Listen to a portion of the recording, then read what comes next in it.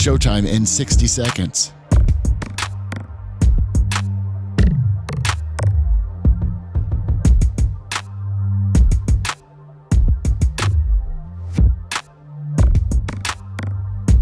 "45 seconds.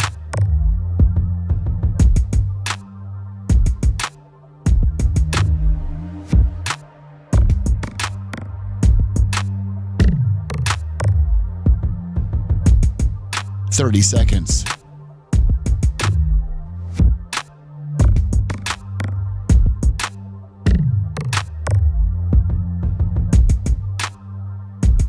The show will start in 15 seconds, and this is your last audible warning.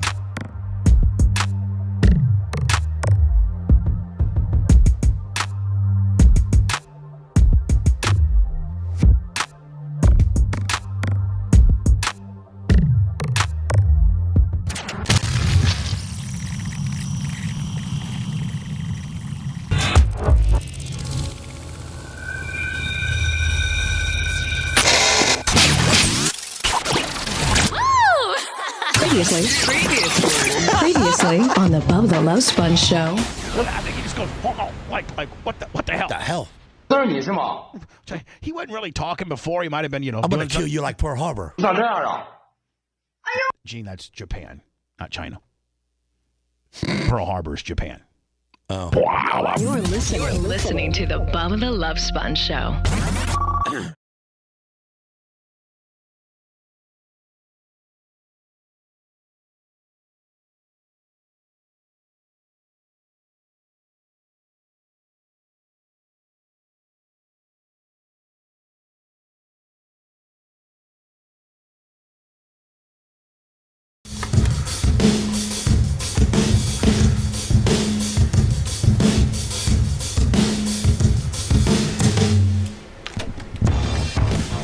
Welcome. Ooh, tight and bright. Way louder. It's a red letter day here. It's within Tampa, let me see, 4002 Gandy. And then, no, first it was Feathers. No, yeah, 4002 Gandy. And then Feather Sound. And then, oh, you know what, Macho, I think I accidentally hit 2. My fat little fingers hit 2. Oh, so it was 4002 Gandy for the Power Pig, and then it was Feather Sound for 98 Rocks, so that's 2. And then it was back to 4002 Gandy for 98 Rocks, so that would be 3 different studios. Then 4 would have been, when we did Sirius XM, that would have been the Lemon Street Studios. That carried over to Cox and the affiliates. Lemon Street, Nassau Street, and now here in the Get Fresh or Start Over studio. This would be our 5th studios in Tampa. The Bubba compounds. The Clem compound. Yeah, there you go. I don't know. We still don't know what we're going to name it. And Dan has to move his arm up a little bit because it takes a little bit of his beautiful, very, very, very, very not 60-year-old forehead. Can I ask a question? Yes. I don't see red lights, and I don't think my cough button's working. Okay. Is that correct? Your red light, you are on. Your red light burnt out. So Macho, you won the bet. What? He said I'd bitch about the red light? Macho said, "Oh yeah, I wonder how long it's going to take Dan to bitch about the red light." I go, you know what? I think. There you go, Dan. Yeah. Yeah, but it won't stay like this. Macho will fit. Well, there's some growing pains. We'll adjust it. Leave it to Dan to be, the pain in the ass. But we'll get it fixed. Macho said, "I bet you Dan flips out over the red light." I go, you know what? Let me just turn his microphone off while you guys are wrestling it and stuff like that. That's Dan. That's what happens when you didn't come. We were all here yesterday and got all of our microphones, set and things like that. And we actually had New York Greg sit in on your situation, but New York Greg is not you. So, Trying to help him here. There you go. Here, we'll fix it during the break at least. Oh, that looks like a limp dick. Yeah, no, that's horrible. That looks horrible. That looks absolutely horrible. See, Dan, just on on getting to the studios, it's a task. So we probably should have responsibly over the holiday weekend had you here one day to do all of what we're doing right now. Don't you agree? We probably should have had you out here one day. Yes, he agrees. Oh, he does. Richie Rich, $100. Oh yeah, so let's do the after hours trading. Paper Towel Willie, $1,000. And automatically, my natural hand reaction is to go hit the horn right here. Let me. Yeah. So hold on. All I have is a Paper Towel Willie, and after hours trading during the holiday, $1,000. Can you believe that? Thank you. Oh my God, and it helps so much because now Dan, you look perfect. Okay. Maybe raise it just a tad because you look like you're bent over. I want you to be upright. So maybe just if you can without getting it out of whopper jaw. Is he back on? Yeah. Okay. There you go. Hello. There you go. Okay. There you go. There. Now, are you comfortable? Yeah, I'm good. Okay. Jason Traeger, love me 50, and then John Kostika, $150. Just early on, and you had. Did you get your early ons done? Yeah. Richie Rich with $100. And then Paper Towel Willie for the 1,000 during the holiday deal. Now, here's the thing. I want the moderators just for today, because it's our opening day for the Fresh Start Studios. I'd like to open up. We'll go ahead and open up chat for today only. And Lummy, tell Bubba sound is effed. What do you mean sound is effed? I was told it was a little. Sounds like Bubba is trapped in a basement. It's clean. It's sound needs work, but hope you're feeling good. Coming in too hot. Meanwhile, my levels are right at 0. And you sound perfect in the headphones. I sound perfect. It sounds like I'm in a tin can. Sounds horrible. The audio was off. Bubba sounds magnetic. Sounds like shiz. It's an echo. Bad echo. Sounds too hot. So Macho will be making these necessary changes. I thought my HS Bubba fan says sounds great on HQ. So it looks like it sounds good on HQ, but not on YouTube or Rumble. So Macho Man will now. Should I flip over to? Even though I'll get some reverb. Let's see what I sound like over here. Now should I flip over to? Yeah. Hear that? Even though I'll get some reverb. Let's see what I sound like over here. Macho's working on it. It almost sounds like it's the hot mic that's picking me up, and not my microphone. You know what I'm saying? It does. It sounds like that's the only thing picking us up. Yeah, hear that? I'll get some reverb. Let's see what I sound like over here. Macho's working. So listen, some growing pains because we tested yesterday, but we didn't test. Well, we did test live, didn't we, Lump? Yes, we did. We did test live. So now, listen, we're going to really require or rely on you people in chat right now. Yes, we know mine sounds horrible. Macho Man's working on that. Does Lummy and Dan sound okay? It should be fixed. Now it sounds good. Now everyone's saying it's fixed. It's fixed. Okay. Fantastic. So let me just go to the gimmick here and see if indeed I'm fixed. It almost sounds like it's the hot mic. Yeah, You're a little behind. Yeah, I'm a little behind.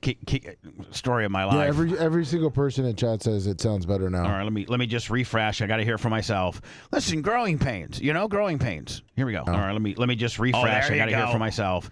Listen, growing pains. Perfect. Growing pains. Sounds good. Here we go. All right. Macho, thank you.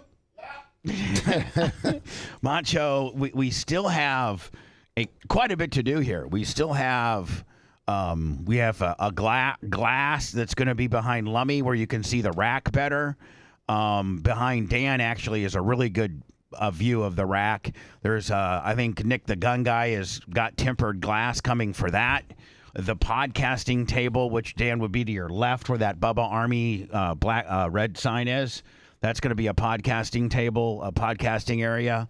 And then just button it up, Macho's area, which is not on camera. Man, Lummy, you look really good. Oh, thank you. Yeah, you look really good. And then you really people can't really appreciate, Dan, people can't really appreciate how big my TV is behind me. Can you see that? Oh, my God, it's amazing. Yeah. First of all, congratulations. This Thank is you. really beautiful, and like I said, everything smells new and clean, and it's listen- tidy and it's listen, efficient. Not an ounce of clutter. Look at Nope. that. So there's the wide shot right there. Not an ounce of clutter. And looks like a CNN newsroom. I mean, it looks great. It looks great, and it's kind of like it's a little bat cavey to get into it, isn't it? Oh, dude, stealth, total stealth, man. I drove by it 4 times. Yeah, exactly. So anyway, Lummy, we're going to open up chat today. Okay. Perfect. Also, I'm going to announce that Lummy and I are going to do a after show today. Just that will now, Lummy, will that after show be for members only, or will it be wide open? Or Members only. We were going to do. Okay, so Lummy and I are going to do an after show. Okay, I will tell you this, man.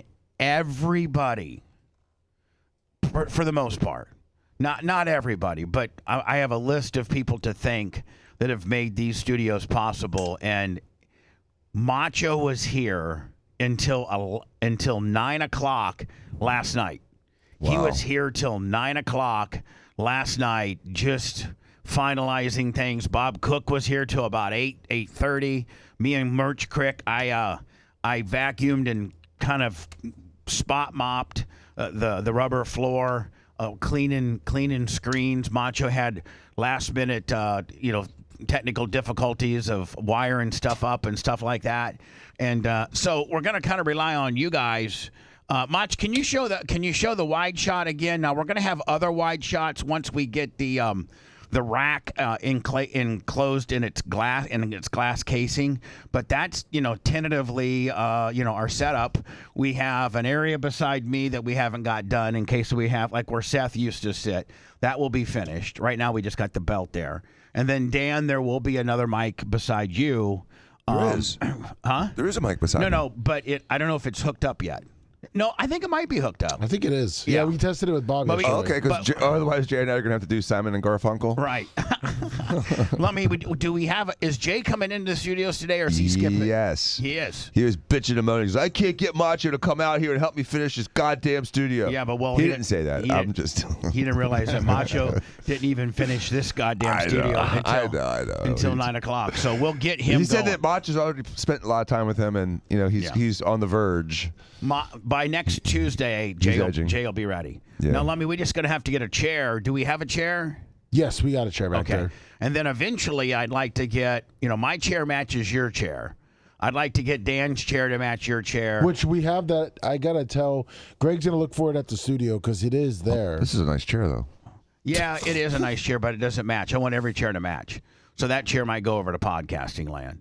But anyway, I think we have 2 of these brown chairs that I sleep in. I think we have 2 of them. Yes, we should. Yeah, I know for a fact there's one more over by the studio. So I just want to let everybody know that Macho, New York Greg, Bob, Lummy, pretty much a lot of the people that I'm going to say thank you to worked every day since May 15th. I'm talking Friday, so that would be Friday, Saturday, Sunday, Monday, Tuesday, Wednesday, Thursday, Friday, Saturday, Sunday, Monday. Every day to get this thing set up. And Macho, Lummy, Jacob, Gary, New York Greg, Bob Cook, Creatine Travis did all the air. We got I feel like Trump. I got unbelievable, tremendous air. I got some of the best air out of Tampa. Iggy, Angus, Big Red, Jake, Robert from Clean Water Solutions, Captain Creamsicle. That's a hell of a man, is he not? Yes, he's a big man. Bobby and Tara from Live Fast, Tess, Merch Crick, Mitch, Jacob, Cody, Internet Fred, Vicente, Gene, Coben, Todd and Rob from Steps, and Juan and Ian from Steps, Sunbelt Rental, and Rent Pro. Lummy, I think that's everybody that participated and helped us build these studios. And we still have some things to do yet. We still got to get. We're going to do another wide shot when we get the rack so people can see the rack better. Is this shot that we're looking at now from this camera to my left? Yeah, that big one right there. See, But you can't see your face. Maybe the camera should be higher. Maybe. No. That's just an overall. That's just to give you a sense of the studio. Oh, okay. Yeah. Then they'll get on my face when it's when we do the 3-shot or when we do a 1-shot or something like that. So listen, everybody's talking about. So enough of the studios. 813-90 Bubba. Of course, I'm going to keep the phone lines open today too. A lot of stuff happened while we were gone. Three notable deaths. Well, really one real tragedy. One real tragedy. One A-list mega future Hall of Famer. Another one. With his current body of work, he should be in the Hall of Fame. Oh, he is. They're already saying. Yeah. They're already saying he's one. If you take the 3 series, truck, Xfinity, and NASCAR, he's won more than any other human being ever. Really? He's the winningest driver if you take those 3 series. I think it's 235 races. So he's won like 30 of them, 40 of them. I think 40 of the whole body of the biggest one. You got Cup, you got Xfinity, and you got Truck. Between Cup, Xfinity, and Truck, Kyle Busch won, I think, 235 races. But before we get to Kyle, Rob Bass, It Takes Two to Make a Thing Go Right. Rob Bass died. That was one of my favorite songs, too. Died, 59. Some dude who was on 30 Rock, who I never knew. I've never really watched 30 Rock. Grizz Chapman. Who's that? I have no idea. Exactly. He died. And then, of course, in a very tragic, like out of nowhere. It seems so preventable. And we're going to medically walk through it. Chub It Up Spice, $20. Thank you so much. And trust me, for you people that contribute and the large ones, we're in the process of bringing the horns over here. Obviously, Horn Blaster's horns. We're gonna put them above the studio is an attic, and we're gonna put them. Probably in probably behind me. Oh, okay. You know what I'm saying? Oh, wow. That's okay. I'm trying to put him the furthest distance from Macho Man, because Macho Man hates the horns. Macho Man might have maybe broke the horns and leaving because he hates them on so purpose. bad. Just sabotage them a little bit. Yeah, they think they want these horns to hook up. What happens when they're broken? No air. Yeah, what happens when all the airlines are cut? Oh yeah, good luck on doing that, buddy. You're gonna have to hire Matt Heller over here. Yeah. So and the compressor will be right above me too, Lummy. But that'll be a nice little added effect. Yeah. You know what I'm saying? Oh, especially. And with by the way, Lummy, we had this little mini pancake compressor, and Lummy, I think it's we put it in with the studio. I think it's 11 years. Well, how many years were we at that studio? 15. I think 2010. I think that little mini compressor is 15 years old. Whoa. And if you know anything about compressors, and just our old studios were just so big that we just couldn't get to everything, and so we didn't really drain the water. Compressors build up water. And they got these little. They do? Yes. Oh yeah, absolutely. And they build up water. Compressed air builds water, Dan. And so every couple weeks they have this little relief valve that you hit, and it drains all the water out of your compressor. It's like the spit valve on trumpet. Yeah, exactly. Yeah. Pretty good analogy. Well, I don't know that we ever drained it. And Lummy went to drain it as we were, moving, and he thinks it was about 3.5 gallons of water. Yeah, it filled. Oh, come on. Yeah.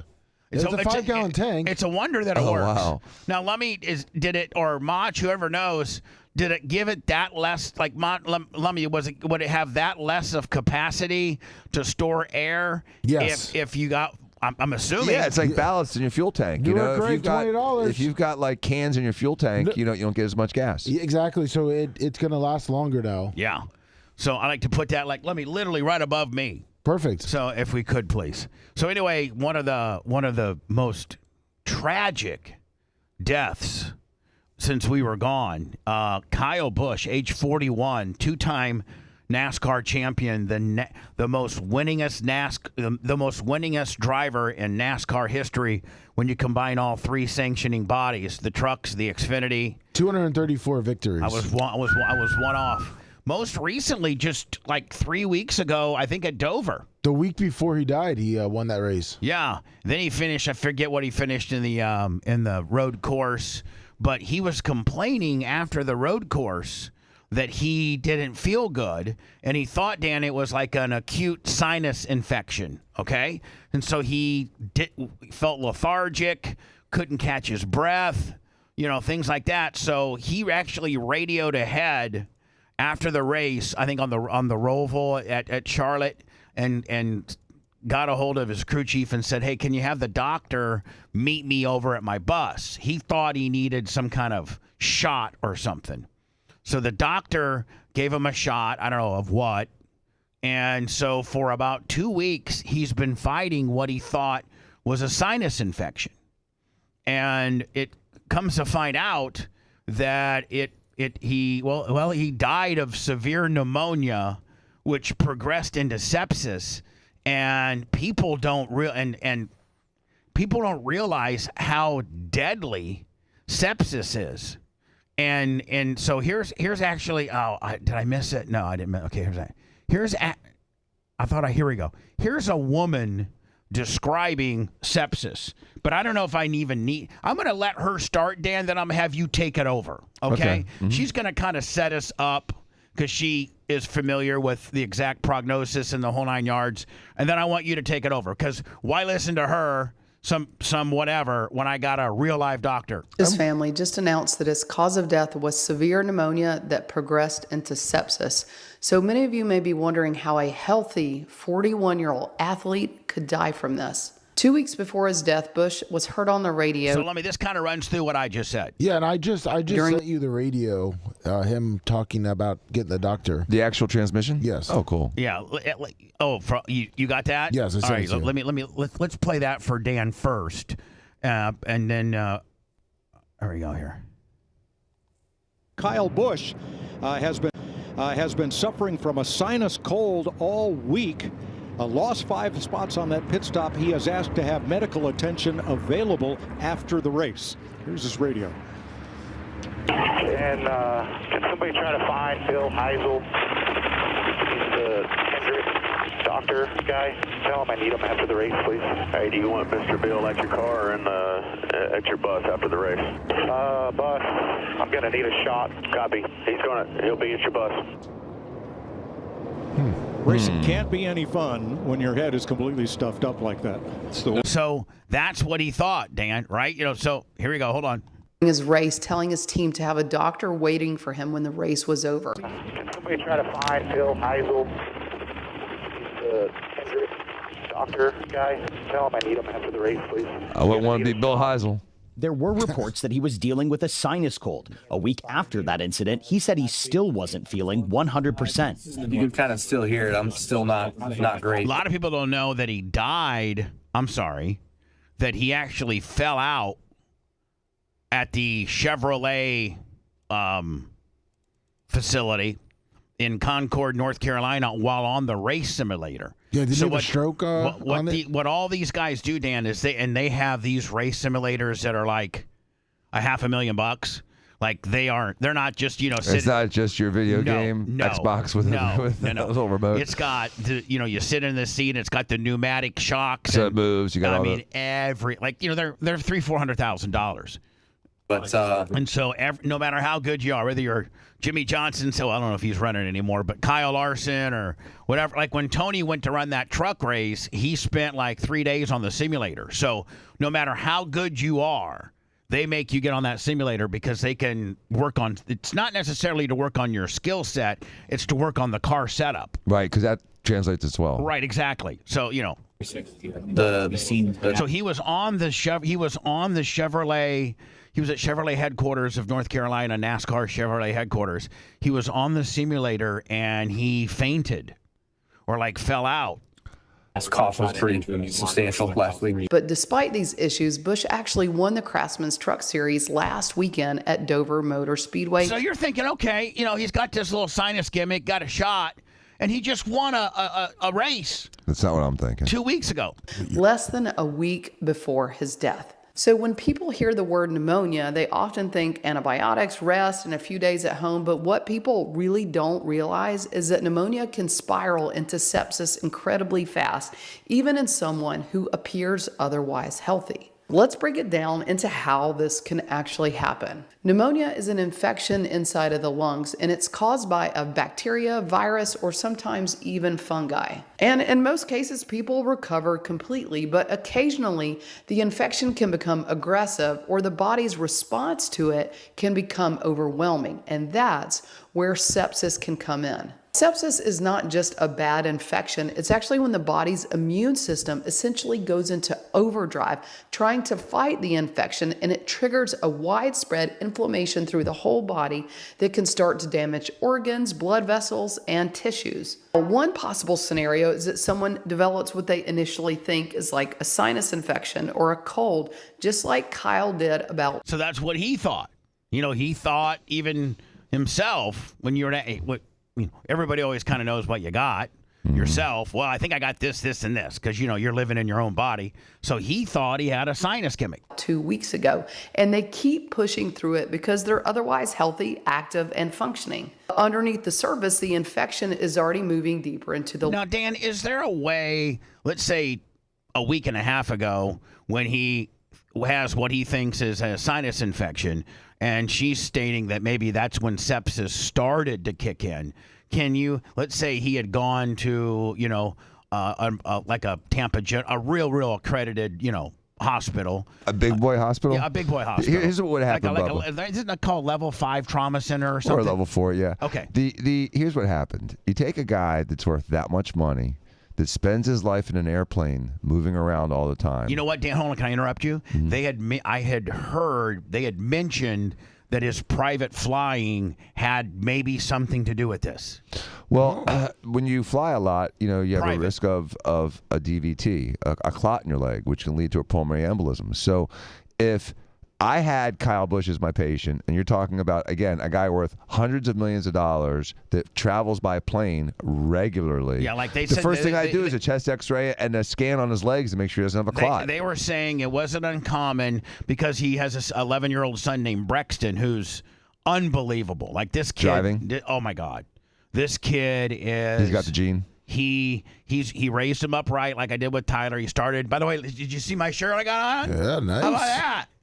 I saw Tyler at the studios. He came to pick up some of his trophies as we're, trying to move out of there. And he said, "Here, Dad, I got a shirt for you." And if the weather holds off, which I don't know if it's going to, Tyler's going to be at Ocala Speedway, the Darlington of Dirt, Lummy. Oh, that's awesome. This Saturday, running two different divisions of late models if the weather holds off. But he got, Kyle got Brexton in quarter midgets at 4 like I did Tyler, and this kid is unbelievable. He's Kyle Larson, Tony, this kid's unbelievable. And so anyway, between chasing his racing, Dan, and then the obligations that Kyle had, I saw that it wasn't uncommon for him to be in a private his private plane 3 to 4 times a week. Right, and that kind of excessive flying certainly sets you up for problems. And the biggest problem, like you said, earlier, is DVT, a clot in his leg. Yeah, pulmonary embolism. And DVT, when the clot breaks off into little pieces, they go through the blood, they become emboli, and they can lodge in your lung, giving you what's called a pulmonary embolism. Early on reports, before the sepsis, pneumonia, they were saying what you did about the pulmonary embolism. That's what the initial report came back as. But see, here's the problem, and here's what's sad. A thorough doctor trying to rule out that as an issue would have gotten that chest x-ray and would have seen the pneumonia.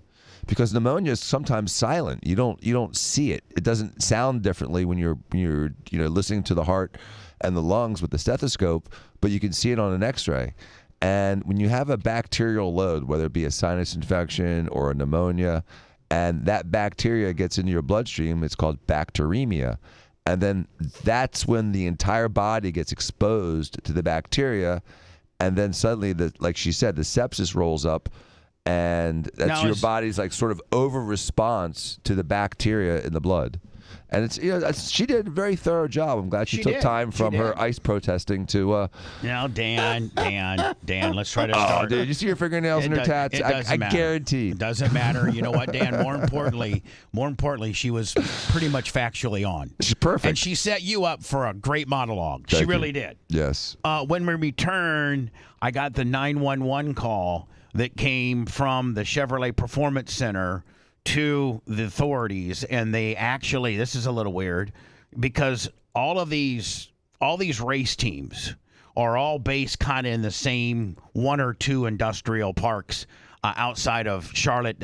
Most of them are in Concord, North Carolina. Just like in Indianapolis, like all the NHR team, all the sprint car teams, all the IndyCar teams, a lot of race teams are in what they Brownsburg, Indiana. It's a suburb of Indianapolis.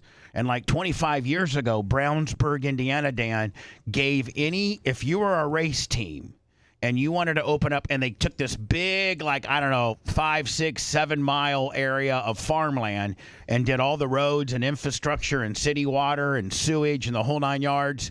And they said, if you're a race team, they gave them some huge, you don't pay property taxes for 10 years. Oh, big incentives. Huge. And so that built up. But even before that, they got the idea from Concord/Charlotte, North Carolina. That's why, it's just natural for NASCAR. All of NASCAR teams are pretty much based out of Charlotte, Concord. So, Joe Gibbs is by Richard Childress, which is by Hendricks, which is by, the Chevrolet Performance Center, which is by TRD, which is by, Ford, which is by Penske, which is by Roush. They're all kind of, Dan, within the same 2 mile area. Here's my question, Bubba. If they're so close together and they're competitive teams, but they're all in the same, circus, are they friends? Yeah. Are like Kyle Busch friends with, Kyle Absolutely. Larson, and they're all buddies? Yeah, yeah. I'm sure there's some rivalries, but they get along and they hang out. It's not. The other teams are social. Even when Tony had a shop out there, it wouldn't be uncommon for now. It's manufacturer specific now. Mm-hmm. The Ford guys stick together. The Chevy guys stick together. Oh, okay. So the Chevy and the Toyota guys don't hang out? No. Like a Chevy guy couldn't call down to the Ford shop and say to the to a Ford team and say, "Hey, you guys got an extra motor mount over there?" Nope. But if a Ford team would call and say, "Hey, you got what do you need? 2 or 3? Yeah, we got them." So anyway, understood. It's funny because when I'm going to play the 911 call next.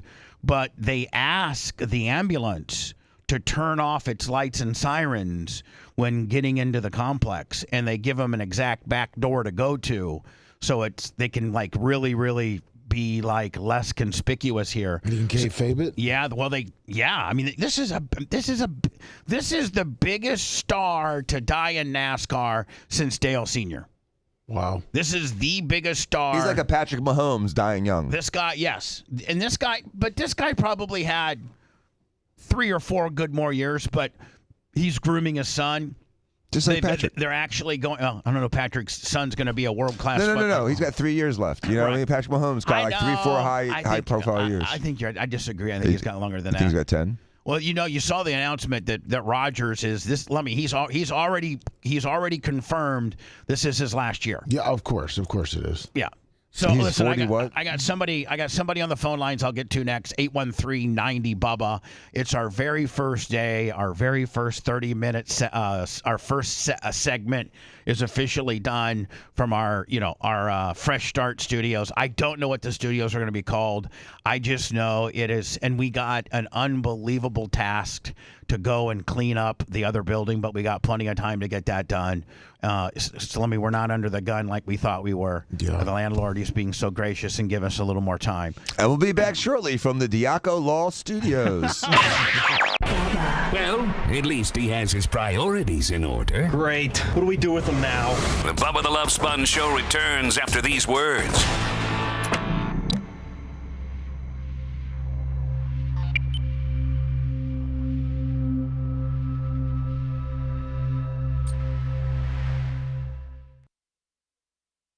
Yeah, go out there. Hey, let me. No.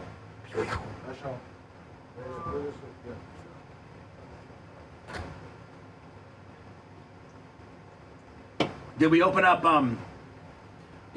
the chat, guys? Yes.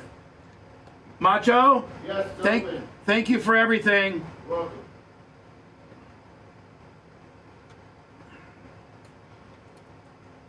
Let me see who this is. Hey, hi. Who's this? Okay, well listen, we got like 4 minutes and 20 seconds of commercials, and then I'll come back and come right to you. So I'm going to put you on hold, okay? All right, hold on a second, Mom.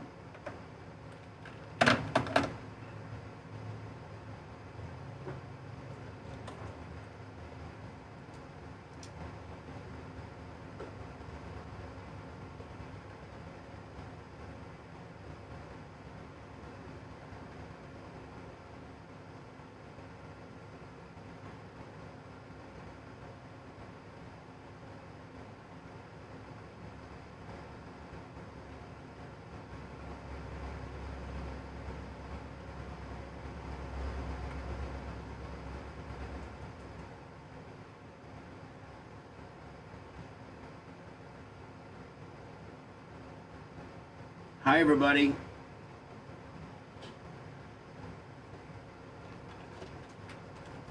How did the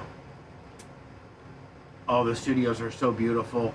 And you know what, guys? They're so clean. There's not anything. There's no clutter. Macho Man he was here till 9 o'clock. Macho Man is really happy. He's got 2 AC units back there. Macho, do you like your AC, lover? Yeah. He's got 2. It is amazing. It is absolutely fucking amazing. And I knew I had a vision, and it just all came together. Bob Cook, New York Greg. Long term.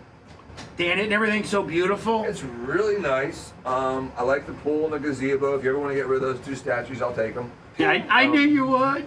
And the only suggestion I say, Bubba, is I would use this door up here less because it's going to track a bunch of dirt and shit into the studio. I think a double door, that keeps the studio cleaner. It's kind of like more insulated if you don't use that. Use that side door over there? Yeah, I just walked them through there. Not that one. I wouldn't use that door. You're going to track dirt in here and shit. We should probably just lock it. Yeah, I would use that as an emergency. And then what I'll do is I'll fire put escape. A couple of rugs outside that door. Yeah, so one you don't when you track go shit in, and then one before you go to Macho's. Exactly.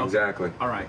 But it's beautiful. It's cool shit, dude. I actually, when I get my garage all clear, that's where my weight equipment's going. Okay. In there. So the gazebo and the little houses and this, it's neat. It's a neat setup. The pool. Yeah. Cool. I got to show you inside, okay? Okay. Next break, I'll take you over there real fast. Okay. Catch Birch Creek in bed. No, that bitch is working. Slinging merch. Oh god, that's such a weird weekend. Wasn't bad. It's just weird. So, it's okay, shall we? Sleeve this or because it's like drinking. Yeah, it should be in your.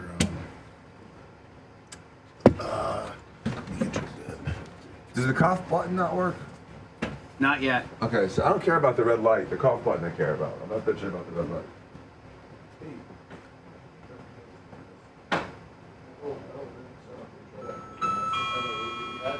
All right, 1 minute.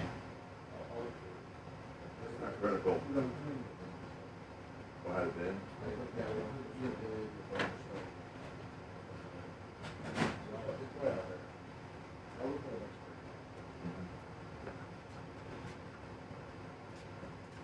Make sure we put your stuff in there. And again, Dan, we're gonna have so much more done. No, I understand, dude. It's 98%, dude. It's great. What's up, Biggie? Well, maybe it's here. Just the other mic. No, that's just your mic. Joey Campbell.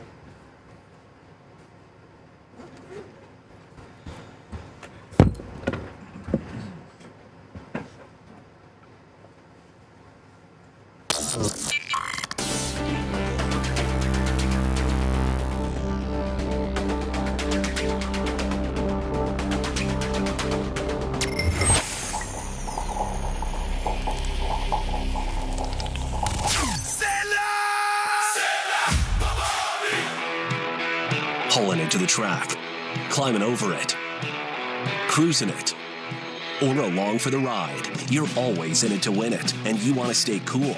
Super Cool Performance. Superior protection against cavitation, corrosion, and erosion. Super Cool Boil Guard. Reducing operating temperatures by up to 20 degrees. Don't get beat by the heat. Visit redlineoil.com for products designed and engineered to keep you cool. Attention, people of Earth. A big fat blip on corporate's radar screen.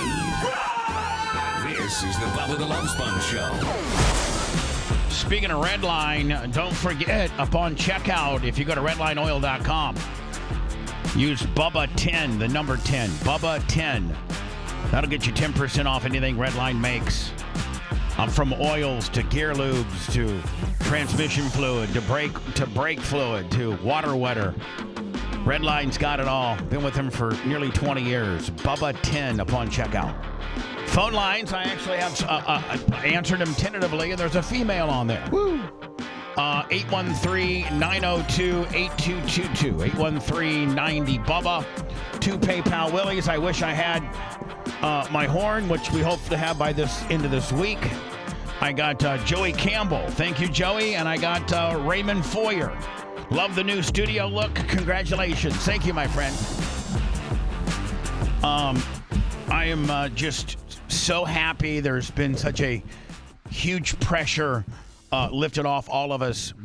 Every one of us didn't know or think of when we signed on today, it would, without just, other than the little 3-minute glitch and Dan's microphone, pretty much seamless. Got squared up now. During the week, was there any time that you were getting a little stressed that it wouldn't get done in time? Yeah, Thursday, or I think it was Thursday. Mushroom Mitch was driving everybody crazy, and there was some. When you work together with that many people for nearly 2 weeks, you start kind of getting on each other's nerves. I think a couple people were getting on people's nerves. We still have a lot of cleanup to do with regards to, thank God I forgot somebody that was very instrumental in helping us do all of this, and we still are going to be using him a lot, and that's Aaron from Average Joe. Oh, of course. Speaking of which, I bought a brand new tire for him. Oh, nice. So I ordered a brand new tire. I should get it any day. We'll take the bottle jack, lift his trailer up. I'll take it down to one of the tire shops down the road a little bit, have him mount it, and then give it to him. Because although I don't think New York Greg and Merch Crick said that little slash in the tire has been there, and he probably did it at the dump. But I still wanted to be a good friend, and if indeed we did create that little slash on a sidewall, replace it. So I think last count was 7 dumps, almost 10,000 pounds. Yeah, and I would say, honest to God, Lummy, we probably got three or 4 more potentially. Because almost everything at the studio now is just we're on the air. What else do we really, besides the horns, there's not a lot that we need from over there. So we can junk it. Hi, who's this? You're on the air. 813-90-BUBBA. By the way, chat, even for the people that hate us, is open. We opened up chat today. Enjoy it, because I'll probably shut it down here soon. Hi, who's this? This is Drusilla calling from Charleston, South Carolina, Bubba. How you doing? Oh. I'm doing good. I appreciate you taking my call.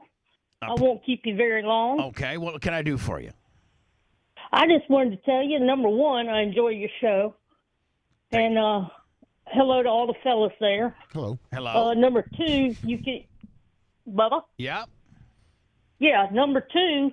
you can really see all the work y'all put into that studio. That's really a very, very nice studio.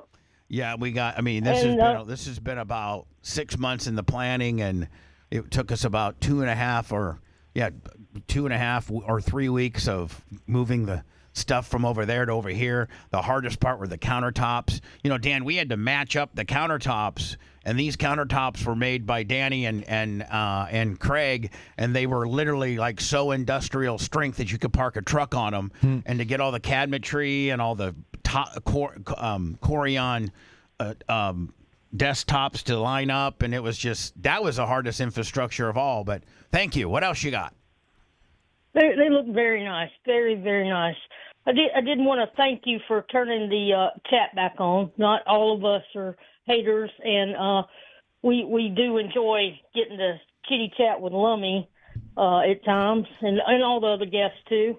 And I just wanted to you was talking about Kyle Busch. That's such a tragedy, and I was going to say I'd be surprised if you don't see the NASCAR people putting the drivers through a chest X-ray, head X-ray prior to racing, coming soon. You know what? That'll never happen. You know what? That'll never happen. Why, Dan? Too much radiation. There's no way they're going to just keep barreling them with chest X-rays. But what they should do, and a head X-ray is not going to show anything, but what they should do is that when someone has a history of flying 3 times a week and shortness of breath, they should do a chest X-ray. Right. Mr. Maliata, whatever this guy's name is, was maybe a little bit derelict and should have had appropriate follow-up. Can I ask you a question, Dan? 2 weeks ago, when he asked to meet the doctor in his bus and got a shot, Bob Heisel. Mr. Bob. Had doctor goes by Mr. Bob. If Mr. Bob would have said, "Listen, I need you to either now or tomorrow meet me because we're going to do a chest X-ray," would that have stopped all of this? It could have. And the other thing is, his shot. What was the shot? Steroids? I don't know. Because if you give someone steroids when they have an infection, the infection gets worse. And so that's another point of criticism there. So, yeah, Dan says it's too much radiation to make it a frequent deal, but when people are showing signs of potentially what, Kyle Busch. Yeah, shortness of breath. Shortness of breath. You got to get a chest X-ray on a man that flies. You have to. Yeah. Dan, from what I heard, he was asking for shots for the pain in his head from the, I guess, from all the G forces in the. Yeah, he had a headache because he was all sinus congested. Yeah. Again, yeah. So like a sinus X-ray on him may have been reasonable too. Yes, an X-ray to show your sinuses is helpful. An X-ray of your brain's not going to show much. Yeah, I said brain. I meant sinuses. I'm sorry. But Bubba, I'm going to let you go. I'm sure you got a lot of callers want to get through to you. Just wanted to say I'm a first-time caller, and I won't be a last-time caller. I appreciate you. Thank you, Bahan from Charleston. I appreciate you. All right. Thank you, Bubba. Thank you, honey. Speaking of steroids. All right. Bye-bye. Bye now. Hold on. Speaking of steroids, I saw this yesterday, and I didn't know there was such a thing, but there's an event that it is they do Olympic events. I think it's in Las Vegas. And it's called the Enhanced. I think it's called the Enhanced. I'm sorry, damn it. It's being called the. Here we go. It's called the Enhanced Games, and Dan, they encourage steroids. Oh, it's almost that's great. Why not? Why not celebrate it? It's almost like run what you brung. It's like just there's no rules. There are no rules. Listen. Olympics on steroids. Strength will be measured. Speed will be tested. 42 world-class athletes, some of them former Olympians, competed in the Enhanced Games in Las Vegas. While the Olympics go to great lengths to ensure performance-enhancing drugs don't poison the competition, the Enhanced Games encourage them. According to a new survey of most of the athletes, 91% used testosterone. 91% on the juice. Percent used human growth hormone, and 29% used anabolic steroids. Seems low. Like if you are in a competition and it's like, man, let it eat, I'd be on all that. Quick to condemn the event. The president of World Athletics saying no one within athletics takes the Enhanced Games seriously. And it'd be interesting to see like what the men's 100 would be enhanced versus non-enhanced, right? Like see some of the side-by-side comparisons and events. Unless these people have gotten older and they would need that enhancement just to have a score that would resonate with the younger guys. You know what I'm saying? There's a couple, looks like participants that have been banned from the Olympics when they were still in their prime. Like Ben Johnson. No, he's not in his prime. He's old, yeah. Medical professionals warn of the many serious long-term health risks posed by PEDs. But athletes claim the money offered by the Enhanced Games was too good to pass up. Winners of each event walked away with $250,000. What? Hold on. I don't think you may. I think you get a gold medal, right? Yeah. I don't think you make. I don't think there's a cash prize on the Olympics. No. Well, some countries though will give you a bonus. Yeah, if they'll you get pay a gold. for. Yeah. Why would I go back to the Olympics? If I go back to the Olympics, I'd be taking a pay cut. He said, I am making more over this 4-month stretch thanks to Enhance than I made after I medaled at the Olympic Games. And breaking a world record results in $1 million payday. We have our first world record. A Greek swimmer broke the record in the 50-meter freestyle. But Thor Bjorn's son, better known as the Mountain from Game of Thrones, failed to break a world record he set last year in the deadlift. The company behind the event, financially backed by Donald Trump Jr.'s venture capital firm and tech billionaire Peter Thiel, is using the games to boost its business selling supplements, including peptides, which experts warn have an unproven safety record. The event organizers say any enhancements had to be FDA approved and prescribed. Dan, what's your opinion as a doctor? Because everybody's going crazy on these peptides, and they've made it just so easy to get. You go online, you fill out a questionnaire, you just tell them what they want to hear. You could be completely lying. And, I mean, you could be completely lying. I could say that I'm 6'1", 195, instead of, 5'10", 300. It's like the medical visits for the medical marijuana card. So, but are these peptides effective? I mean, well, some of them are. It's just the Wild West, Bubba. There's 400 different ones. You can't tell which are the real ones, what the real effects are. Everyone's claiming these, enhanced effects that probably aren't there. And they're trying to substitute other things that do work for peptides. Now, I'm sure that over the next couple of years, it'll shake out. There'll be, 4 or 5 liters. But God, it's like every week you hear about a new peptide, and I'll have KTN 150. It's like or like Wolverine 162, or they're like marijuana batch names. It's like you go to the head shop and you see all these things. Right, you got like Purple Haze, Gas you bars, got grapes, Bubba Kush, you got Diaco Gold, you got all these stupid names. Dumb don't mean Lummy, anything. the whole 9 yards. Right. Hi, who's Dumb this? Lummy. Don't take that one. It makes you stupid. $50 an Damn it. Jesus Christ, he's phone up. What in the hell? You can't hang up it. You can't hang it up. Look, let me. I know. I'm watching. I can see how it won't let you hang it up. But see if you just do line 2 if that corrects it. There you go. Hello. Hey, Bubba, what's happening, man? Good, bud. Hey, it's catastrophic. I was just calling to say how beautiful the studio's looking, man. Thank you, man. For the first time in a long time, it's clean. It doesn't have. And Dan, as you can see, I even gave everybody their own little pin cups. Like you have everybody. Like there's not going to be any pin strewn all around. You have your own You got a couple Sharpies. You got a yellow highlighter. You got 3 or 4 big pins in there. And my Bubba Army knife. And your Bubba Army. Like what else do you need? Nothing. Yeah. Nothing in life. And so I'd like for you guys to put everything back in the little Bubba Army cups, your little pins, and tidy up your area before you leave.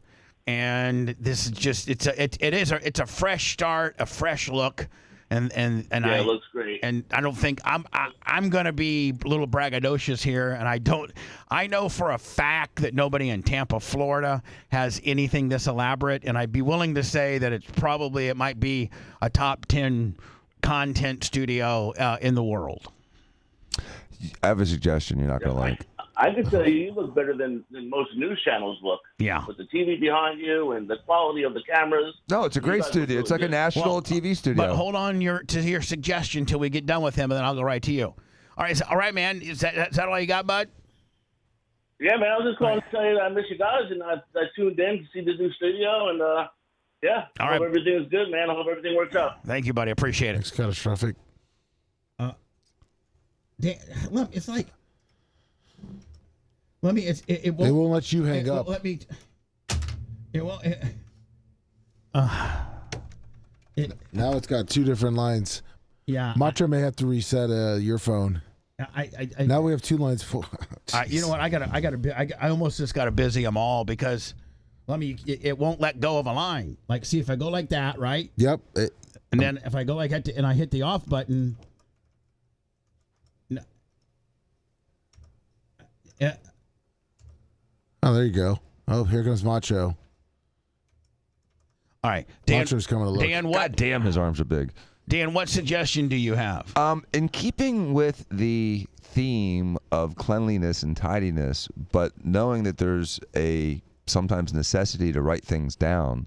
Oh, you guys maybe like a little mini whiteboard so that we don't have to like have post-it notes everywhere. I'm not saying like an etch-a-sketch, but like something that you can like write on with dry erase. Something let me like imagine that. I know. Why don't you go ahead and tell Dan that story? Yeah, Oh, Dr. really? Bubba had he had some already put I had aside. some like made. that? Yes. No, hold on. I had some made, Dan. Really? And they disappeared in the move. Yes. Oh, come on. No. They're gone with like my So I'm cup holder. I'm gonna I don't know who. I don't know if it was. It's a great idea. I don't know if it was John from the Clearwater Airport. What's Precision John. I don't know if it was Precision John that made them or Rainbow Rick, but they were white. It's perfect. And they were white, and they were probably. If I know we have 462 tape measures. Size of an iPad. I might. No, they were more. I'm going to design some for you guys to have. It doesn't need to be much bigger than a mouse pad or a small iPad. I got You know it. what I mean? I got it. Just right. Bubba had the right size. I had mine. Yes. I had mine, and mine disappeared. But I'm gonna make new ones. Yes, Dan. Everybody will have those, Great and then idea. you can just That'll be great. write your little notes down, and you could just put it over there, and have it. Because I love the cleanliness theme and trying to keep it like paper free and junk free. Here is the 911 call on Kyle Busch. Yes. Could I get an ambulance to come to set? Jesus, how long is your address? W, Concord, North Carolina. Say the street. See, let me Concord, North Carolina. And one more time. It's Jesus. Oh my God! Why didn't they just cut that Good out? thing the address isn't the safe word. Jesus Christ! What are they talking about? He's given the address. And tell me exactly what's happened. I've got an individual that's shortness of breath, very hot, thinks he's going to pass out. By the way, Dan, eventually that TV over there, see that one over there? To your left? Yes. That's got news on now with two bears fighting or something? Those dogs. That's gonna be the on-air live monitor, of us. That's gonna be us. That's going to show what that's on the Twitch or whatever. This one over here is gonna be news. The one to your right, upper right, is gonna be news. Gotcha. When we get it ready. And is producing a little bit of blood, coughing up some blood. So Dan, when you're coughing up blood, that's pretty serious, isn't it? Oh yeah. Now, I'm not dude. talking about when, Coughing up I'm blood, not talking like, about you're when somebody busts your lip or knocks your tooth out. I'm talking about like that's spitting up blood. Yeah. That or you got a nosebleed or whatever. I'm talking about like coughing up, which one would assume would come from your lungs. Yes. Coughing up blood, you either have cancer or a rip-roaring infection in your lungs or like tuberculosis. I mean, it's coughing up blood is one of the worst presenting symptoms you can have. There's no way to slice that as being, kind of okay. Yeah, I mean, it's like peeing blood, coughing up blood. Those are two really, really, really bad things. I don't know that I haven't Throwing seen up you. volumes of blood. I haven't seen you since I passed my stone. I know. Congratulations. 7 millimeters. I know. Phew. It looked like prehistoric stuff. And the thing about it is, it wasn't because I've passed an 11 before, but these had like these two horned spikes on the top, like almost a devil, and I think that's what was holding it up. It wasn't Satan's stone. Absolutely, Yeah. those things will get stuck. Kyle Busch, 911 audio. Seems pretty relaxed, doesn't it? Yeah. How old's this person? Yes. Male or female? Was he typing in the answers? No, Is she he is. awake? He is awake. He's awake. He's on the bathroom floor right now. Okay. So when you come in, if you could not make it, can you turn the sirens off? The sirens. Guy calls it straight from. Can you turn the sirens off? Yeah, that's fine. When you get here, and there's so when you come into the main entrance of the building, the closest way to get to him is if you go to the left. Like you'll come in and the parking lot splits to the right or the left. Just tell them to go to the left. I'll be out here waiting on them, and I'll flag them down. There's a side door further down the side of the building that I'll be there waiting on them. Okay, we got him coming out there. Just nothing else for him to eat or drink. And if he gets worse in any way before they get there, just call us back. What was the exact... Hold on. Worse in any way before... You're already en route. What, are you going to send another one? Yeah. Like, you're going to send no, more... no. They're going to tell him what to do. Also, they're going to give him directions. $25. Like, if he drops... Like what they're looking for is, like, is he still conscious or not? Okay. So that, if once he passes out, then all of a sudden the press is a little harder. Well, that and probably the guys that are en route can start preparing different things. Like, Exactly. Because they don't roll up like as a surprise. No. They're ready as they get there. They have those 2 or 3 minutes en route to so prep. as the intel that's getting to him, coughing up blood, feels hot, overheated. They're getting their ringers lactate with the D5W ready. They're probably getting their 16 gauge syringes to run an IV. They're thinking intubation maybe. Right. They're getting that ready. Yes. They're just not back there, on their phone playing Tetris. They're actually prepping. So if his condition would worsen, where they may have to do something, like maybe run a trach. Not that this would be an instance as to when you want to run a trach, but as the person's condition worsens, you may have to do some different stuff en route, right? But is that the reason why? Yes. Of your business back there? It's called the General Motors Charlotte Technical Center. It's off of Speedway Boulevard. It's right beside HMS Motorsports. Okay. Hendrick Motorsports. So it's right by Hendrick Motorsports, which everybody knows that. Yeah. We will let EMS know, okay? We got them coming out there. Thank you very much. You're welcome. So over the race that happened on Sunday, of course, the Indy 500. Did anybody see that finish? No. Oh yeah. Oh, my incredible! I couldn't believe it. I don't know if we'll get a copyright strike if I play it or not. But oh my God, was it Malukas? No, it was it was Rehnquist. No, it was it? No, it wasn't. Who won? Yeah, it was Rehnquist won. Was it? Mm-hmm. And he was doing well all week. Well, but he wasn't leading the race. He sat on the pole for a little bit. He sat at the start of he was on the pole. He was P1 when the race started. I think he was P1. I think he was definitely the pole winner at some point. I don't know if he actually started on the pole, but they said that the only time he led the whole race was at the last second. And so it ended up being kind of a gas mileage gimmick. And then there was a yellow that came out, and they were going to literally have a one-lap shootout. A one-lap shootout, and he started third. This guy did. I sent you the clip. But will we get? Most likely, but yeah, but I don't want to get I'm gonna go into words. You think Gary can find me a non-get us in trouble clip? We will look. Okay, I want to do that, and then all of the ceremonial, paying tribute to Kyle Busch before the Coca-Cola 600. As you know, on Sunday before Memorial Day, there's two big races. One, the largest spectator sport in the world, the Indianapolis 500 at 300,000 people. I mean, the humanity there is just unbelievable, and what a good race. I got to tell you, man, IndyCar is way more exciting than NASCAR. Way more. At least the Indianapolis 500 is. I don't know about some of the road courses and things like that, but the Indianapolis 500, my God. Did you tear up? Sweet Home, Indiana? Not Sweet Home, but back home. Back home, Indiana? Back home again in Indiana. Oh. The fields I used to Who sang roam. it this year? Same guy who sings it every year. It was Jim Nabors for a while, Well, right? but he died. Yeah, I understand. Since Jim died, since Jim died, they've had this new guy who sings the national anthem for the Chicago Blackhawks, and he does a really good job. He does a super good job. And yes, I was watching it with some family, so I tried to keep my tears to myself, but I did kind of tear up a Why little does bit. that song tear you up? Because it's just, you know what, Dan? It's an Indiana thing. I can't Oh, explain. really? It'd be Yeah, like you if can't. No, it'd you be will like never if be able to. the Duke fight song kind of teared you up. Never did. And all the memories that you had at Duke. Okay, let me ask you a question before I go into words. Where did you have your most fondest, cool, kick-ass memories? Duke or Florida medical school? Florida. Yeah, because you could go up to FSU and see your brothers and just pick them off like you're shooting fish out of a barrel. And my best friend had a limo and a driver.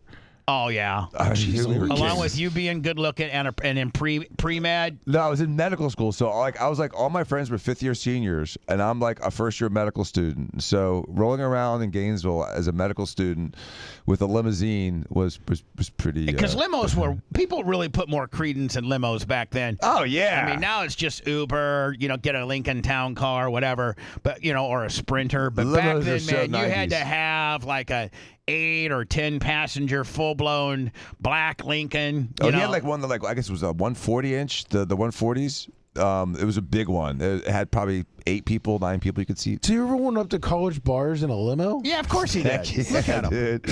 So we let me had, see. We had this big black guy with a big scar down his cheek was the driver, and everyone was scared of him. So he was like, security as well. When we returned the tributes that NASCAR and everybody paid Samantha Brexton, and I don't know what his daughter's name, Lennox or something like that. Kyle Busch's family. One of the most unbelievable sad moments is when his brother Kurt Busch, a one-time NASCAR champion, and by the way, really good friends with Ronnie, the limo driver. That's right. I think he lives in Vegas. He's retired. He's been retired for about 2 years, but he went and Kyle Busch's number with Richard Childress Racing is number 8. The iconic 8 is what Kyle Busch has been driving around now for years. And Kurt, before the race, went down and laid 8 roses on top. And Charlotte Motor Speedway made a big number 8 at the start finish line in the grass. It was very, very, very touching, very thoughtful. And then Kurt Busch, his older brother, went and put 8 roses on the 8. And I cried. I met Kyle Busch one time. in the 2005 champion ceremony that me and Sumo, when we stayed with Tony at Waldorf Astoria, whatever. Waldorf Astoria. We had the penthouse suite. Nice. And then that night we went out to this nightclub, and Kyle, I don't even know that Kyle was old enough to drink at the time, but Kurt was there, and they were sitting shoulder to shoulder. And Tony introduced him to me. That's my only interaction I ever had. He would never remember it, and I barely do. The older brother, Kurt, was not the driver of his brother. He was pretty damn good, but he wasn't like his brother. He was a step below his brother. His brother was one of the all-time greatest. We'll get into that. I'm going to see if I can find, if Gary or Lummy can find me maybe a version of the... Gary said he'll fix it. Just we could play the one I sent you. All right. We deviated from the norm, and look what came of it. You have some issues, kid. Bubba the Love Sponge. The Bubba the Love Sponge show returns after these words.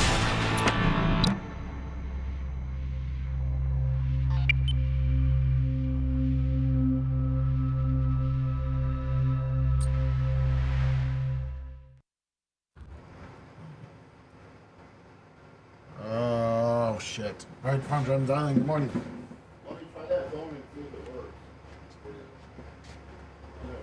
What, his?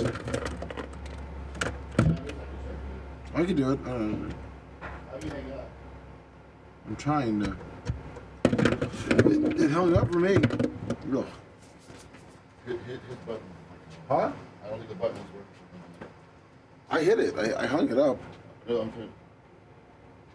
Oh, you want me to call? It was a call. Where's my phone at? I got it.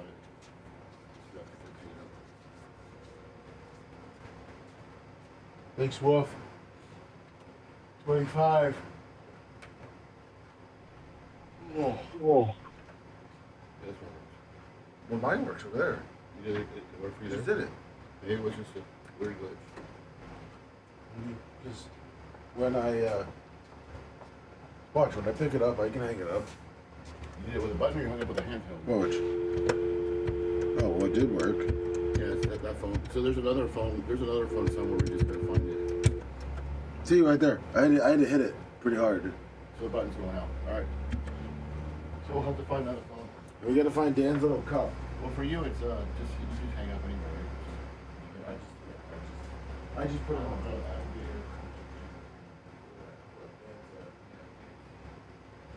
Dan's thing. Yeah, his container. She's outside. Is she? Oh, we got a hot mic too.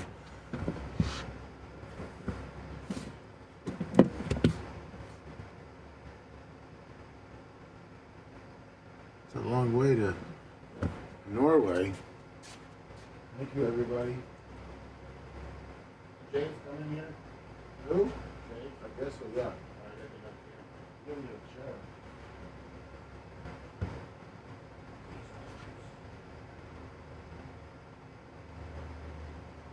Hey, Dr. Dan, where's chicken there? 249.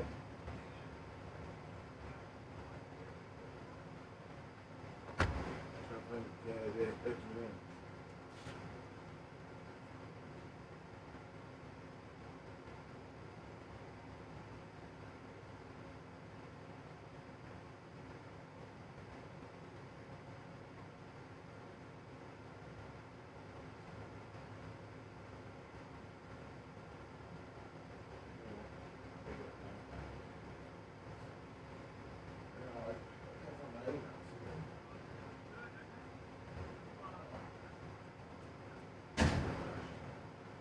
Hello. Hello, Warren. Did you send me the? Yes. It's in a messenger. I got this rubber. I'm having Erica try to find the rubber sealer for the floor. Oh, is yours coming up? Well, no, I wanna mop the floor today. Oh, okay. I mop. As long as that door's open, you should probably have a mat inside too. Yeah, yeah. Lummy, will you lock that door? Yep. Lummy, did you send it to me? Yes, sir. Messenger. Thank you. So, Gary said he'll take care of it. Yeah, he said it's fine. He'll take care of it. Yeah, Dan, you're right, Rosenquist.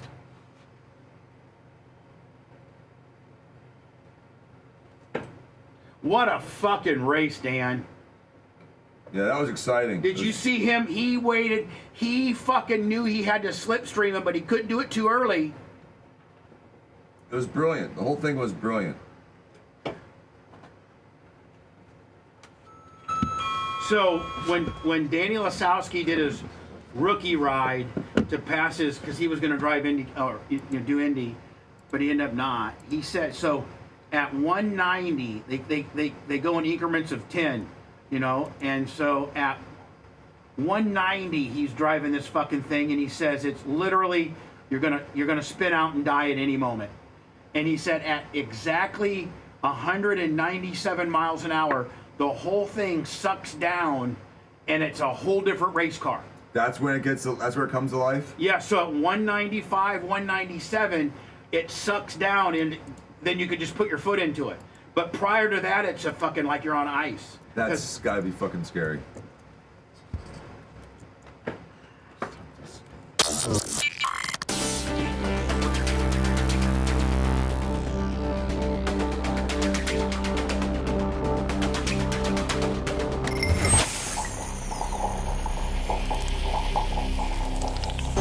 If you're looking for that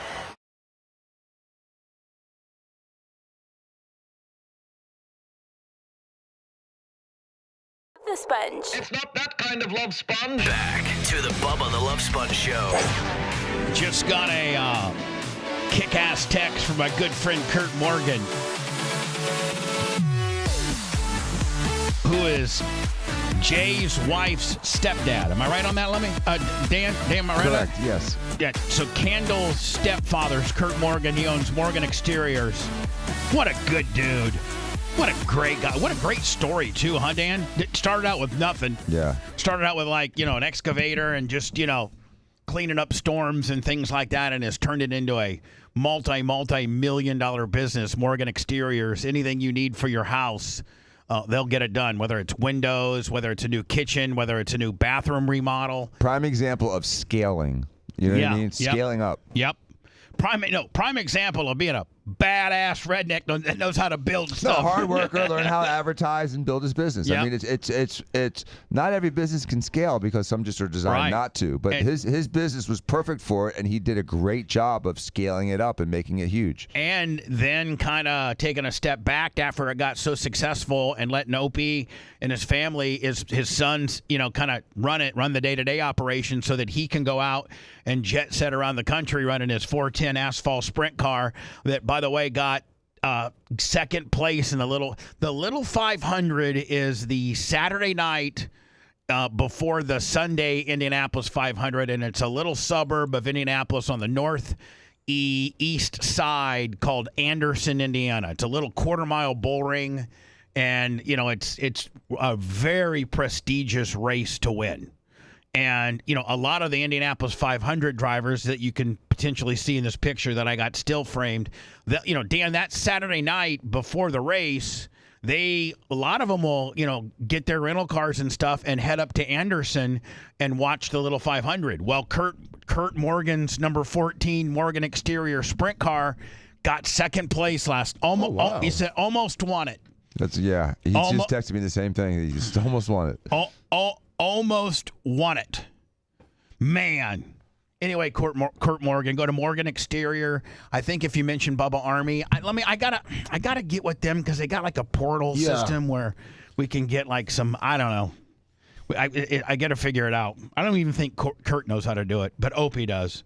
But anyway, they are a big time sponsor for us. Morgan Exterior, INC, MorganExteriorInc.com. One-stop shop. You can get a quote, the whole 9 yards. So here's the last. By the way, congratulations, Kurt.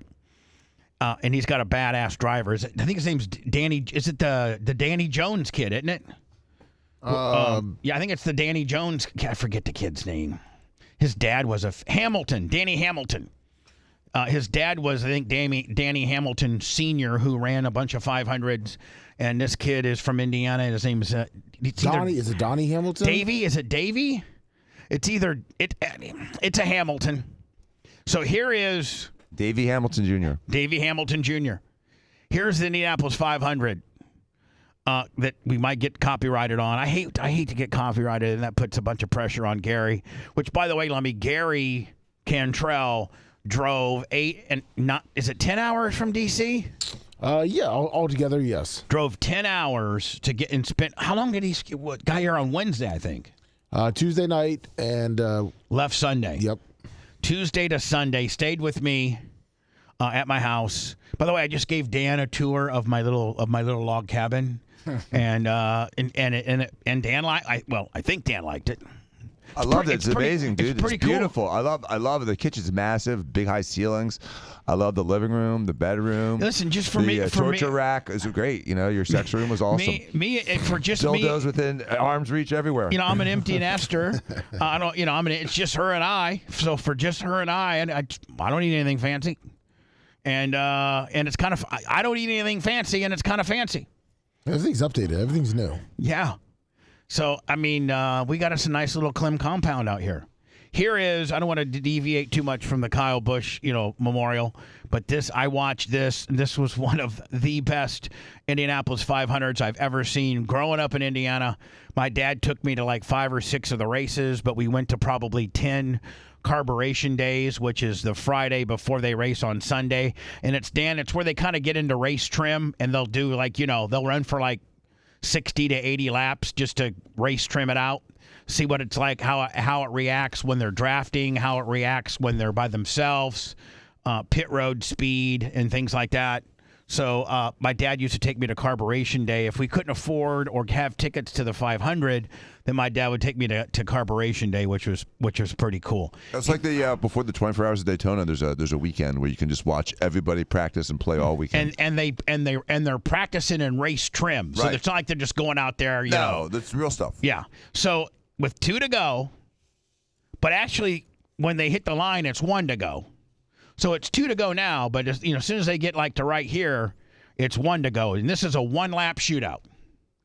And Rosenquist is in 3rd place. By the way, all motors for the Indianapolis 500 are either Chevys or Hondas, and the teams do not own their motors. They have to lease them through Chevy and Honda, and they're completely sealed. The team can do nothing to the motor. Let's say that they maybe felt they needed a valve adjustment or something like that. Honda or Chevy sends a technician down to do it, and I think it's $1.5 million to either 1.5 or 2 million to rent a motor for the year. But that doesn't. But if that motor fails, they replace it, right? Yeah. It's like the motor. Yep. You're like in the motor routine. You pay Honda or Chevy, $2 million, and they keep a motor, and they keep a brand new motor in your car. Gotcha. Which is, I think, about $9 or $10 million less than the Formula One guys. I think their motor program's like $12 million. But the good thing is that you know what your budget is. No matter what happens, it's going to be that $1.5 million a year. So if you use 7 motors or 1 motor, it's still as long as it's not user error, meaning like you crashed into the wall and cracked the block, or the guy over revved, because those guys can't do anything without the engineers knowing. Like, you can't lie to the guy and go, no, I didn't over rev. They're like, oh yeah, it's right here, well, dude. our telemetry said that you hit 13.5. It redlines at 12. At the so downshift. the Honda guys, they're not warranting this deal. So yeah, I'm sure there's a lot that goes on. So when they hit and I think like the last maybe 3 or 4 Indy 500s have been won by the second place guy that takes the white flag. Like, you don't want to be in first place with 1 to go because you're almost a sitting duck, because any good driver can get a run on you. Yep. You can't help it. Like, even if you start snaking down, but the one thing about this Rosenquist guy is he sticks. Usually Indy's got that one groove of rubber right on the white line, and that's it. You really can't go one groove up, because if you do, you have a small chance of getting in the marbles, and you're done. And the marbles is like, might as well be in wet grass. So, like, a lot of guys are really afraid to stick it up there one groove up, because you don't know if your car is going to stick or not. And so, and in this instance, 230 mile an hour too. And these are big accidents. These are big accidents, and you can't lift. So you're out there on the outside, not knowing if you're going to catch grip, not knowing if that car is going to come out underneath you, and you can't crack the throttle if you're going to get a run on the guy. Lummy, do you know why you can't lift? No, why? First of all, you'll lose. But the second reason is, as soon as you lift, the weight goes to the front of the car, and the back end will slide out.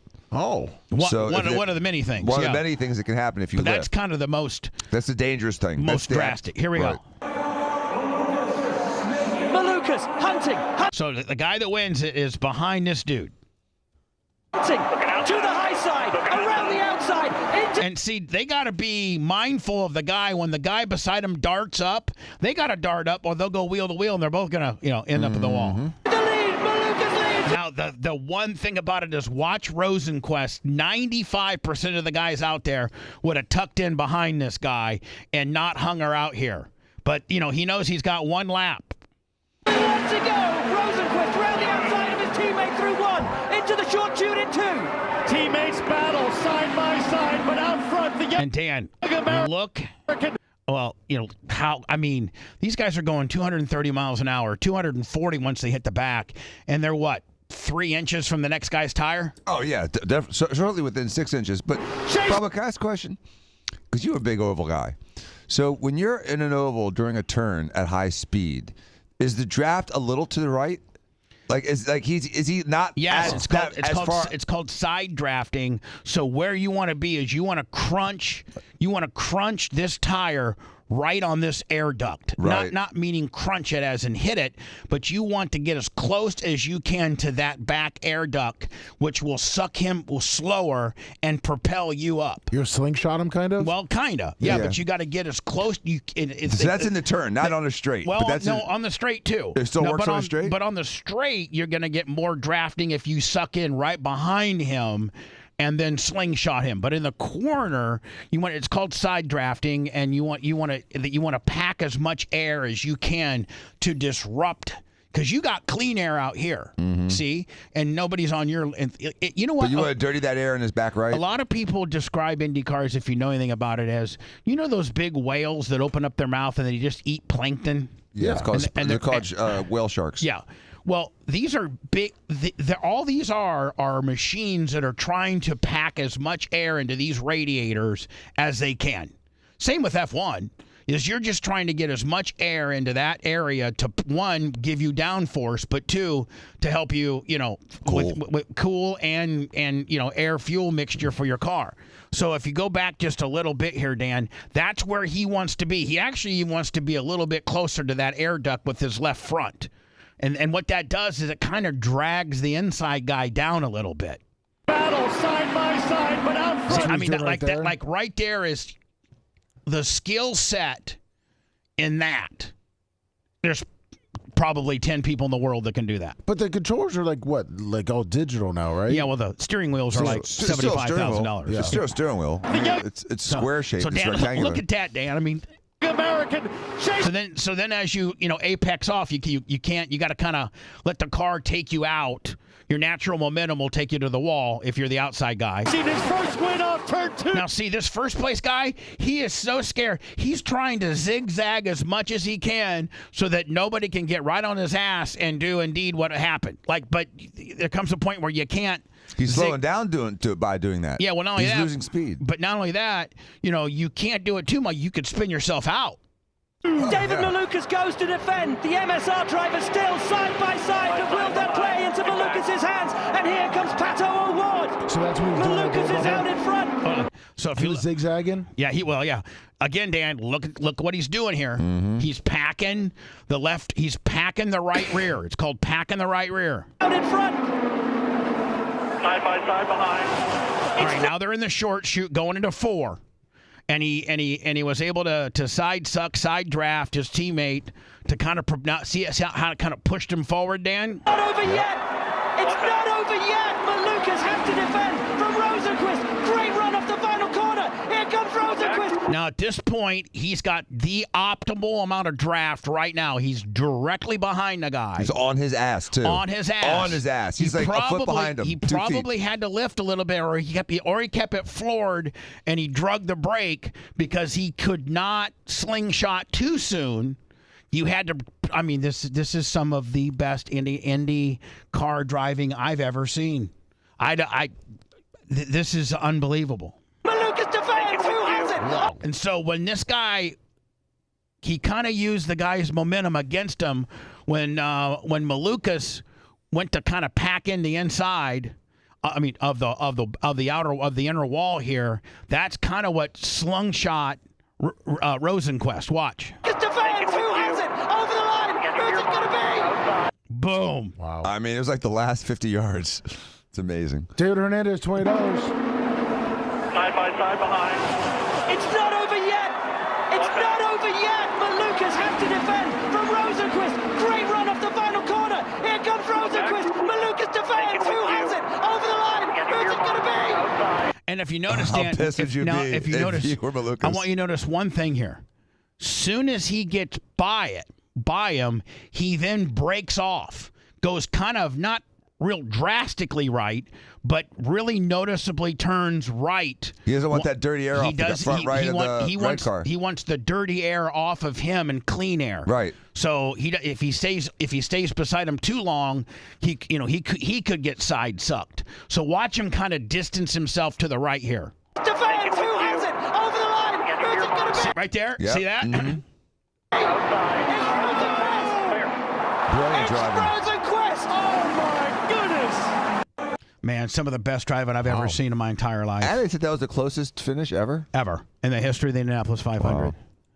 An emotional pre-race at the Coca-Cola 600. Kurt Busch lays down 8 flowers on the infield, number 8, for his late brother Kyle Busch. Not a dry eye in the speedway. I cried. Did Kyle ever try I cried to a lot this weekend. One of which is whether we were going to be where we are right now. You should just watch Brian's song and really make it a trifecta. Yeah. Or did Kyle Busch ever do any kind of open wheel stuff, or only? Yeah. Oh, he did. Yeah, he did some too. Yeah. There's his brother Kyle Busch laying down 8 roses on the number 8. I'm sorry, Kurt Busch. Kurt Busch on his deceased brother, Kyle.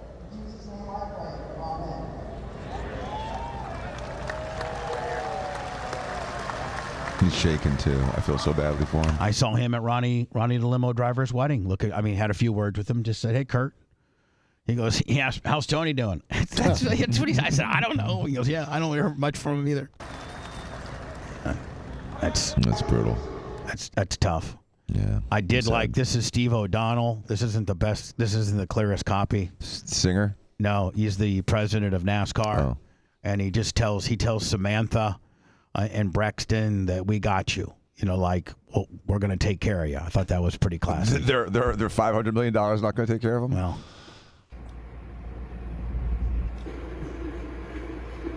Samantha, I want you to know that this sport stands with you and that you and your children are NASCAR family forever. I think they ended up playing taps, didn't they, Lummy? Yes. They ended up playing taps. And then on the 18th lap, Kyle Busch most recently drove the 8, but prior to that he was, world famous, won both of his championships in the 18 M&M's car, Interstate Batteries M&M's car. And I think everything from the Carolina hockey game to a couple of the NBA games to the Indianapolis 500 on lap 18. I don't know what the NBA did a thing for him, and I think the Carolina Hurricanes. Did you see the Rays are on a 2-game losing streak? Yeah, but it's. I mean, they've been playing hot. It's I know. Unfortunate. They're still the number 1 team in baseball, tied with Atlanta. They went to almost 18 innings yesterday and then lost. I think 13. It was 13. I know, Yeah. but it was a giant long game. I mean, they were up. It was 3-3. They finally are up 5-3. They pulled their spot. They pulled their starter too soon. That's what sometimes yesterday. he does for some reason. He lets them pitch an inning. And Anyway, that's it. they're 3.5 on the Yankees right now, like 7.5 or 8.5 on the wild card. So anyway, the Indianapolis 500 on lap 18. I thought this was pretty classy. This is the very legendary, scoring tower in Indianapolis right at the start-finish line. And on lap 18, they did a tribute to Kyle Busch. And then number 18, famous, including 2 Brickyard 400 wins, 4 other wins in the NASCAR Wiley Part Series here at the Speedway. And on lap number 18, here at this Indianapolis 500. Well, maybe I think it did. Well, it was at lap 18, but this is during the during the pre-race. Oh yeah, there it is. That's lap 18. Dan, you never been to the Indianapolis 500, have you? I've been to the raceway, and I watched a Formula One race there. There was a U.S. Grand Prix there back when Jag was still racing. I went with Rob Elder. It was unreal. It's massive. It's so freaking big. Yeah, people cannot comprehend. It's bigger than Daytona. It's bigger than Talladega. It is, and it's the short chutes because turn 1 just doesn't go into turn 2. They got turn 1, then they got what they call a short chute, which is a little bit of short straight. Yep, and then turn 2, and then the back stretch and the front stretch, and then the turn 3 short chute, turn 4 front stretch. It's unbelievable. If there's one racetrack in the whole country, world, you would want to run on, what would it be? Indy. That would be it. Yeah. When I return, so Alex Stein on his TikTok was in Miami. Yes, I believe he did. And he calls it Miami Date Night, and it looks like he reveals who his new girlfriend is. Really? And interesting. He is like really whipped over her, calling her his baby. Anything for my baby. Anything for my baby this, my baby that. And I'm like, man. He's really going off, getting her Taco Bell. Man, she must be really special. They went to McDonald's, too. And I had a pizza when he had pizza, too. Yeah, well, Did you have to buy her a Happy Meal because she's so young? 7-Eleven pizza, Taco Bell, and McDonald's in the ultimate date night while in Miami. Wow. And I think this is the first time that he is, one, acknowledged that he's romantically linked with somebody, and 2, on camera. Wow. So, yeah, we'll do that next. Non-scripted and unregulated. Sort of like the same sensation you get after sex. Bubba the Love Sponge. The Bubba the Love Sponge show returns after these words.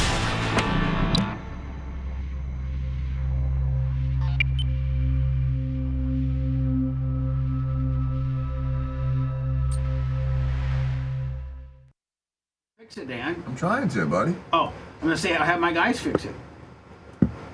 Just popped off when I took them off now. Let's see what the mantra says.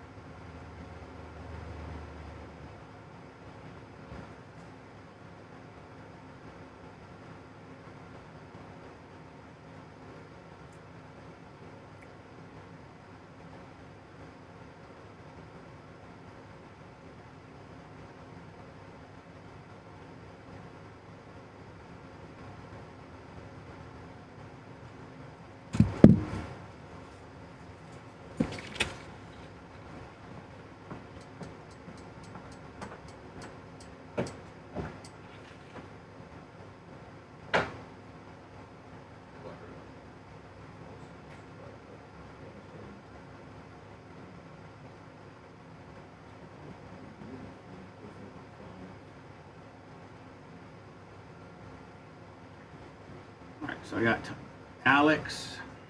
I haven't checked PayPal, Venmo, Cash App, guys.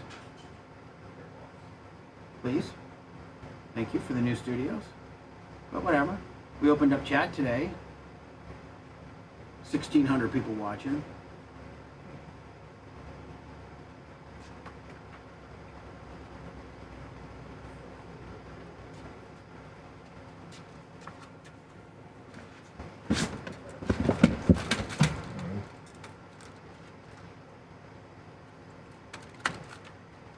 What are you doing, Lovey?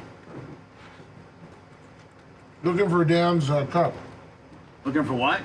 Dr. Dan's cup. He's got this special cup that doesn't make his pan rattle. I thought they were brand new. I'll say that's enough. What'd you say, Mom?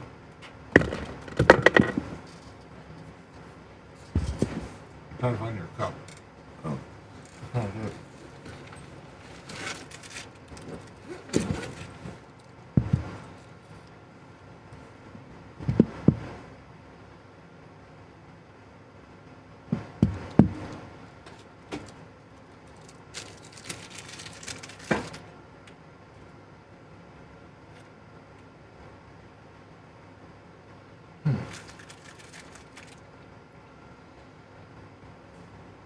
Now where it is, Puggish?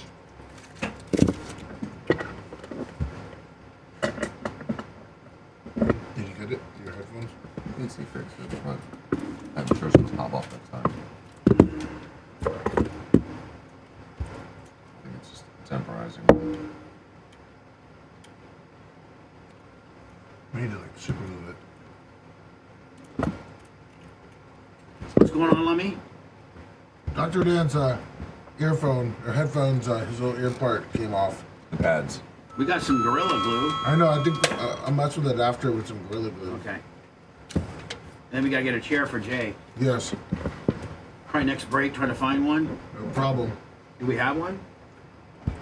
Might be in the trailer. I'm getting to take care of. Maybe have Merch Craig go look for it. Because we're an hour out.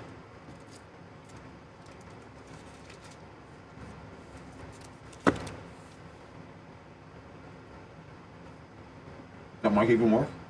Yeah.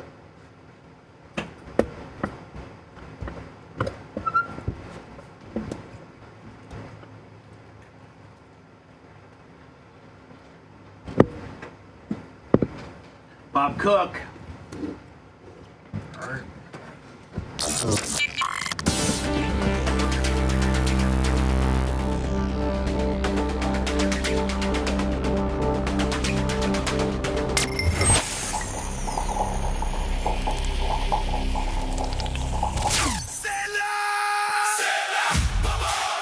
If it's dealing with construction and forestry, road building, concrete, minerals and crushing, agricultural and turf, golf and sports, or maybe just a good old-fashioned rental, Beard Equipment is your place to be. More information, go to beardequipment.com. With dealerships from Mobile, Alabama, 9 locations in Florida, 2 locations in South Carolina, Cincinnati, Nashville, or Kentucky, Beard Equipment's got you handled. Your exclusive John Deere dealer. For more information, beardequipment.com. Nowhere near.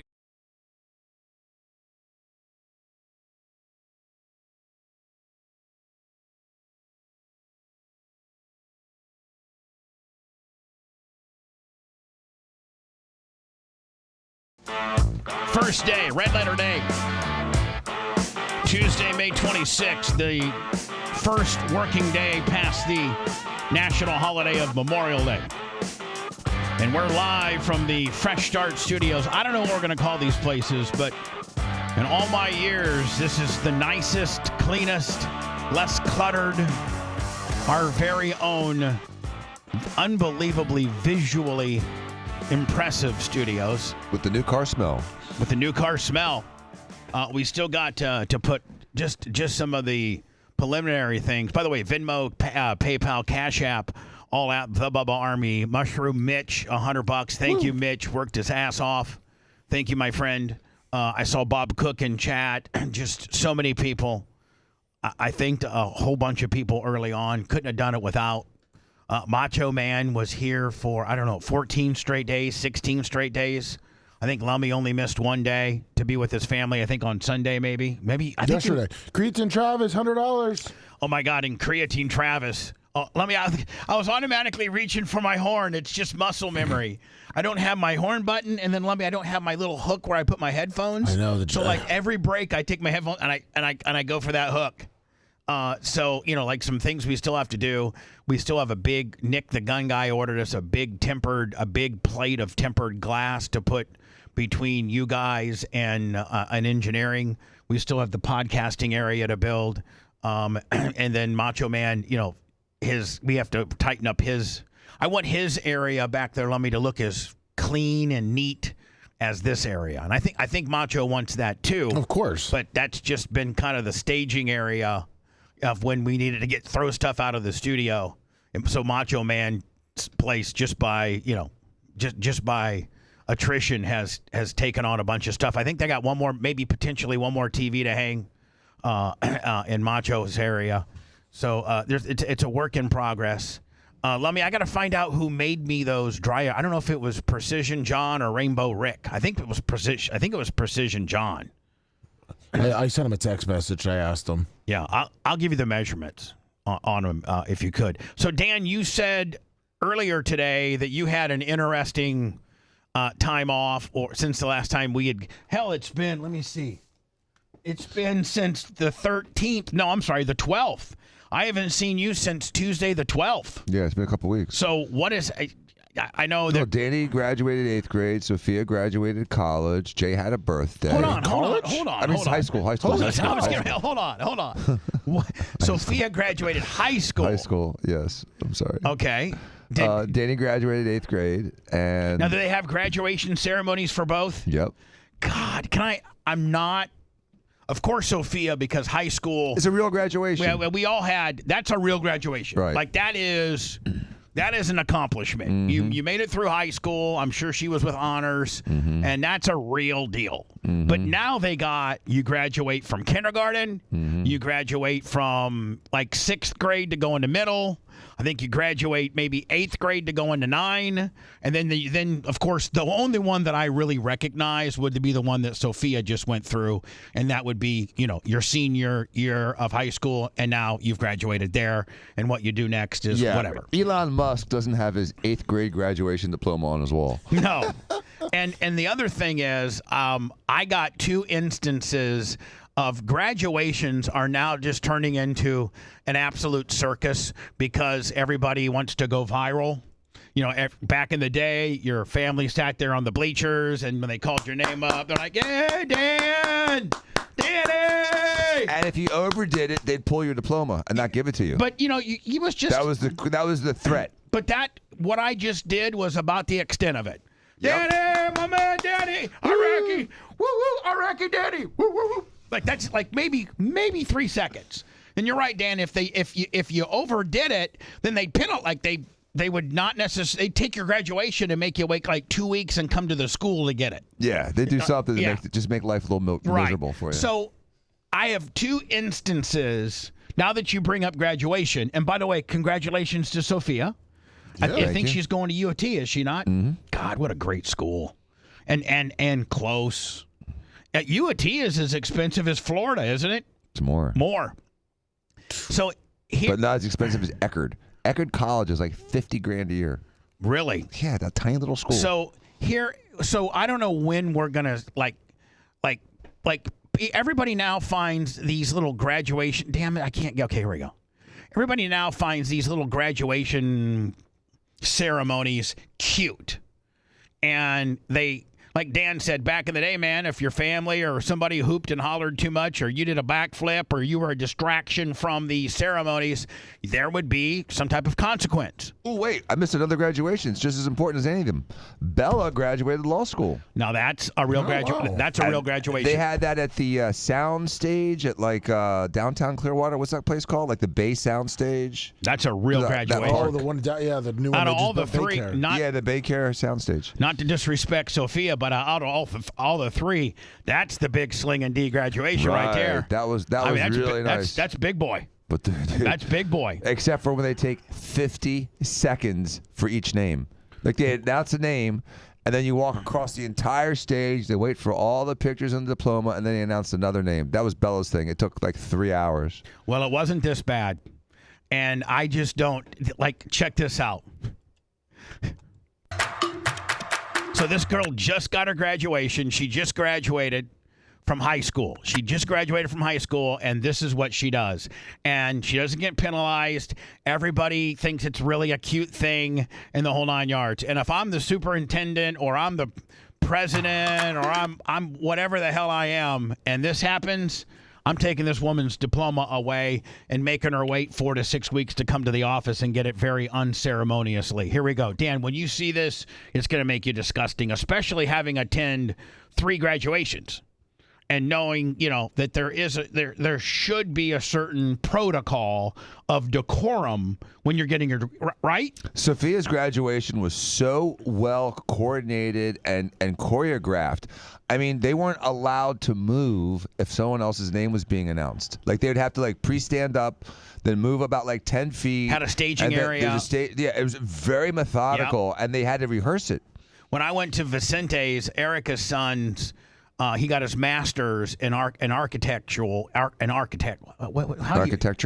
Yeah, he got his master's. That's incredible. This was 2 years ago, one or 2 years ago. He got his master's. So he didn't even on the undergrad, Dan. He skipped that ceremony because he knew he was going to go into his master's. Mm-hmm. So this was a big deal, and this was at the University of South Florida in the Yingling Center, and it was just like Sophia's. Okay, so they had. Every school had a section of chairs, like the architectural section, the educational section, the business section, and then they would, as a section, go over and get into a long line, and then they had 2 stage.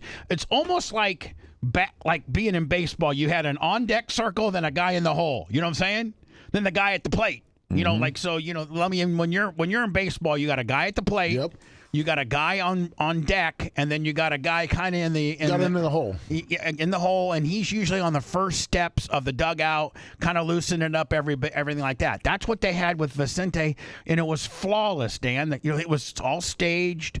They told the students, if you do any type of celebratory type deal that causes disruption, there's going to be a penalty to pay, and that's the way it should be, not this.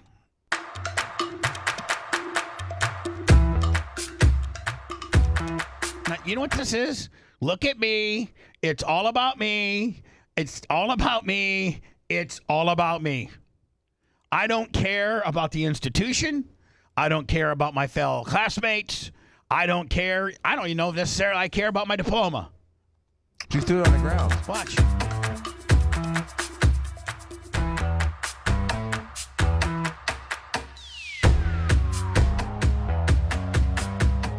Oh, it doesn't stop. No.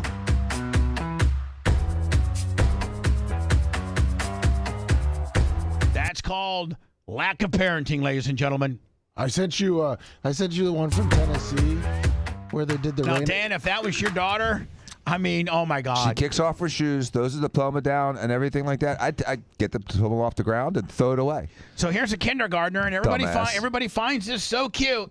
Well, just wait till the one I sent you for Tennessee. Yeah. At least you know that girl has peaked. That's her peak. That's the apogee of her course of life, and she's going to go nothing but down. And the first problem with this next one I'm going to play, it's this little kid, and he's the first problem is we're having a ceremony for getting out of kindergarten, which basically you just got to daycare. You just got to basically not poop your pants and play with crayons all day. Right, it's daycare. Yeah, right.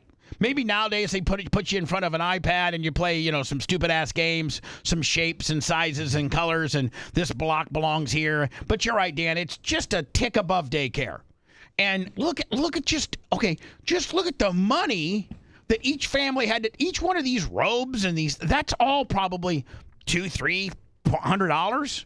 Not to mention they got really nice clothes underneath it. I'm not bitching about costs, but I had to buy my son, a suit, slacks, 3 or 4 pairs of shirts, a couple ties, because of all these crap ceremonies they had this last couple of weeks. I promise you, all in, and I'm going to make a prediction, and you tell me if I'm right or wrong. If you take Sophia's garb that she needed between the dress that she wears underneath it, to her robe, to her tassel, to her hat, to her shoes, to all in with Sophia and all in with Danny, including the outfit changes from party 1 to party 2, I bet you might have been $2,000. More. Keith Yeager, $120. Let me. Man, yeah, $3,000. Yeah, between 2.5 and 3. Yeah. And so the problem we have here is that we're graduating kindergartners to go to first grade. If I'm Bubba DeSantis, I'm making that illegal in Florida. No more kindergarten graduations, because this kid's not looked at as a bratty kid, or this is cute. And before he can get his diploma, he runs off the stage to grab his mom because he wants his mom to go with him. And everybody, it's a viral sensation. Hell, ABC News carried it. Jeez. I mean, we got shootings at the White House. We got an absolute crap show that's happening in Iraq. We got so much stuff going on that ABC News could really be, covering, and we're worried about some kid, jumping off the stage to grab his mama during a South Florida kindergarten graduation. During a graduation ceremony in Miami Lakes, Florida. Oh my God, just look how cute it is. Just during a graduation ceremony in Miami Lakes, Florida. Look at this little kindergartner. Happened during a graduation ceremony in Miami Lakes, Florida. Valeria Butler shared this video of her 6-year-old son, Darian Williams, as he was crossing the stage. It's just so cute. If I'm the commentator, I'm the guy beside her, but this is the problem with America. That we are, we're glorifying this, and shame on the news editor for making this a stupid story that we got to talk about, because all it's going to do is lead to other people acting this way. Graduation from kindergarten. Yeah, but before he accepted his diploma, he ran off the stage, you see there, and he grabbed his mother so she could join. It's just so cute. But there's, I do have to make a distinction. I mean, he's not, dancing and trying to direct attention to himself. He just grabbed his mommy that he wants to have with him. It's a little cuter. So what if everybody did that? Everybody jumped off stage and they grabbed their mom. Well, I understand that. That'd be a long graduation. He's five. Gotta share in the joy with mom. Yeah. Hey, okay. Okay. It's cute. So, Lummy, you said you have one more. They used to. Yeah, it's a high school in Tennessee, rain or shine, and. Oh, I saw this. Yeah, football. Oh my Yeah. God, Oh, God. I saw this. So, Dan, they did not make any other arrangements to have it for, if it had bad weather.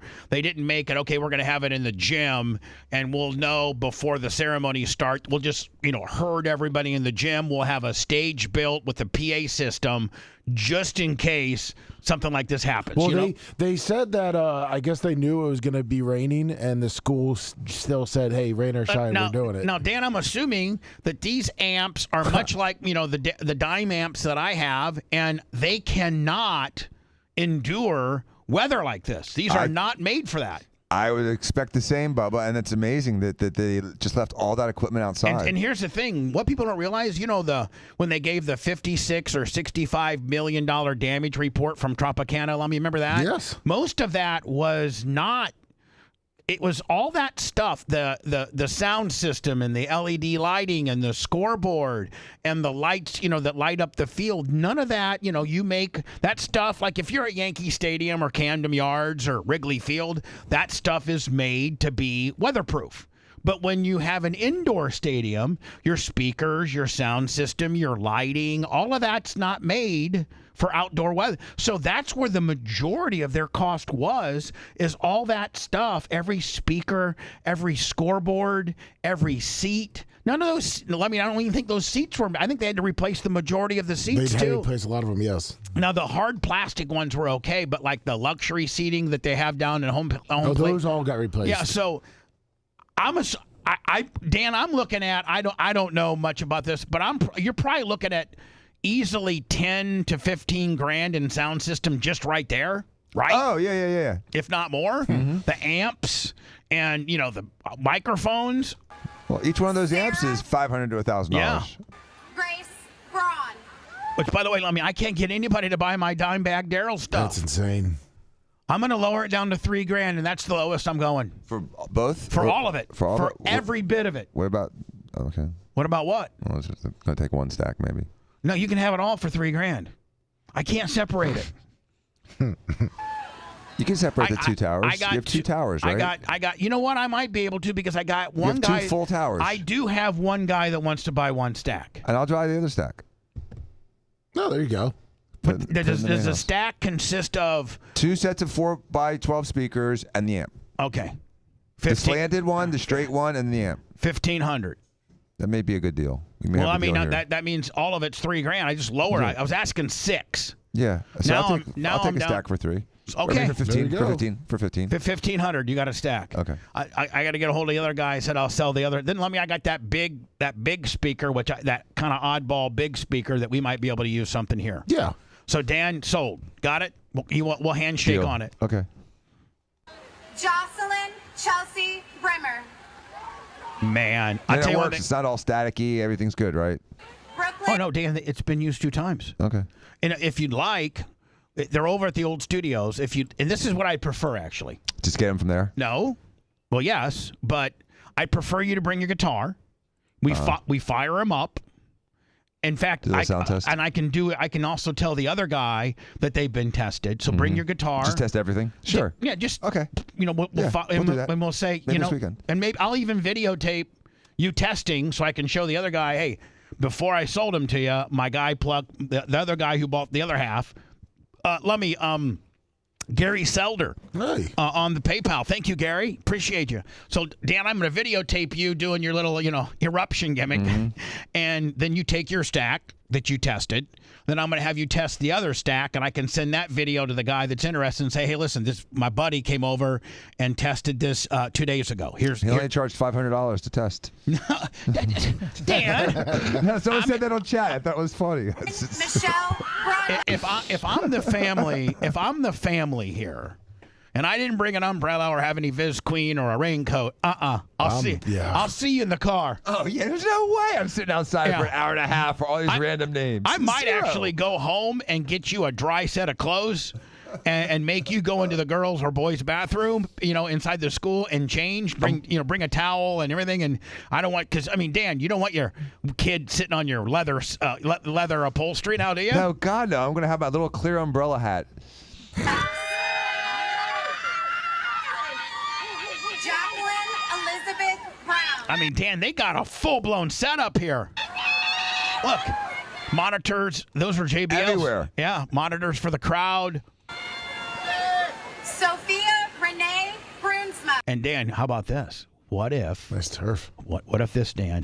What if one of these kids would have slipped on this ramp? Oh yeah. Would it have been a lawsuit, Willie? Probably. Yeah, I would have been telling Walker to make a slip and fall. Hey Walker, yeah, Dad. Take a front end nosedive down and then grind your head against the stairs. It's probably be 2 or 3 stitches, Walker. But you said you wanted that new Tesla, right? So that's how we're gonna do it. Mom, are you? Yeah, I'm good with that. Joseph Burdine. So yeah, that's. They showed in a little fighter them sitting there. And just how hard the rain was, and the poor women who have to, like the guys, we don't wear high heels. We wear dress shoes, which are slick bottom. But these poor women, all the girls look like they're wearing wedges or, at least some type of high heel.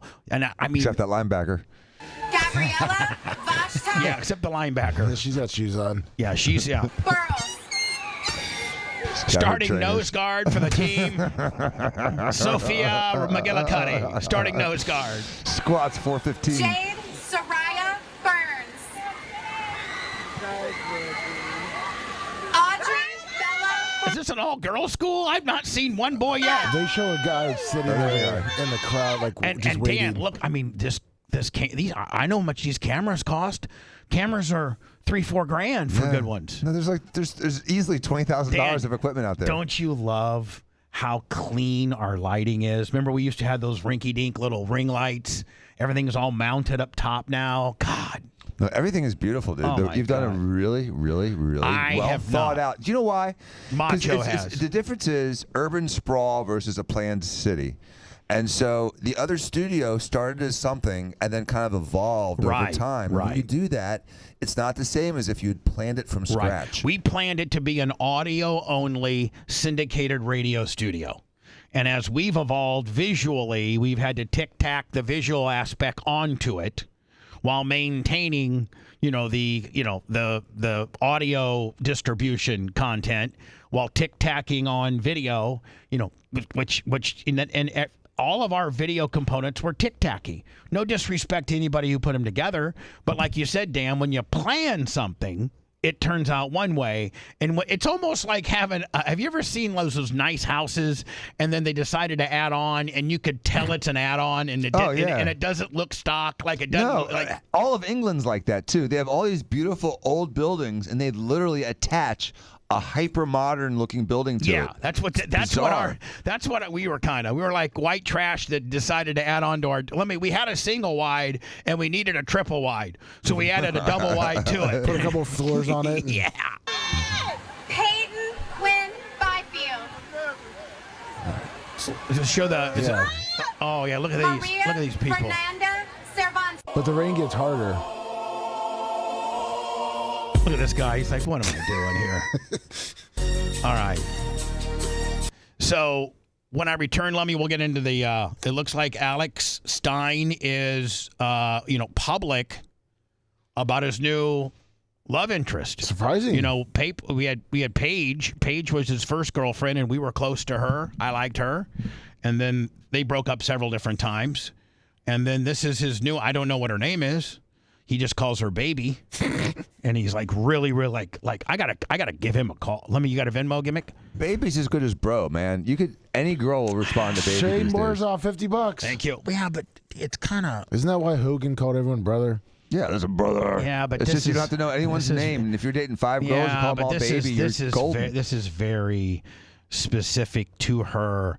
Like I almost feel like he's p-whipped. Dude, calling a girl baby doesn't make you pee-whipped. Well, that just gets you. That just gets. Hold on. You've not seen this yet. Okay. So just hold your judgment. Okay. Because I agree. I agree with you In itself. In itself, on the merit of itself, calling a girl baby is not p-whipped. If you take the whole body of work, he's pee-whipped. Well, I'll let you make a determination. Okay. I'm determining he's a little p-whipped, and he's a little over the top, and he's really likes this girl. Well, he's only working with his sense of humor. It's all he's got. He's first of all, he's successful. 2, I know his successful. I know his finances, and he does pretty well. If he's buying Taco Bell in Miami, he's saving his bank. He's very frugal. He's very frugal. And Dan, so again, baby on just its merits is not being p-whipped, but I think you might have a different interpretation when we play it next. Want to listen to the show on demand and on the go? Enlist today at BubbaArmyHQ.com. Sign up and start listening. The Bubba the Love Sponge Show will be back after this.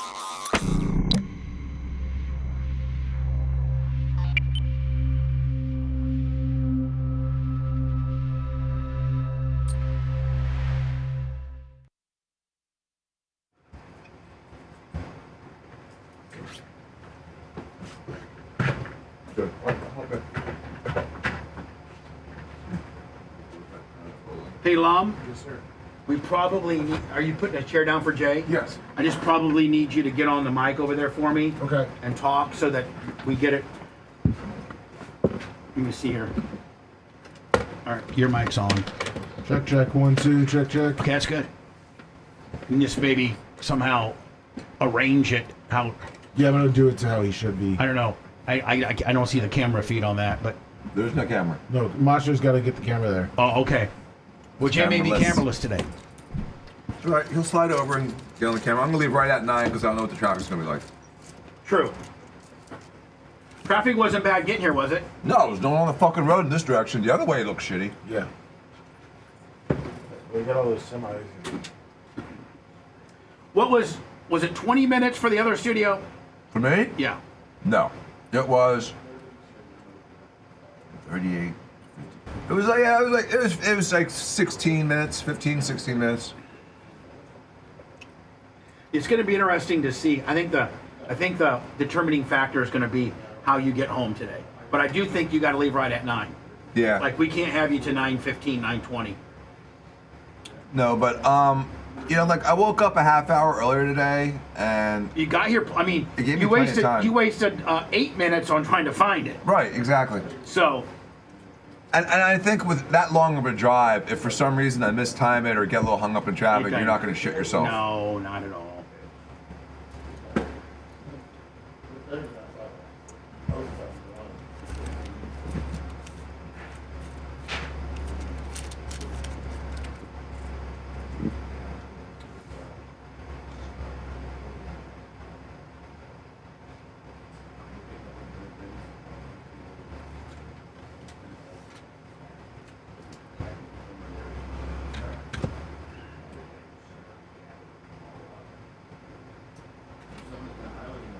No food or water. We'll have that taken care of. No, I was talking to. It's about my dog. He's got. Hey, we have a refrigerator right outside that's completely chocked full of everything. Oh, I did not know that. I was just out. My dog's getting a procedure. All My right, old but one. waters, Gatorades, diets. I think my old dog's got like mouth cancer. Oh, from what? I don't know, Smoking? From being 15. What? Yeah, all the chewing tobacco he did.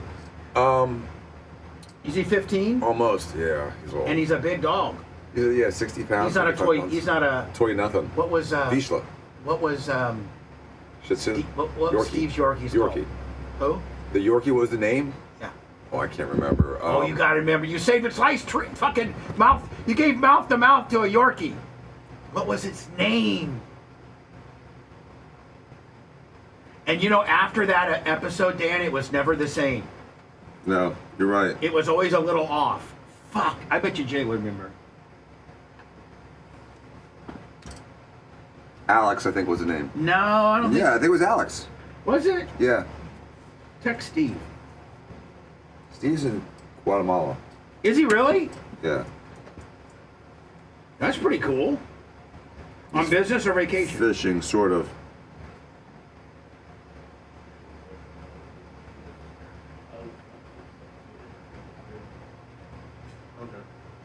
My 6 packs of hooks came. Oh, good. So we'll get those after the show. Sweet. You and I are going to do a after show to burn through some of these stories. Nice. Nice. What's up, Xerxes? You can really do some long toss out there. Huh? So you can really do some long toss out there. Long toss. Baseball. Oh, really? Oh, because of the room? Yeah. I like how you were a little surprised. Like, really? I thought you were talking about like something else. I'm sorry. Xerxes, I don't know about the EV Ferrari that you keep talking about. You can do some like 100-yard sprints, Oh yeah, definitely. Alex was the dog's name. Jimmy Cleavis just confirmed it. Yeah.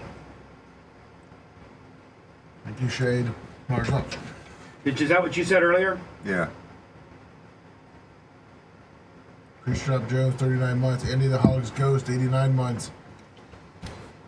Bubba's Husky Jeans, 32 months. Todd TV, 9 months. EV. Stop and Go Ferrari. Steve, 93 months. Big hundreds.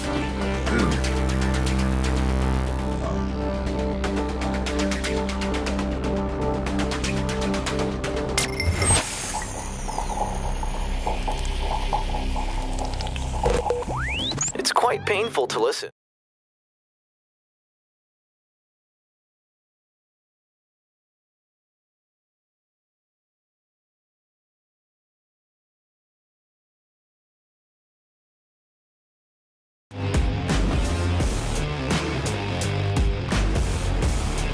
Live from our new studios, it's a Red Letter Day, Tuesday, May 26th, 2026. Friend of the show and show contributor, primetime Alex Stein, 99, formerly from The Blaze, and now, what network is he on at night? He does, I think it's South Florida based. Crap. I forget what it's called. Not News Let me Nation. know when Jay walks in. Will do. Also, I thought Dr. Dan was talking about a girl when he was describing this look. He was looking at it. I guess he's looking at the new Ferrari, and I guess he's very disappointed in it. He's not going to get it? It's an electric 5-seat. It looks like a minivan. No, you don't want that. No, I'm not even getting close to that. You're the standard 2-seater, coupe. That's your like the 488 or the Spider. Right, exactly. The SF90. They're all great cars. Rear engine, yes, 2-seater. That's V12, what I want. V10, V8 twin turbocharged, all that deal. I sent it to you if you want a quick video on it. I'm sure. If Dan's already taken a poo-poo and it said it looks like a minivan, like a Genesis minivan. What's? Oh yeah, hell no. Dan, that looks like a damn Tesla. It looks like a Tesla, the small Tesla SUV. It's embarrassing. I'd be embarrassed to get out of that car. And the company's first all-electric car. Tear that Ferrari badge off immediately because you're embarrassing the brand. They are. They were worried about people painting Ferraris pink, and now they're coming out with this crap. That looks like shiz. Yep. You were expecting? Didn't think so. Coming up. Man, they jumped the shark with that. Oh, man. Look at that. How ugly ever. it is. It's ugly. It's kind of, hold on, Dan. It's kind of cool. How? But hold on, I'm going to tell you how. On the average person that's not a hardcore Ferrari guy. Right. Like Ferrari guy, like you and Jay. You guys are Ferrari guys, the conventional coupe, V12, V10, V8 twin, carbon fiber, very, let me say somewhat Formula One-ish. This would be like an entry-level mom grocery getter gimmick, as if you had a wife that had a Tesla and she wanted that Ferrari. This is, you know what this is? This is a Ferrari grocery getter. And for that application, I applaud it. But they've pretty much carved out about 80% of their P1s that buy standard Ferraris, the 488s, the SF is it 90? Mm-hmm. The SF90s. Those guys, they're laughing at this. But they might buy their wife one of these. You know that. It kind of buy their wife that like Portofino / Roma / it was like a 4-seater convertible. It's what Krista has. Yeah. You know what I mean? That's the wife car. And that's kind of a sexy car. It's awesome sexy. This is just ass ugly. When we met Krista and Steve at Union for lunch one day, she pulled up and she looked, looks great in it. She looked hot. She looked good as hell. No, like, a hot chick in a sports car is awesome. Well, Ferrari. We'll show you every inch of this new Ferrari, from the stop you in your tracks exterior design to the touchscreen I've already seen enough. I'm going to Alex Stein, Primetime 99. Now, Dan, I need you to determine whether it feels like Alex is a little pee-whipped over this girl. Okay, I got my pee-whip indicators on. You're right. You're the single coxman right now in life, and so we have to rely on you. I preliminarily am gonna say that it feels a little pee-whippy to be rolling out I don't know if Alex needs to be rolling out his significant other, because all he's going to do, and listen, most people can't handle the heat. When you're somebody that's as big of an influencer as Alex Stein, with that comes polarity. Polarity. Thank you, Dan. Polarity. Polarization. Let me just look at our little minute level and in the influencer world that we live in, which is, yes, very small. We can't, there's full-blown forums about how much we suck. I'm sure that the full-blown forums will be like, my God, Tiki Tak Temu, Alibaba Studios. It's horrible. It sucks. It's just, they'll find. Meanwhile, I couldn't be any more. And usually they're right about some stuff, but I could not disagree with, if any hater ever was to hate on this studio, then you're not being intellectually honest. Now, you can hate on a lot of our stuff, and you do, and it's fine. Sometimes you're right. But this has been an absolute beautiful, put together, and it's only going to get better. Aesthetically, it's only going to get better. Nobody's got this nice of studio.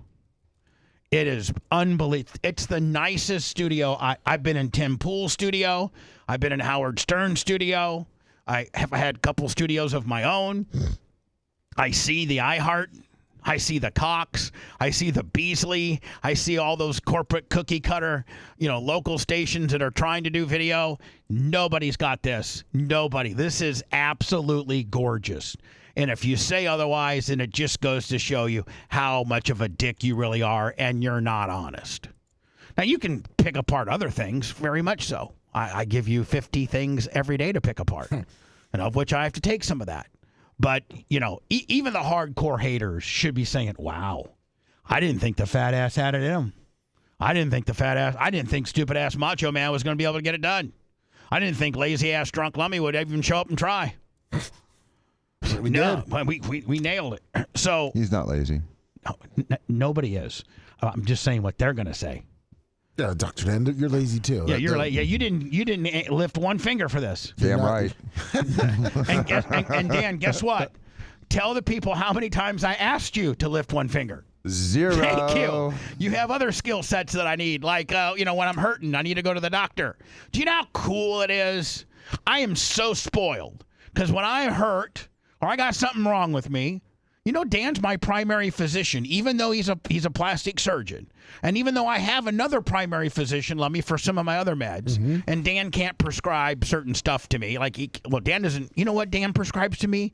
My Flomax. That's what, I don't think Dan. I got to make sure his prostate's small. Listen, the DEA is not going to come in and say, Dr. Diaco, we have to question you about Bubba Clem's file. You are prescribing him Flomax. I'll put your hands behind your back, buddy. That's the same as giving him oxycodones, buddy. No, so Dan, in full disclosure, prescribes my Flomax. And that's something Dan can do. But do you know how cool it is to, like, preliminarily when you're sick, to run it by Dan? Dan, if it's an antibiotic or something like that he can fix you up with, he can. If it's something beyond his scope, he has a guy. Dan's got a guy. He always got listen, I got a guy. I got a guy. And Dan will blow, or actually Jennifer, nice ass, bad attitude. She'll blow in a call for you. They'll be waiting for you.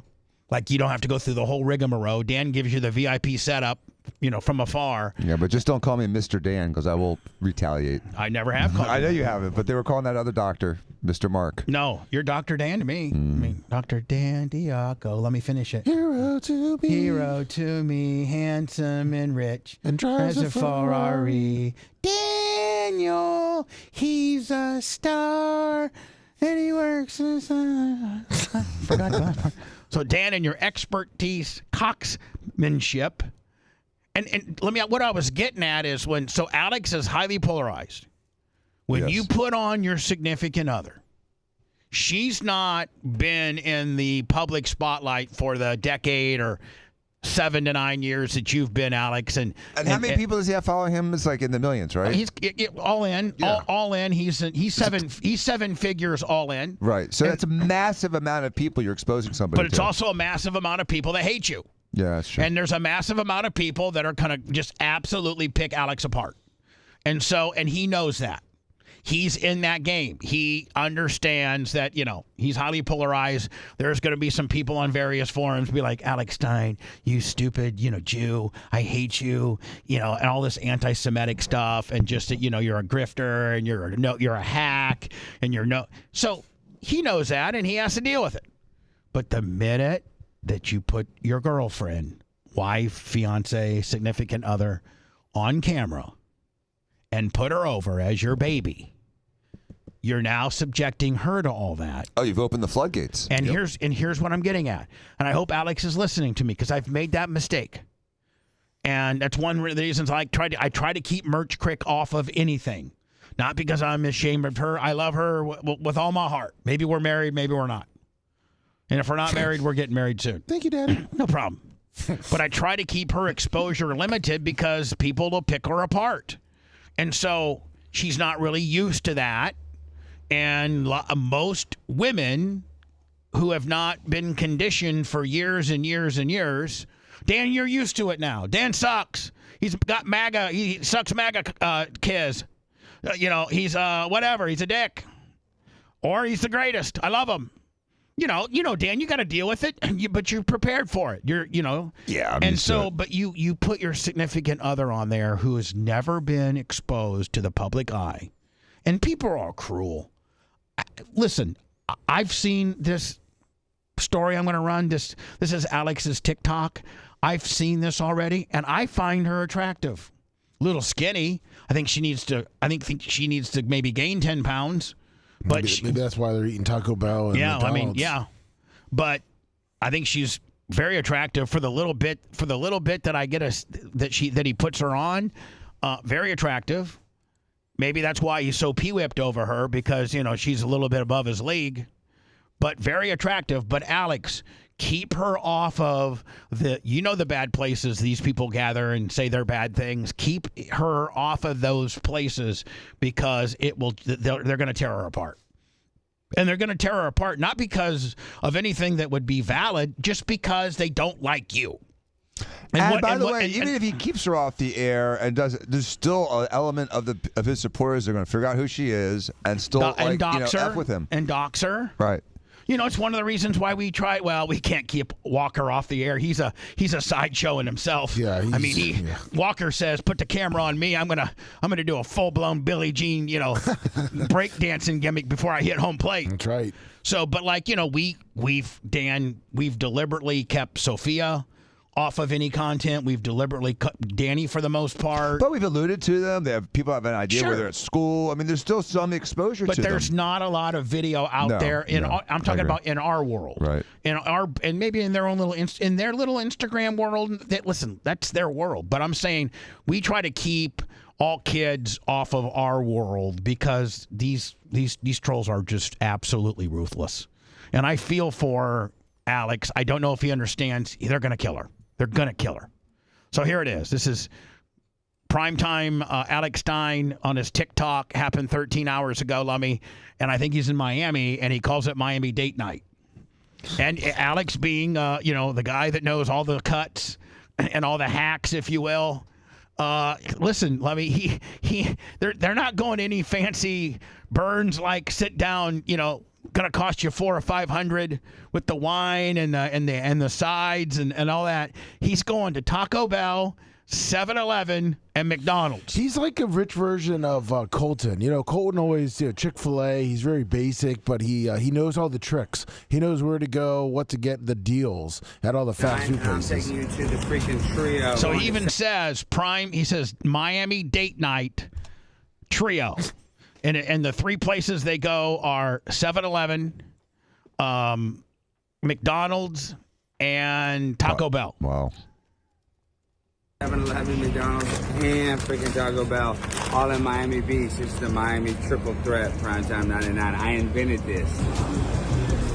That's hot, delicious green pizza. This is 7-Eleven Summer on Fan. Makes me come here every day. So this is her. This is 7-Eleven #1 fan. He makes me come here every day. I enjoy it. Now, let me. Is that them checking into like the? That's McDonald's. Oh, that's McDonald's. Yeah. He's got French fries with mayonnaise and ketchup. Yes. Jesus, what's wrong with him? Real Miami VIPs know how to do it. Take the McDonald's in here, walk right here, you It looks like, Lummy, that she might be running the camera. Yeah, it looks like. Okay. I love you. I'm sorry. I love you. So I love you. I'm sorry. Dan, let me back it up again. Because Dan, you're hold on. Dan, you're analyzing this is P whipped or just putting her over. Hold on. I love you. I'm sorry our order's not ready. I don't know. There's not enough employees here. There's a big line, but I'm the first person to ever do this. Fill up the McDonald's at Taco Bell. My baby looks pretty. I take my baby to the best places. My baby looks pretty. I take my baby to the best places. My baby to the best places. She only has a little bit of trash stuck to her foot. Making a fourth stop on the date night.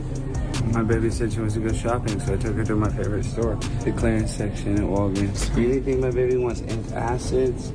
If you need some mouthwash, you need some stool softeners. I have my hair red tonight just to see what it does. You have to bleach it, then dye it. What if I did my body hair? Oh. Don't show my body. I take it all over those places. 7-Eleven, McDonald's. Yeah. Walgreens. Yeah.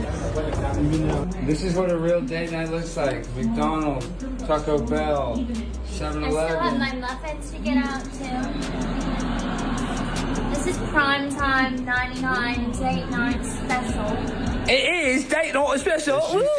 Date Night Special.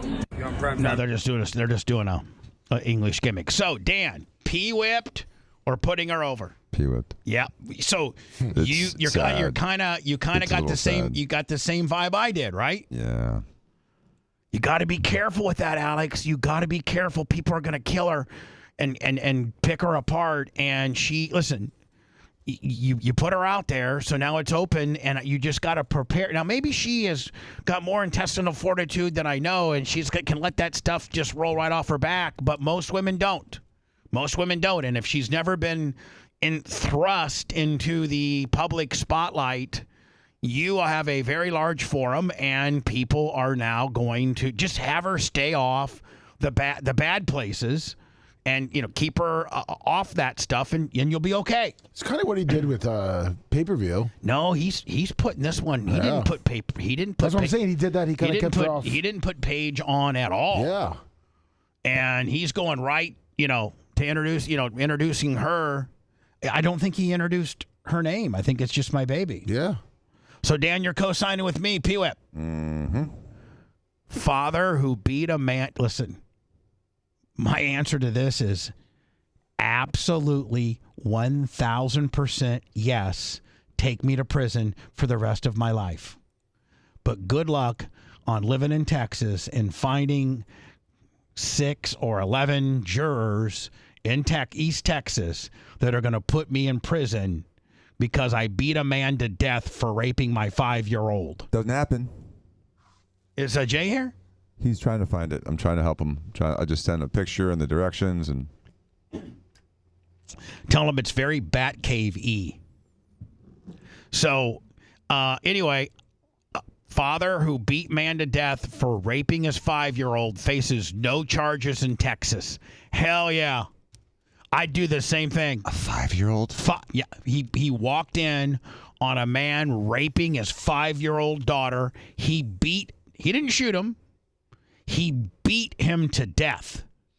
I do the same thing. So But wouldn't you? I think that anyone on a jury would understand the rage, the acute rage going through someone when they see their 5-year-old child being injured in any way. Especially, Dan, if you unravel that to 5. Yeah. And, hold on, geographically living in East Texas. Oh, yeah. Now, and if you live in, like, California or Minnesota or Philadelphia and some of these woke-ass liberal cities, maybe a jury would convict you. We're like, hey, listen, that guy had no right to die, even though he's doing the worst thing ever. But Texas, Florida, Alabama, just some of these great red states that don't play, man, you walk in on a guy that's raping your 5-year-old, you can beat him to death. Well, I mean, you're not going to find anybody that's going to put you in jail. In fact, the cops will probably pat you on the back. Remember, Gene shot a guy that we caught in a rape. And you know what? They gave him his gun back. He spent 20 minutes in the back of the squad car as they sorted it all out. They didn't even handcuff him. He just said, sit down. They said, sit back here.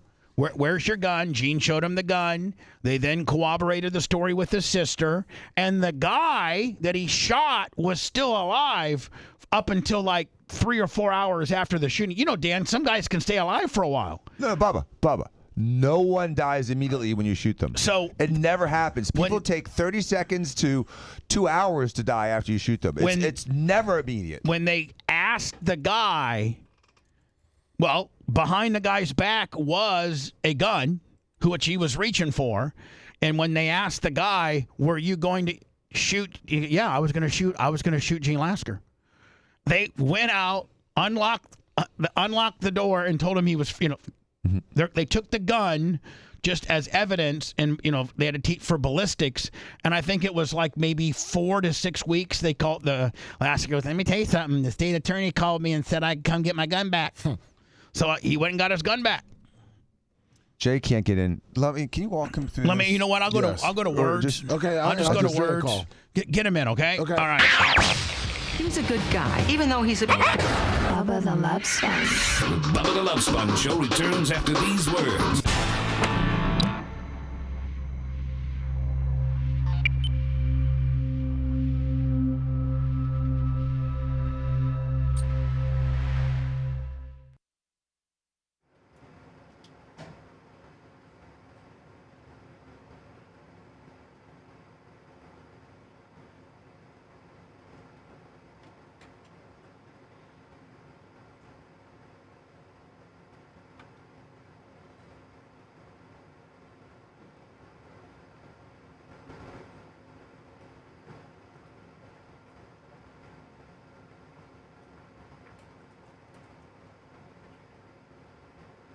Macho, great everything.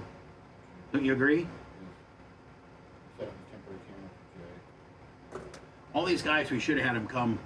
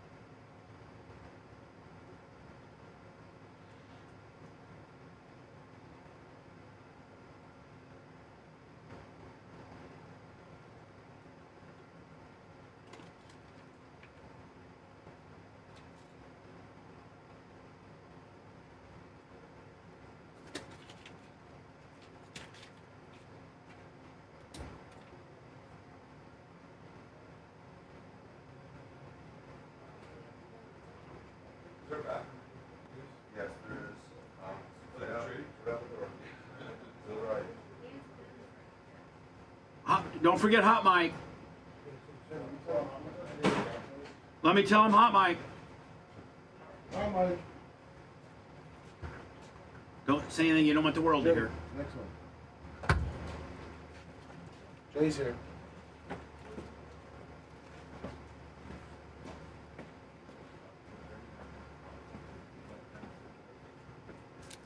And we'll get that garage all cleaned out eventually. We just got so much so much staging. He's got 2.5 minutes if he needs to pee or something. I don't know. See where that is. That right there. It's right there. It's right, literally right there. See right there. I bet you it goes right in.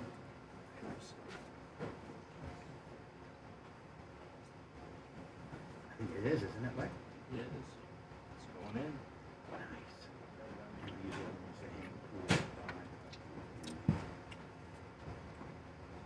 My muscle memory has been having me. Yeah, watch. So let me see this. My muscle memory has been having me. Hold on, ready? Oh, fucking perfect, Bob. Thank you, my man. Look at that. Perfect. Got the hooks. Thank you, Bob. You're welcome. Precision John says he just needs the measurements for your whiteboard. He'll get it done.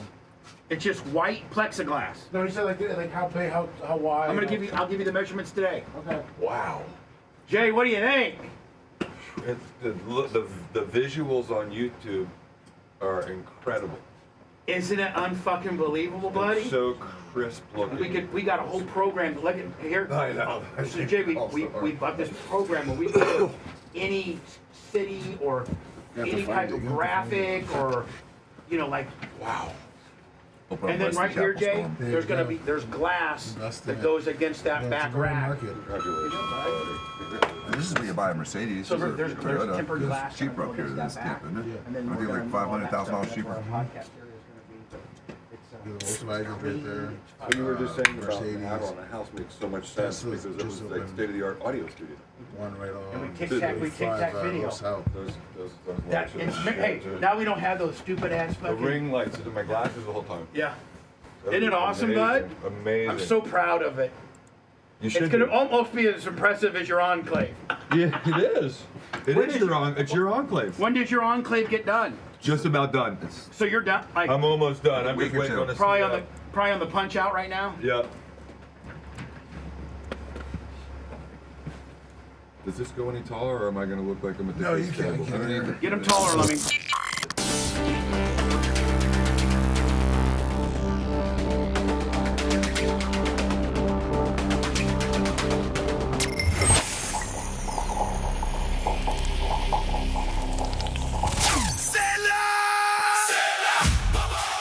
Tampa Bay's trusted source for lawnmowers, landscape equipment, lifts, loaders, service, and repairs. I'm talking about Les of Tampa Bay. 3 convenient locations, Bradenton, Clearwater, and Wesley Chapel. They're much more than your lawnmower and outdoor power equipment shop. They strive to provide quality products and top service at the best prices. What sets Les apart from the competition? Their relationship with you. Also, the exclusive home dealer of Skag. Whether you need parts and service or you need a brand new unit, Les of Tampa Bay will take care of you. More information, Les, L-E-S-S, lestampabay.com. In Bubba, we trust. In Bubba, you lust. Naughty, naughty. This is the Bubba the Love Sponge Show. Jay just walked in. We'll get levels on him, and then I've had very limited conversation with him. Just his initial reaction on the new studios. Let's get levels on Jay. Jay, you there? I am here. Oh yeah, he sounds good. Shane Marzal, $50. Let's get a 4-box on Jay to see how we look on a Macho's working on it. Yeah, on the 4-box. And then Which camera? Where's the camera? Over here to the left on this? Yeah, it's to your left. Okay. Then we have another. That's where it's set up right now. Is That's the one right right to your right. Okay. Okay. We'll see if what Jay looks like here. But now, Jay, we're gonna have. Where am I looking? Is there a screen in here to look at like there was at the other place? Yeah, it's right in front of you. Right in front of you. Mine. We'll get that working in a sec. I don't have that working. So we'll get you going here, and don't forget you're going to be sliding over to Dan's here. Within momentarily. There you go. So Macho can fix the 4-screen, and then you'll be moving over to Danny's. But just initially, oh, there you go. There you go. Initially, when you first walked in, what do you think? It's stunning. When I was watching it this morning on YouTube, the clarity of the video, the crispness of the audio was noticeably different. And I thought the other studio was fantastic because no one even has that. But what you and Danny were talking about, the description of an add-on to a house or an add-on, I mean, that was state-of-the-art audio, terrestrial radio studio. No one had done anything remotely similar to that. And what you did was awesome. And I commend everybody. This is incredible. Yeah, I'm so proud, and there were so many. It was a village of people, from Captain Creamsicle to Iggy to just Mushroom Mitch, Creatine, Big Red. Yeah, shout out to all you guys. Oh and my I got God. a couple of Paper Towel pictures Willie. and photos from Mach during the process and saw what it looked like. When you sent me those verses today, But the old studio was like there, Mach. DVD, and this is like live streaming. You know what I mean? It's different. I don't know the It's old. technology. I don't know, man. The old studio was Yankees old, and now this is the new. I mean, I don't even know. This is just Old Yankee Stadium. But here's the Big thing. sombrero. But here's the thing. Yeah, Like, big sombrero versus new stadium. yeah, this is the Bucks in the '80s, and the big. You listen, the big sombrero was good enough to have a football game. You know, great. It was great. I liked it, but it wasn't. It didn't have any luxury suites at all. I don't think, or just very. They added a couple. Very later, limited. Yeah. Tic Tac. You know what I always thought the Bucks should have done, Dan? What? When they knocked the old sombrero down, if you remember, they knocked all of the ring around, and then they left that tower, which is where the play-by-play guys were, and some of the luxury box they had was that big tower, right? I thought they should have built the practice facilities right there and use that big tower for executive offices. Yes, except that they needed the parking. Yeah, that and that big tower was probably getting somewhat dilapidated. And University Mall, whatever that thing was called back in the day, or Was it? Yeah. was it? Yeah. I think it No, it was. I forget what it was That was called. the University Mall. That's the north No, one. University was one north by the university. But that, Whatever that mall just died. yeah, that The International Plaza destroyed that mall. Whatever that mall was. So anyway, Jay, I'm interested in. I'm sure your enclave is going to be equally impressive. Sure. And eventually, probably next Monday and Tuesday, we'll have you from the enclave. Now, I don't know where Dan. If Dan comes here or he goes to the enclave, it's his call. Right. And So- I'm going to make sure, and I just said this to Candle on the way up here, is that it has to be as crisp and perfect from the enclave as it is from here. And I'll will make be. sure that it is. I already have it, Ethernet direct line. There's no Wi-Fi. I've gotten all the cameras and everything. I mean, that we Mach were able told to me make get. Seth look good from a T-Mobile 5G hotspot box, and Macho made chicken shiz made chicken salad out of chicken shiz there. And you've bought some very high-line equipment, not a 5G T-Mobile. No, we're going to have an individual studio that's just like this. I'm looking at the light. This is the one missing piece I need. If you don't mind, Macho, if you could send me a link to how to get that one, I'll get one of those. Yeah, and that's get all that. I need. That's the missing piece. Yeah. You need to. So anyway, the one good thing I like about this place is there's no clutter, and we still got. I'd say we're probably about 90% done with regards to the visual studios. Now, Macho's Man area, we just threw stuff back there right now because it was kind of the staging area. Yeah. So I'd say overall, entire project, we're 75% done. But, with regards to the studio, we only got about 10%. We got the glass in front of the racks to do. We got the podcasting area to do. And I think that's my refrigerator. I ordered a new fridge. Shane Moore's off $50. Thank you. Oh, But the hard part's done. It's just finishing work now. I mean, Yeah. you got everything Yeah, punch wired. list. You got all this planned. You got all the big it's stuff. just in. it's just all punch list. Yeah, it's great. So, Jay, how did your Memorial Day go? It was awesome. Did you have 3 graduations as well? I listened to what you guys said about that, and I agree totally because I had an 8th grader graduate, and it's like a ceremonial of nothing. It's like you're going from 8th grade to high school. It's a big deal and all, but it's not graduation worthy. But here's the deal: it's kind of like expected. Like if you don't make it to 9th grade, then you're an idiot. So like It's like throwing a party after dinner. It's like, oh, dessert's coming. Woo! I don't know. I mean, I just like a graduation usually means you've completed something. You've accomplished something. Yes, like Bella. Bella and Sophia had real graduations. Bella from Stetson, Sophia from high school. Those graduations, solidified that Sophia had gone through 12 grades of school. She was in that school for 14 years. The same school. She did pre-K, K, and K through 12, and then 1 through 12. How long did Bella get done in 3 at Stetson? Yeah. 3. That's what 3 is. Law school is 3. 2 3/4. And have you already folded her into Diaco? She's got a job at Carlton Field. She's a superstar. She's going to go learn patent law for a while. Oh, I know a good patent law guy who did all my patents. Did you know, Jay, I'm one of very few people that have their name personally federally trademarked. I do know that. It's really and it has a 10-year ticker on it where I have to renew it every 10 years, but that's right down her alley. There's a guy named Anton Hopen. Yeah, we know him. We know Anton. Okay. We like him. For sure. Right, we've gone to him in the past for stuff like that. Oh yeah, cool. We like Anton. He's pretty big. I think Jen Holloway turned us on to him. That would make sense. I think I did. Or, well, no, I don't know. I don't know who did it. You, Jimmy, her at the same time. All at the same time. He and Jen Holloway were, both media Poor icons. Jen Holloway. Right. I feel sorry for Jen Holloway, having to put Jimmy over all those years. I mean, Jimmy runs a tight ship, guys. He sure does. I mean, Jimmy used to make Tanya his wife. Is it Tanya or Tanya? I think it's Tanya. I think it's like Josh Lau or Brandon Lowe. I mean, anyway, his lovely wife, who I absolutely adore, has given him 2 beautiful children. I love her. She's just perfect in every way for Jimmy, including putting up with some of Jimmy's nonsense. But she's a fitness absolute freak. Oh, yeah. And so when before Jimmy built his private gym, he still very well may own that other gym in the strip mall. That or they sold it, I don't know. But when they did own that, it was about 4.5 or 5 miles away from where they live. And so Jimmy would call me like at 7:30 and said, "Hey, I'm driving home from the gym. How you doing, Bubs?" I'm like, "Hey, Jimmy, what's going on?" He's like, "Where's Tanya?" "Oh, she's running home." "What?" "Oh, yeah, she runs home." "What do you mean she runs home?" "Well, I meet her at the gym at like 6. We train for about an hour and 15 minutes, hour and 30. I spot her and push her a lot harder than she probably wants me to, and then I make her run home." "You make her run home?" "Well, I don't really make her run home, but it's a strong suggestion."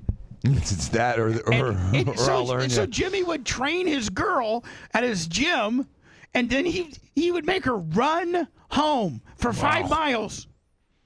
It was like, oh my God, Jimmy. I mean, first of all, if Jimmy trains you, that's not a cake train. That's not like I worked out with Jimmy. It's exhausting. Yeah, it's like he supersets everything. Mm-hmm.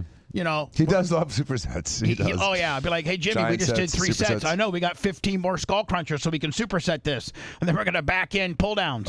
Jay and I worked out with him for spring, and it was torture, wasn't it?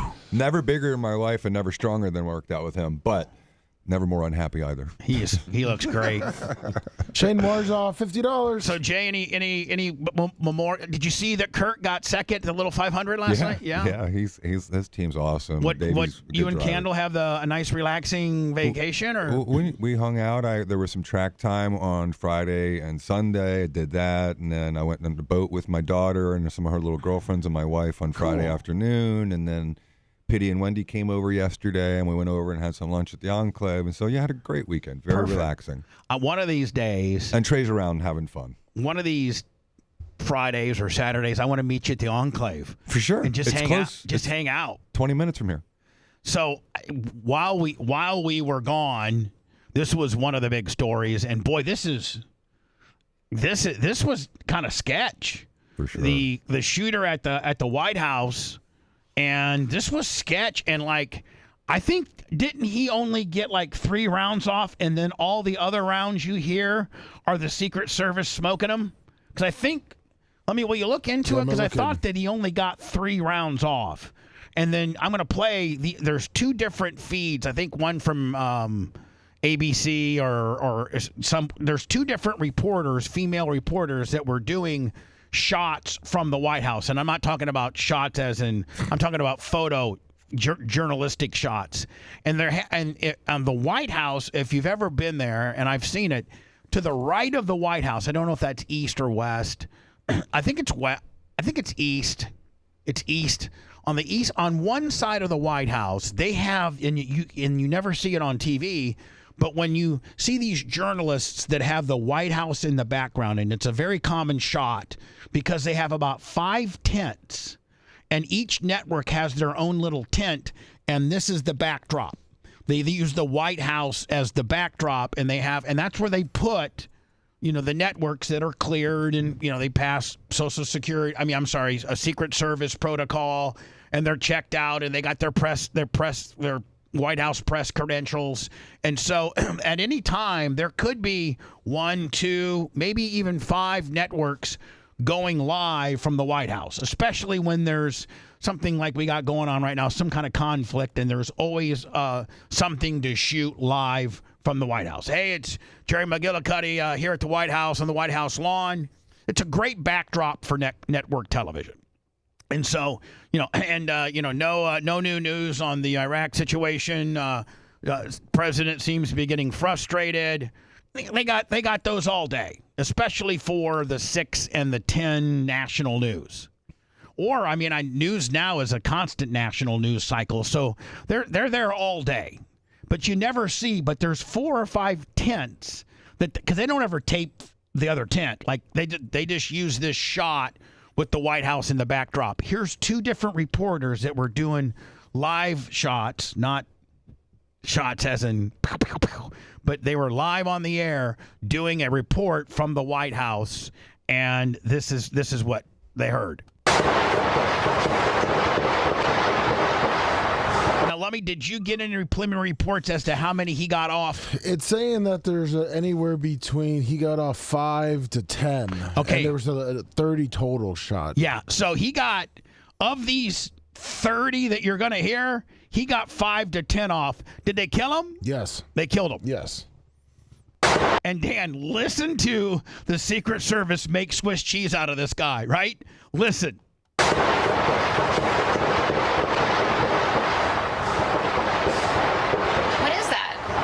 It's the Secret Maybe you Service. should duck. It's the Secret Service going crazy. I don't think, Dan, you can get any more cleaner of a shot if a bad guy brings a handgun to the front the front gate of the White House. I don't think there's any more clean. Those poor Secret Service guys, they never get us really, any action. No, but you're pretty much open license at that point. Yeah. One more time. Listen to this.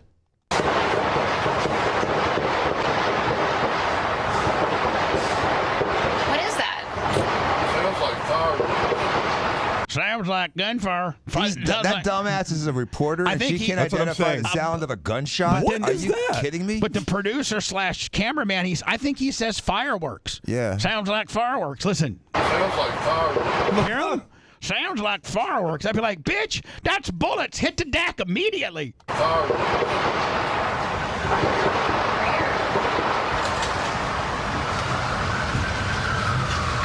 Today, but this obviously comes just a couple of weeks after a shooting. So that's one of them. Here's another one. This woman here, this is from Good Morning America, and she's doing her little live shot. Oval Office during the shooting. No Secret Service personnel were injured, but a bystander was struck by gunfire. All right, so this is Good Morning America giving us kind of the rundown what happened. And for all of us who cover the White House, it was a scary echo of what happened just a month ago when we ducked and covered at the Correspondents' Dinner as we heard those shots ring out. Now, let me ask you a question. Is Trump the most attempted assassinated president ever? I've never in all of our lives, and we're similar in age, I can't think of another president during our lifetime that's been shot at more than him. I agree. Obama had that one guy try to go in through the main entrance with a knife. Remember, he made it all the way across the lawn. And He made into it the really White far. House. He made it in the White House. If he'd had a gun, he could have done some damage. And then remember, George W. Bush had somebody throw a shoe at him. Right. He was over in the Middle East, and so I guess that's the ultimate form of disrespect is when you shoe a guy. Yeah. Which I wish, Dan, that if that's the worst that got here, we'd have a hell of a lot more people.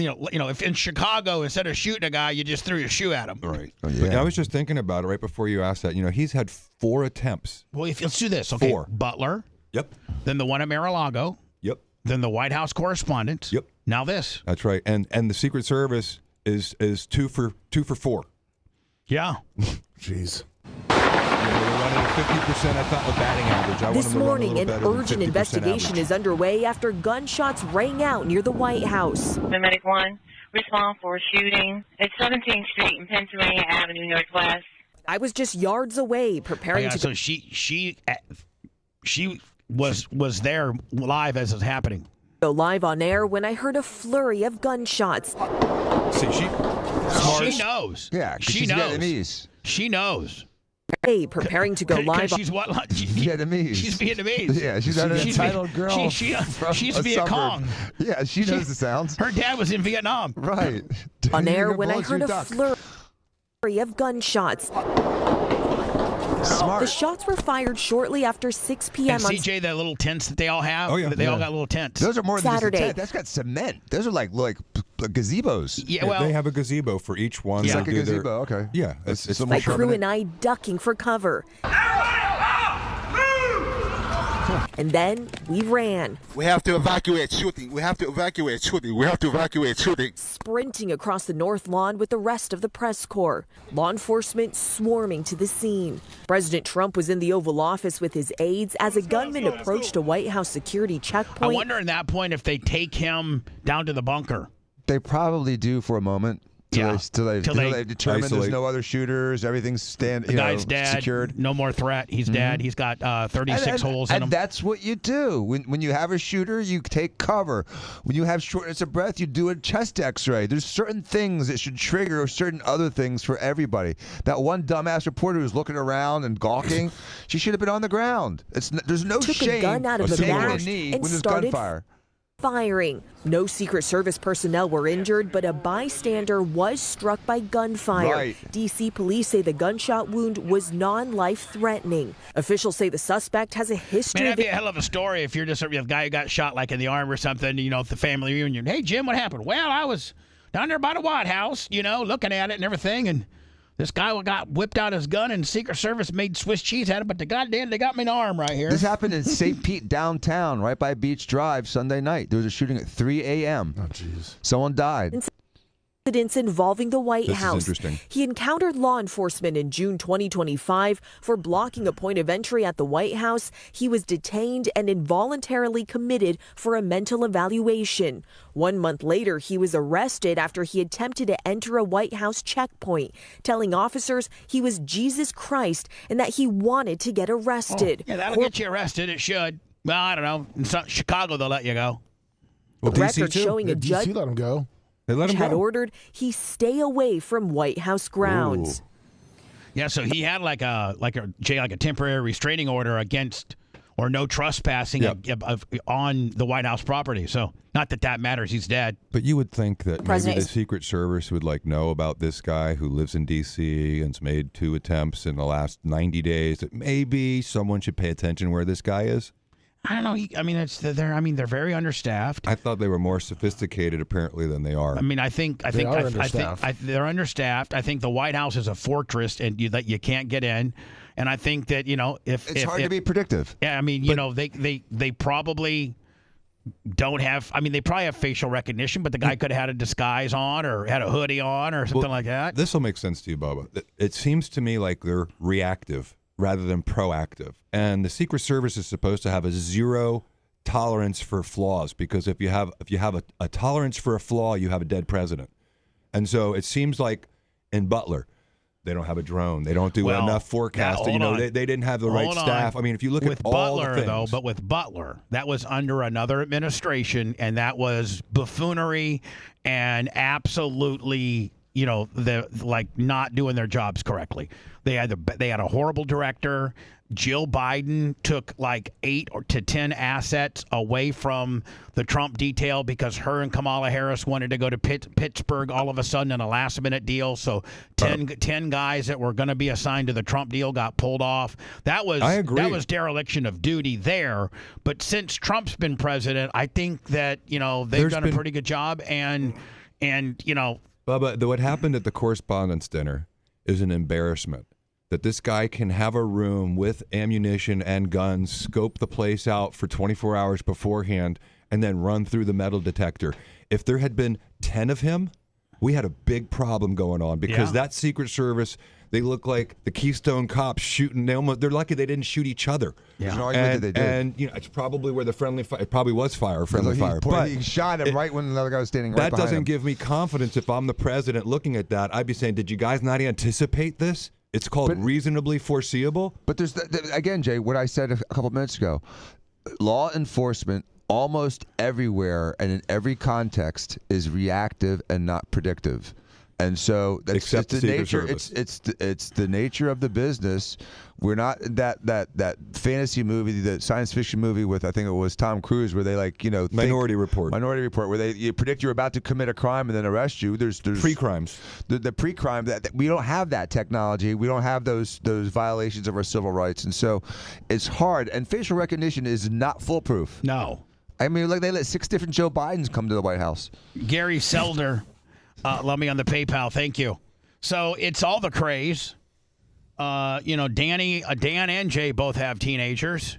And I guarantee you, if either one of them were caught at a teen takeover, they would be ground. They would have some privileges taken away. Oh, my Lord. To be and dead. Here, I think I got 3 examples of various teen takeovers in different parts of the country. And then I'm going to end it with Grady Judd telling you what he thinks about teen takeovers. And this area, the city of Tampa, in conjunction with Polk County and every other municipality, Clearwater Beach has had no problems. And, it's just, this is Chicago. So these libitards are going to have problems because they don't act the same way that our law enforcement act. They're not Chad Chronister. They're not Grady Judd. They're not Bob Gutierrez. They're not, Chris Nacco. None of our heads of our law enforcement agencies in this particular area put up with any of this stuff. Nope. None of this is going to happen. When they tried to do it two or 3 weeks ago, was it Curtis Hickson Park? Yes. It got shot down, and no pun intended. These kids, I don't know, nobody got shot, or maybe a couple of people got shot, but nobody died. I don't think anyone got shot. There was guns found. No. But there was guns found. It wasn't like this. And then, you know what? It's only happened one time in this area for the teens to realize that we might not want to do that around here. This is Chicago. Imagine if that's your car. And these are called they're kids. Teen takeovers. They're kids. They're teen takeovers. And what do they do? Let me get on various social media platforms and just get the word out to meet us here at 8 o'clock. Yes. Yeah. Snapchat, Instagram. Just a bunch of animals that are running up and jumping on people's cars.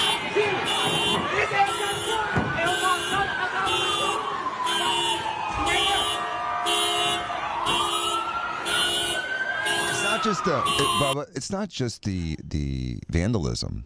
It's the theft, and it's battery. I mean, they assault and batter people along the way, too. They beat the crap out of people. If you're the wrong color or ethnicity or wrong group or whatever, they're going to beat you down. They'll beat you down. They're going to smash your window. They're going to take your property. It's disgusting. They did this a couple years ago in Jersey on the boardwalk in Ocean City. And you know what they did to react to it? No backpacks on the boardwalk. Because they had an organized group of about 200 kids, all with backpacks, and they raided all the stores and filled their backpacks and ran all in the same 5-minute period. Now, no more backpacks. Now, no more backpacks. Well, you only have yourself to blame. I'll tell you one thing. If I was the dad of these two girls, I'd be like, man, you guys are really, really, subjecting yourself to some bad stuff. Lucky they're not getting clocked by this guy walking up behind Right, them. or sexually assaulted or grabbed or groped.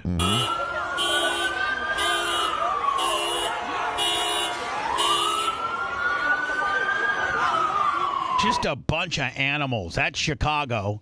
This is, I don't know where this is from, Lummy, but this is what they call a pop-up party / teen takeover. This is another one. Oh, nice. Whoa.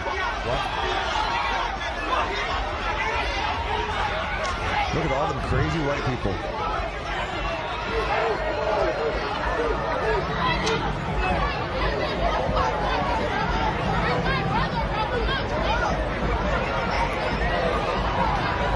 Like, is it California? Yeah. I sent you another one in Chicago where they were burning the cars too. They were burning down cars? Yeah. In the teen takeover. That's frightening to me, honestly. Jesus. So there's some poor person who's got a nice car. Looks to be like maybe a Toyota Camry or something like that. Nissan Sentra, a Toyota Camry. Something like nice, that, yeah. some Maxima. $45,000 car. Yep. Got it parked on the street. And you got a bunch of assholes, kids, that are just... It could be a $200 bicycle, Bubba. No one's got the right to just destroy someone's property. But they're calling them kids. Look at these people. They're not kids. These are adults. These are young adults. You'd call them a teen. He's a 19, 20-year-old. Look at the guy with the big beard in the front. I mean, these aren't 14-year-olds. There are some. And you know what? They're doing a lot of it so they can go viral. Yep. They're not doing it necessarily because they just want to do it. They want to go viral. Anyway, let me... Do you see the skid marks around the car? Yeah. They were probably doing circles and drifting around it. Let me... This is another massive teen takeover turns violent. Oh, Rhode Island. This is in Rhode Island. There against it. Right here. It's an old guy now. Look, that's a guy like our age. That's when, Lummy, I get my gun out. I fire a shot in the air and said, who wants the other 5? 15. Well, I got a judge. It only carries 6, but it's a shotgun, and but it's made to be a handgun. I don't know how well that's going in Rhode Island.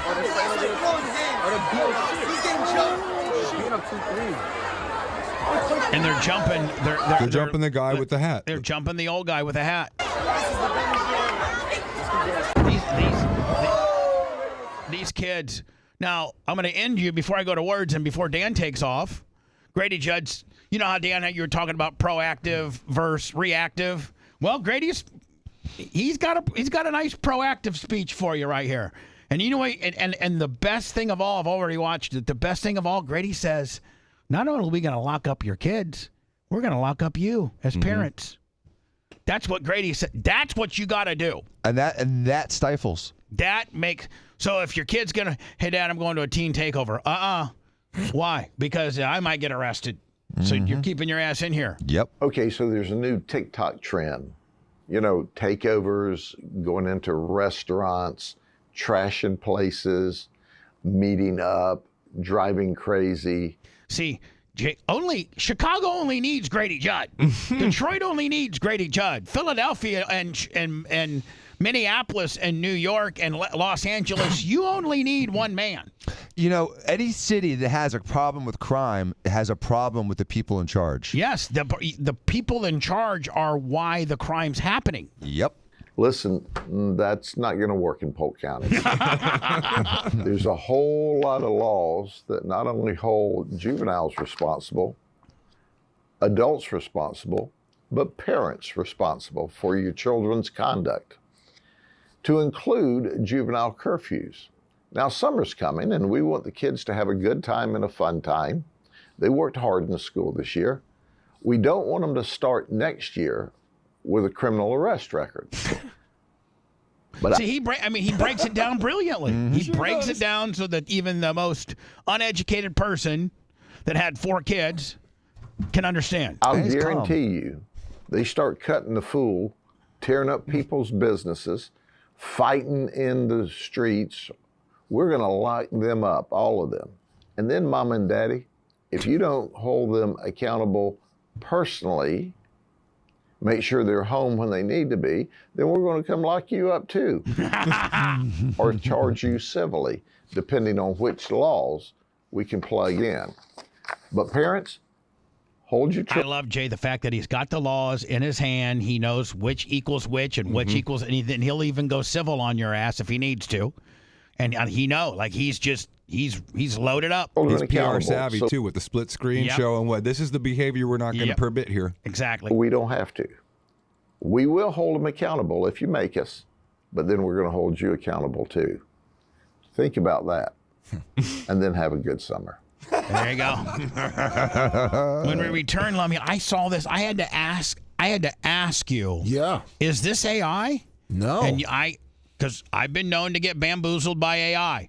I actually had something earlier today that showed Air Force One being escorted by a couple B-2 bombers and F-35s, and it looked to be real. But I'm getting better. I said, Lummy, will you run this? Lummy's like, no, that's AI. So I'm not going to play it, and I'm not going to look stupid. But this, I'm just going to play it, Dan, before you leave, and then you can, because this is 80s kid porn. Well, Look what they did to Brooke Shields in the Blue Lagoon. That would never go now. She's 19. She's 19. Right. And they're saying this is part of the Epstein files. I don't necessarily know if that's true, but it says Demi Moore once recorded on video from the Epstein files making out with a 15-year-old boy. She's 19 at the time. This is not AI. I have verified this. I asked. I'm not going to play it. I didn't want to look stupid, Lummy, and you verified that this is not that you're smarter than me, but you're better at this stuff than I am. This is not AI, and I don't know how this is not a problem. Okay, one more time.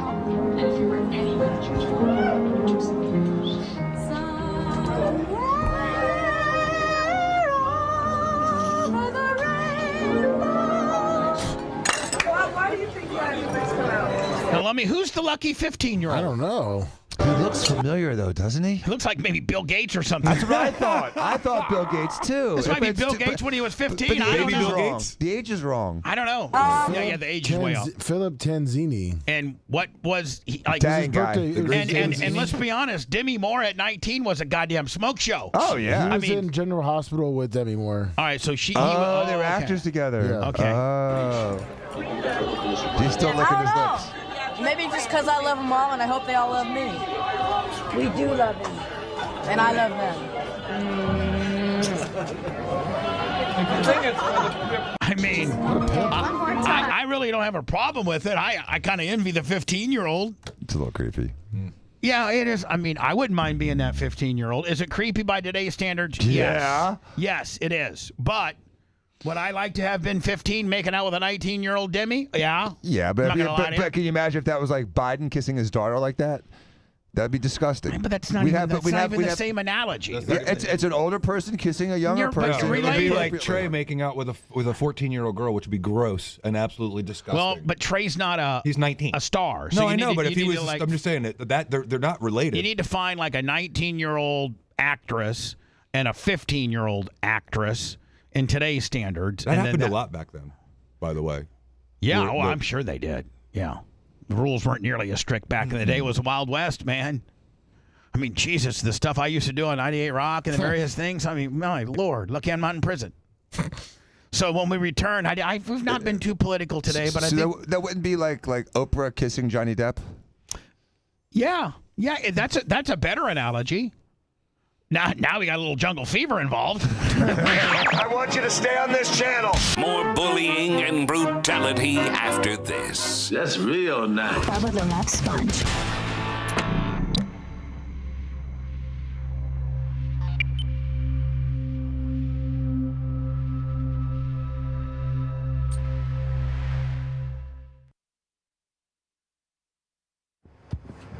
Oh, nobody there.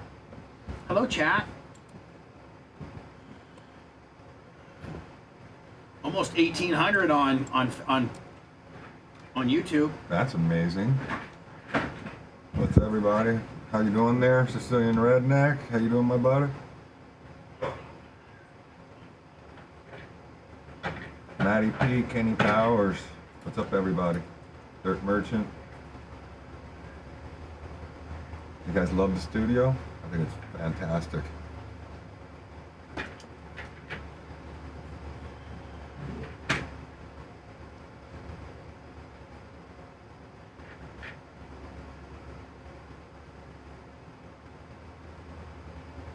What's up, Jeff Frierson? Organic Gene. Macho. Mike from Mass. The Thomas How's Wilson. the air for you? Hope everyone's well. What? How can you say it's not good?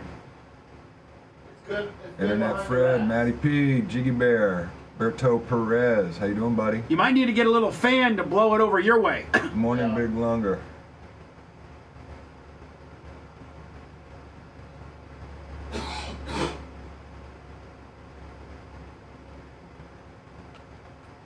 Thank you, Jeff Schwartz. 8,900. Big Longer, always good to see you. Dub J Bowler.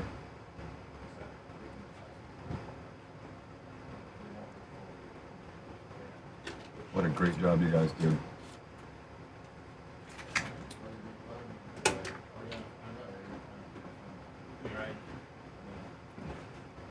Joe Palowski, was that the other microphone? Or because this isn't the kind of sound you're going to be hearing when we're on. Because if that microphone doesn't sound as good as the other ones, let me know. Because those guys sounded fantastic. Oh, good. We're not really on microphones right now. Hey, Jay, let me switch you out. Okay. This is a brand new. Maybe I should get this one. Here, take this and then tell me if the height adjustments on the right hand side. This is Dan's tufted one. You don't think that's the one he wants? That's good. This no. See, these all match. See, look. This is perfect. Not this one. This is perfect. But look, this one matches. Lumbar support. They all match. It's awesome. And if you need to make a height adjustment, Yeah.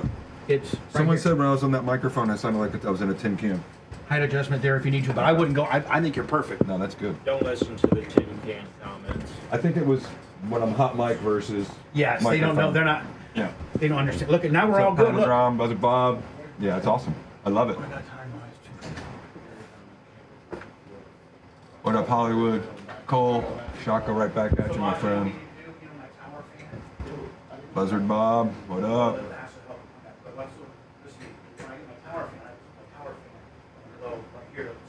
I'm pretty good, Berto, can't complain. Highway 73, what up? Good morning, Country Sedan, 843 operator.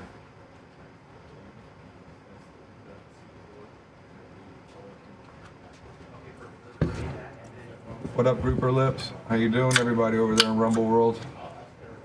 Jonesy 869.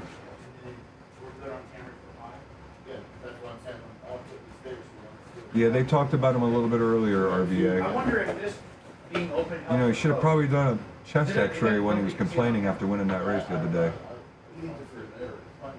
Dan went through a pretty good analysis of it. Keeping it closed might be better for your air. Use your air back here more. I'm thinking we'll try both. What's up, Jonesy? Bob, how you doing? Good. Thank you, Shane Moore's off.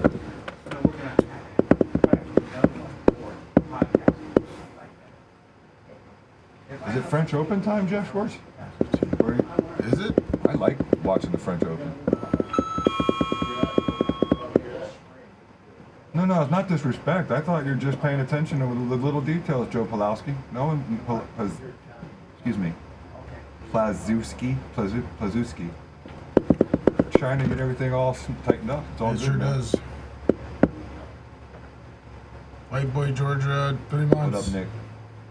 Tampa Rob, 62 months. Big Lunder. Robert Tuvell, good morning. PayPal, Venmo, Cash App, guys. First day. Thank you, Need to pay for Shiggy, this. how you doing, buddy? Need to pay for this. Mars off. Just ordered another $400 camera. This is day one. Just imagine this. This is the worst it'll ever be. Yeah, yeah. That's what someone told me about AI.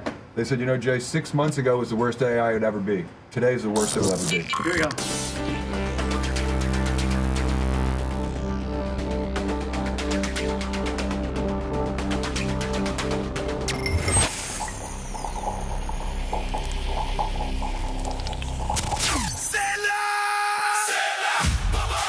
Power screen of Florida. Rock solid and rugged quality. Power Screen of Florida, the experts in design and manufacture of crushing, screening, washing, grinding, and recycling equipment. With locations in Florida, Georgia, Texas, Dominican Republic, and Central America, there's got to be one near you. Real simple to get a hold of them, my friends. PowerscreenFLA.com. Power Screen of Florida. Rock solid, rugged quality.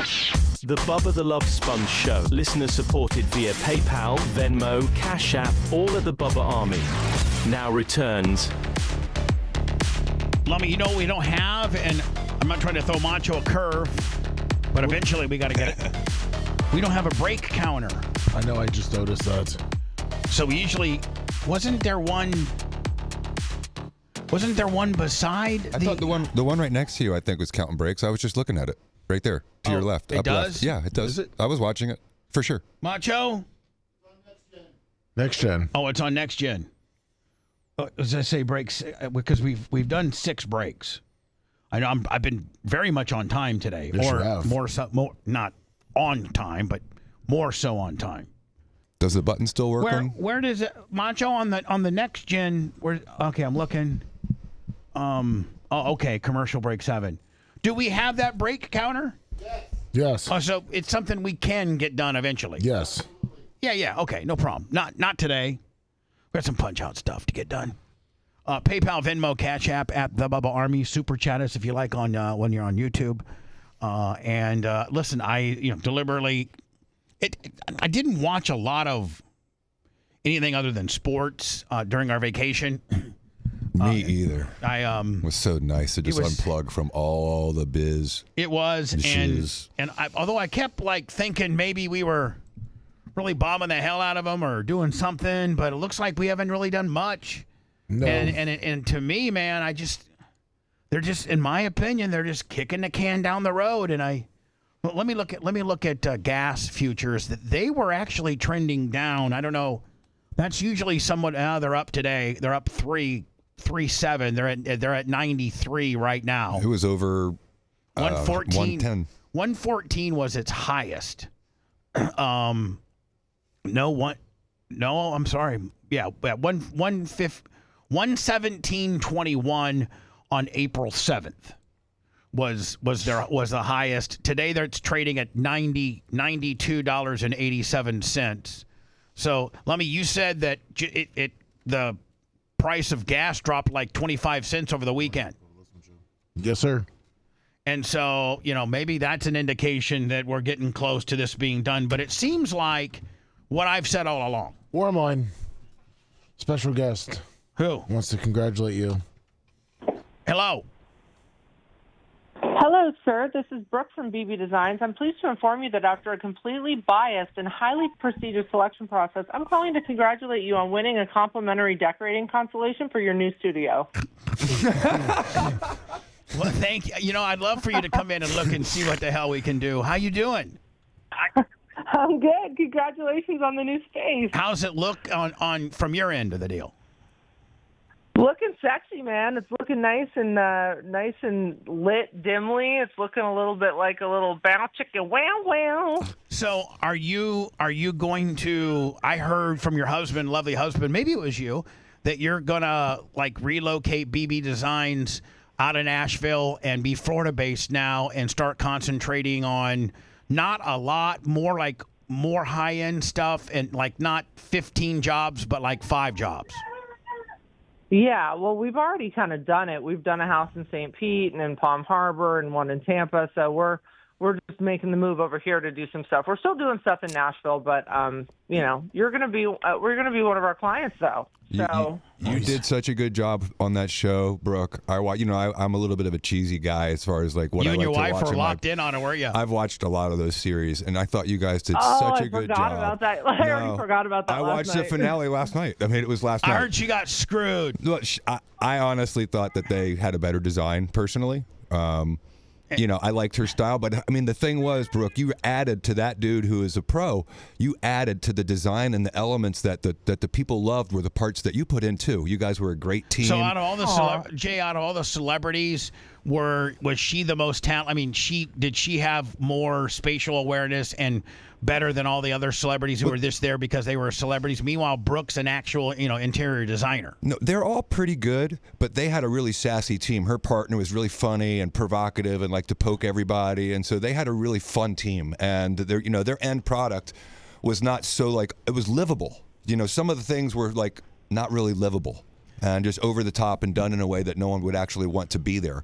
Whereas theirs was more like something okay, I could actually see living in this environment. Brooke Hogan on the phone. Brooke, there was some nasty internet rumors that you and that guy had hooked up, and I'm like, man, that guy has no idea who the hell she's married to. You better stop that nonsense immediately. Oh, Steve-O coming around. I know. Eh? I'm like, what the hell? Have you seen my husband? He would beat his face in. I know. Are you kidding me? I was just like, man, of all people to fight. I mean, Steve's not the biggest dude, but he's the fightingest dude that I know, and wiry and scrappy. And so I'm like, man, where are they? And I watched three of the 7 episodes, and never was there anything that I thought was flirty or anything other than you just being maybe naturally you come across a little flirty. Maybe, I don't know.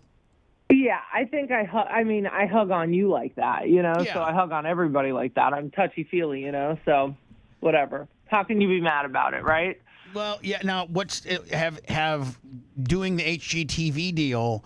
A lot of times that will, fold into some other reality stuff. Is there anything else that you're looking at right now that your agent's working for you? Well, let's hope. It's such a weird, TV is such a weird place to be in, right? Because it's like before this HGTV thing, I was called by 7 or 8 different production companies saying hey, we think that you'd be great on HGTV, and we got turned down left and right. And then all of a sudden we get a call from HGTV, and they're like, hey, want to do Rock the Block? And I was like, what the hell? You guys didn't want me. You really turned me away. So I don't know if this was them maybe testing me on the network and seeing what happens. I know Scott really wanted to do a show together. So we'll see. I don't know. But for right now, I'm going back to being Brooke Alexi and having twins. So... There was one thing I was going to ask you. Now I forget. Oh yeah, how bad did Netflix wear you out with regards to appearing? Because really, the missing piece to the doc was you. Really. Well, they played a lot of my voice, which they played as much a little bit. They played as much B-roll as they could use under a Fair Act type gimmick, but without having to talk to you. Yeah, and I mean, and no offense, it was all favorable things. It wasn't anything that is current. So it's kind of like, I know, let's pull up the best clips of when Brooke and her dad were in their best spot of their life. And it's like, yeah, that kind of fits the narrative of what the whole thing was anyway. But I even said on my Instagram last night, I was like, it was a great showpiece, right? But did they dive into anything deep? Absolutely not. I mean, it was surface vanilla is what it was. I mean, it was almost like a propaganda piece, really. Well, what's crazy too is, Dad used to always talk about, power of public perception, power of, public opinion. And I mean, something like that will sway judges. Something like that will sway media. It'll sway people. It'll sway a jury. They say a jury is not supposed to pay attention to the case. Are you kidding me? They're going home and talking to their wife about what they saw in court. You can't stop humans from being human. So it's like, it's amazing. I said this yesterday on my Instagram. It's amazing. And of course, I want everybody to remember my dad's legacy. Had I been in that seat that I gave Nick, I would have been doing things a lot differently. I'd be having, a Selena movie being made on him right now. But, at the same time, they made this documentary, and it's amazing. It's almost like Men in Black, shocked everybody and made them forget about every single scandal and every single thing that went on, all the people that suffered at the hands of that sex tape and the N-word. I mean, I'm still dealing with the backlash of the N-word. I posted a picture with a black guy on my Instagram who's my old producer, and it's like I just got I see it, Brooke. It's so hate. I mean, it is downright. I mean, I thought I had to deal with hate, but my God, there's still. I mean, the trolls and the people. Obviously you're highly polarizing, and as I am, and but my God, some of the things that they dig into and get back, and like, oh my God. You know, it's just... But it's like, the documentary kind of put everybody, it's almost like they MIB flashed people's memory, and it's like the last thing people saw was this documentary that was like a heroic, wow, like what a great guy. And it's like, yes, some parts of him, he was a really great guy, but we didn't touch on what made him human and what affected the most important people in his life either, and why he ended up with 3 wives and not talking to his daughter, and scandals and this and that. And it's like, it's just amazing how people forget so quickly, right? So it's like, well, we've said this. We said this when it first came out, and I'm still going to reiterate it. I feel as if the 2 people that got buried the most, even though they didn't directly bury you, they did. They end arounded you. They skirted around the various things that they should have talked about with regards to the pressure that was put on you amidst the N-word deal. But, his dad, and Terry loved Pete. Pete was his rock. Pete and Ruthie on Paul Street. It was just a part of his life and a big part of his upbringing. It was that Pete was strict. But I know some things that that I know, some very, very secretive things about your father. We've talked about them, but and some very, very, very intimate and very, very, very, very, very, very secretive things I know about your father, and your dad never mentioned that Pete put hands on him, ever. Well, what's really weird is somebody else sent me, because when he was alive, and just being his daughter, I'm not going to watch every wrestling match or every interview. Like, even after the N-word, I didn't even watch the sex tape or I was just like, whatever, typical family stuff. I didn't realize how involved my name was in that whole scandal until my friends started telling me, like, holy crap, Brooke, this is bad. But somebody sent me an old documentary or piece that Harvey Levin did on him. And what's crazy is the absolute polar opposite. Like, my dad's the best. My dad bought me this guitar. Like, I had a great relationship with my dad. And I'm like, that was the truth.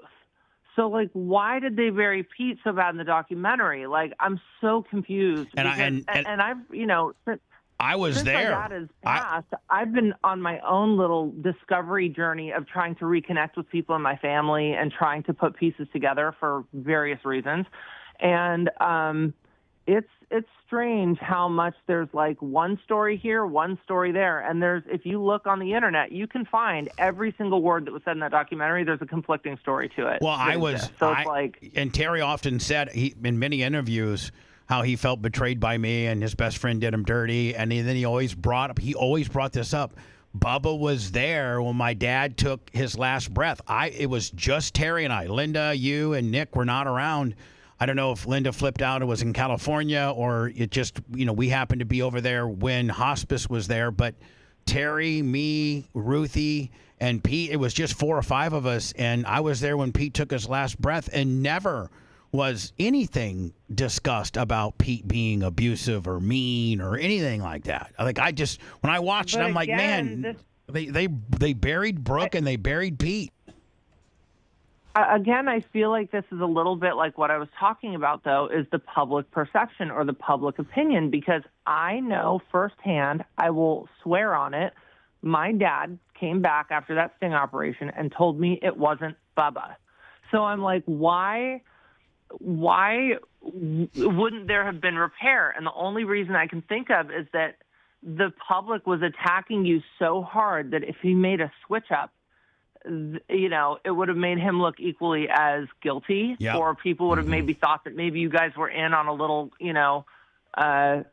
deal of making money or so. I don't know what he thought people were going to think, but I really do truly think that that's what held him back in reconnecting with you. And, at the time of the sting, I don't know that the Gawker case had settled. They were still in the midst of doing it. So I get it. I truly get where he kayfabes me, keeps me completely out of, completely out of out of his wheelhouse. But I fully believe that had he just connected with you and said, "Hey, dude, like I know what happened, but I got to get through this case thing," reverse zombie dog shit, you would have been like, "I got you." Like you would have stayed quiet and stayed his friend and just let him get through it. Look at all the things that to this day I've stayed quiet about that I could burn the entire empire down with. Oh my God. There's a couple gimmicks that went down that would, oh my God, there might be some people go to prison over it. But I've never said a word. And I think that's what's the most frustrating thing, right? And like that's what I talk about all the time is it's like it's like I'm still protecting people that hurt me or that threw me under the bus or that had no qualms with being, throwing me out with the bathwater. And it's like, I think it's because morally some of the stuff that you and I know is so vile or so bad or so personal that even on a moral compass, I know that there's things I know that I wouldn't even tell Nick or Linda. And it has nothing to do with them. It's just something that would absolutely shock them to the point where it would rock their whole reality. That it's like, it's something I'm taking to my grave. Well, here's out some of respect for my father. Here's some stuff that a lot of people don't know, and if I'm overstepping, you tell me just to shut it down, Uncle Bubba. But I know that you have been trying very, very, very vehemently trying to get a hold of your dad's autopsy. You've been trying to, as his daughter, get this, and they have absolutely. And it's my belief that Scientology has a lot to do with this. I believe that Scientology, I'm going to go ahead and say it. I hope I don't get in trouble. I got one of my lawyers here. Maybe it's my opinion, and I don't know it to be true, but it's my opinion that Scientology had a hand in your father's demise, health-wise. And they have hid this thing. They have reopened it. We're talking about the autopsy. They have made adjustments to it. They had let his primary physician be the person, not the medical examiner, not the coroner, nothing like that. People that are qualified to do, legitimate in-depth autopsies. They've let a family physician, a regular primary care physician, do all of the autopsy. They went back. Well, the issue is it's almost like I hate to say this, but it's like, I wouldn't have thought to do something like this. It's almost like you have to be skilled in the art of doing it to get, and it's not just because he's famous, because if there's nothing to hide, then there's nothing to hide. It's the premeditated, like already knowing to call the private doctor down to sign his time of death versus the guy that's on duty at the ER would normally do it, right? Like, okay, we've got somebody that's deceased. There's a highly qualified surgeon in the ER or doctor in the ER that would have done that. But instead they're like, let's call this guy and have him come down and sign it. And what's crazy about that is if that doctor allegedly, maybe, don't know it to be true, gave him anything by him signing off and saying it was a natural death, well, that closes the case. We all wipe our hands and it goes away. There's no investigation. Well, if you wanted to ask the nurse or get a copy of, it's not like they hired anybody from Baycare. If you wanted to go and get information on what happened that day or ask the nurse, he's disappeared. He's scared. You can't get a hold of him. Nobody can get a hold of this guy that was there. He was the only other person that was there the day my dad died. And Sky was the only person there. And apparently, from what I've been told, the nurse was upstairs fixing a toilet or doing something like that, through the grapevine, through the stories that I've heard. The nurse had been sent to go do something. And coincidentally, while he's gone, my dad just passes and Sky is the one to notice that he stops breathing. Now, if you wanted to go get the autopsy, they've hired a private doctor to do the autopsy. So private doctor to sign off on the death, private nurse, and private autopsy doctor. I can't get anything. And it's kind of like a game of Clue. They're going to make Brooke sign an NDA if she wants to see the autopsy. Now, I've never heard of such a thing, Jay. Now, I mean, if you're potentially, nobody asked me to do that, but I'm assuming if there was something damning on there, which I would never out my dad if it was something embarrassing. No. I mean, and I think they all know that I'm that type of person, right? So But my thing is, like, why are we making changes to an autopsy after the guy's been dead for 10, 11 months at this point? Like, why are there still being changes made is my question. You know, like, my other question is, it's almost like I've got every single thing, like a game of Clue, and I'm missing the candlestick and the Colonel Mustard. Like, it's like I've got I've got the room, I've got the, every sign points to if it walks like a duck, talks like a duck, quacks like a duck, it's a duck. And it's like, I just don't have the duck, And so they're playing, hide the duck with you to the 10th degree. Like, they are not making it easy. They have. I just think if it's so on the up and up, then shut me up. Shut me up. Just show it to me. Yeah, I mean, it's not like you're not, I don't even know if I would. It's not like you're I don't even know if I from believe Channel it 10 at this point, though. You're his eldest child. Jay, if she doesn't have standing into a potential autopsy report, who would? I mean, this is his eldest child. I spoke to the medical examiner for her, and the medical examiner and I literally went through Michael Jackson, Joan Rivers, and Matthew Perry. And I said, like those cases, isn't there a great public interest to know what happened to one of the 3 most recognized people in the world? I said, there's a public interest in it, and I'm telling you there's things that are anomalies that we need to know about. And he just kept going that it's natural circumstances, there's nothing that's suspicious. And it was a very frustrating conversation because as much as there was an absolute basis by statute for the medical examiner to do it, they could have just done it. And so all the things that Brooke is talking about are very unusual. If I'm a doctor and my patient dies in the emergency room, they don't call me to come in and sign off on the time of death. No. If I'm a doctor and my patient dies in the emergency room under circumstances which are unusual, like after surgery and you're doing well and you're the most recognized athlete in history, then you call for a medical examination. You don't call the doctor you don't call me and say, hey, Jay, do you want to do the medical exam? And then at the end of it, you don't hire a private. It's just all of it. It's just like she's saying. There's so many abnormalities and unusual things that happened in this case that make you go, And then they lock it all up with a private doctor, a private. They lock it all up so that the public cannot get a hold of this, including but not limited to his daughter. I've done his medical daughter malpractice. Cannot get a. Go ahead, Jim. I'm sorry. I've done medical malpractice for 30 years. I've never heard of a situation like that one. I've never heard of a situation where the doctor whose patient died came in and did the time of death. The doctor whose patient died came in and did the autopsy. I've never in my entire life heard of that. And I've reviewed thousands and thousands of cases. Let me one-up you.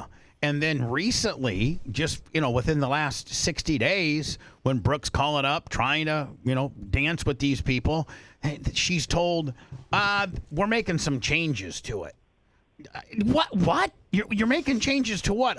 What now is a cremated body? I mean, they embalmed him quickly to get all of his blood out. That was within hours, days. Then they did a quick cremation. And 9-10 months there later, when his daughter's on the phone saying, hey, can I get some results here? They're like, we're still we reopened the investigation and we're making changes. Making changes? Well, what I think a lot of people don't know is when an investigation is closed, you can get the information via the Public Freedom of Information Act. But when a case stays open, nobody can access anything, right? So clever. And I'm, again, all the words you use, allegedly, I don't know it to be true, whatever. It's very odd. And I've also found out other information that, would point to, allegedly, don't know it to be true, just my opinion, motive. I also think it's really disheartening that, my brother and I didn't really have a falling out at all. I was helping him, sending him my dad's medical notes while my dad was in the hospital. Mind you, I had just had twins. I'm recovering from a massive C-section. Like, I can't even ride in the car. So, I'm trying to send all my medical notes and stuff. And then, it's like, I think people forget the seat that my brother is in, I gave to him. He wouldn't be sitting at that table had I not stepped down. There was no, we're both on it. No, my dad had me right in that position as head honcho right next to Terry McCoy. And Nick was not on anything. And I made a promise to my dad. I said, of course, Dad, I will dole out everything equally between me and Nick. I'll make sure he's taken care of, even if I have to give him more to get him on his feet. Like, I will always take care of my brother. Not that I'm saying that, me and Steve, I made my decision. I stand by it. Me and Steve are hustlers. We'll be fine. We'll make it. But it is a little bit disheartening that I got flip-flops, by the way, and some for those cross that I don't remember him ever wearing. Let me give people some insight with that. All Brooke got. Now, Brooke she did want out because she could see the writing on the wall that this was going to be a shiz storm, and just like it's ended up being. But Nick gave her a pair of his old used flip-flops and a old cross that she never remembers. That's it. Now, like, and a couple of T-shirts I don't remember him wearing. So it's like, and I've asked. Meanwhile, there's 200. Ronnie. I didn't mean to interrupt you, but there's a pair. There's one boot. There's one, and I don't know who's behind it, but I have my opinion. His WrestleMania 18 boot that he wrestled The Rock in, one of them, not a pair, sold for $236,000 on eBay.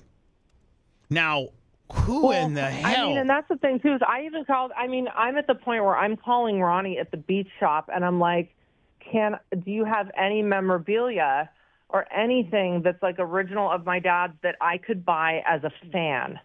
And Ronnie said, Nick has it all.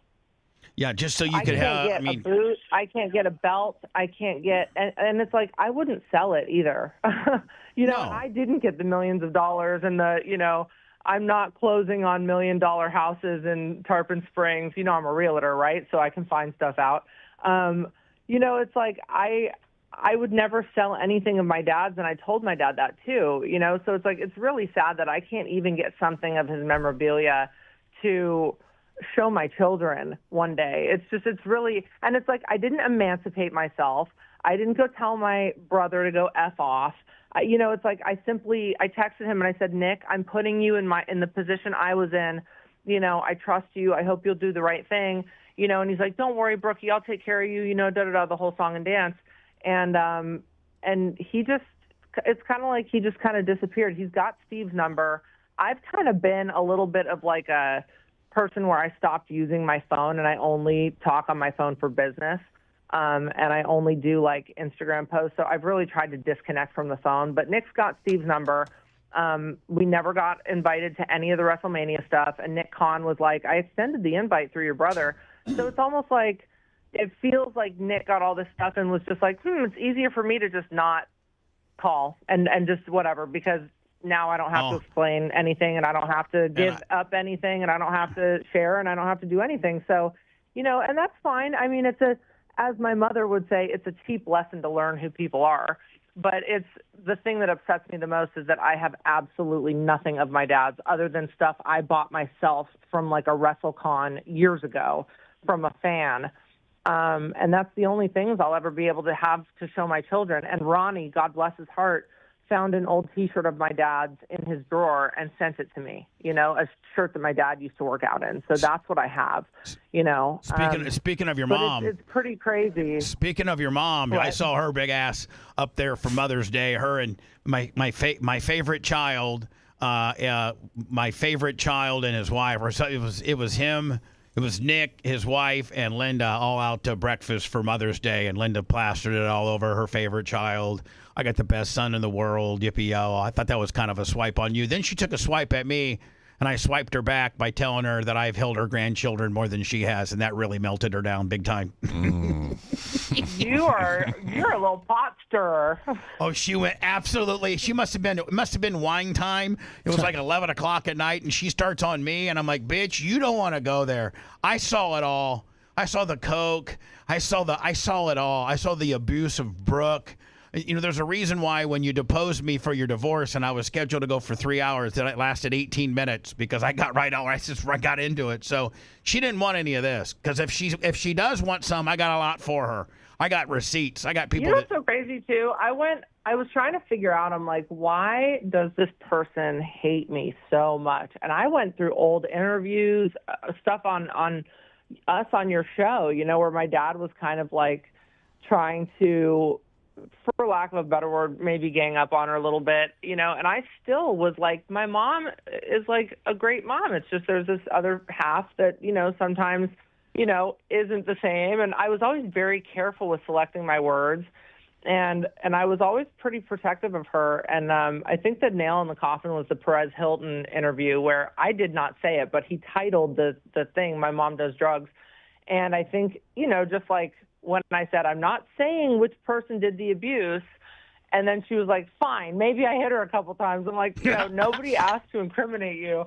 It's like, I wish you would, take a breath and read, because we wouldn't be in this position, I think, had she not been so reactive toward me, and I think unfortunately, it's kind of a common thread with a lot of family members and people and stuff. But I've been told, and I don't know why she's so desperate for money or why she's so, destitute for money or whatever. But I from Terry, I remember, I don't know if I'm correct or not, I could be wrong, but I was always under the assumption that she got 40% of everything, sex tape, suing Cox. She got 40% of that. I was always, and I could be wrong, but I was always under the assumption and thought that I saw.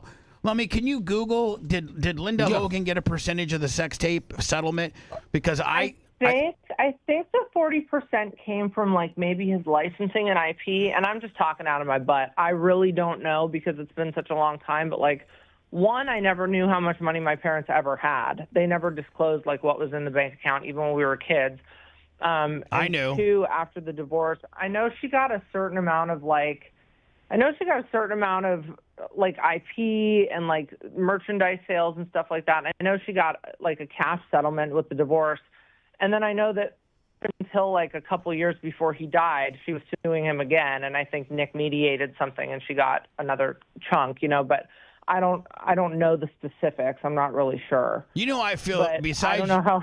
Besides you, it is interesting that you can be suing somebody and talking smack about somebody, and then the next minute be on the documentary with a completely different tune. Oh, but that's. I feel with regards to the documentary, I feel bad for three people: Pete, Brooke, and they completely glossed over and didn't give any flowers or credit to probably the best woman that ever entered his life, and that was Jennifer McDaniel.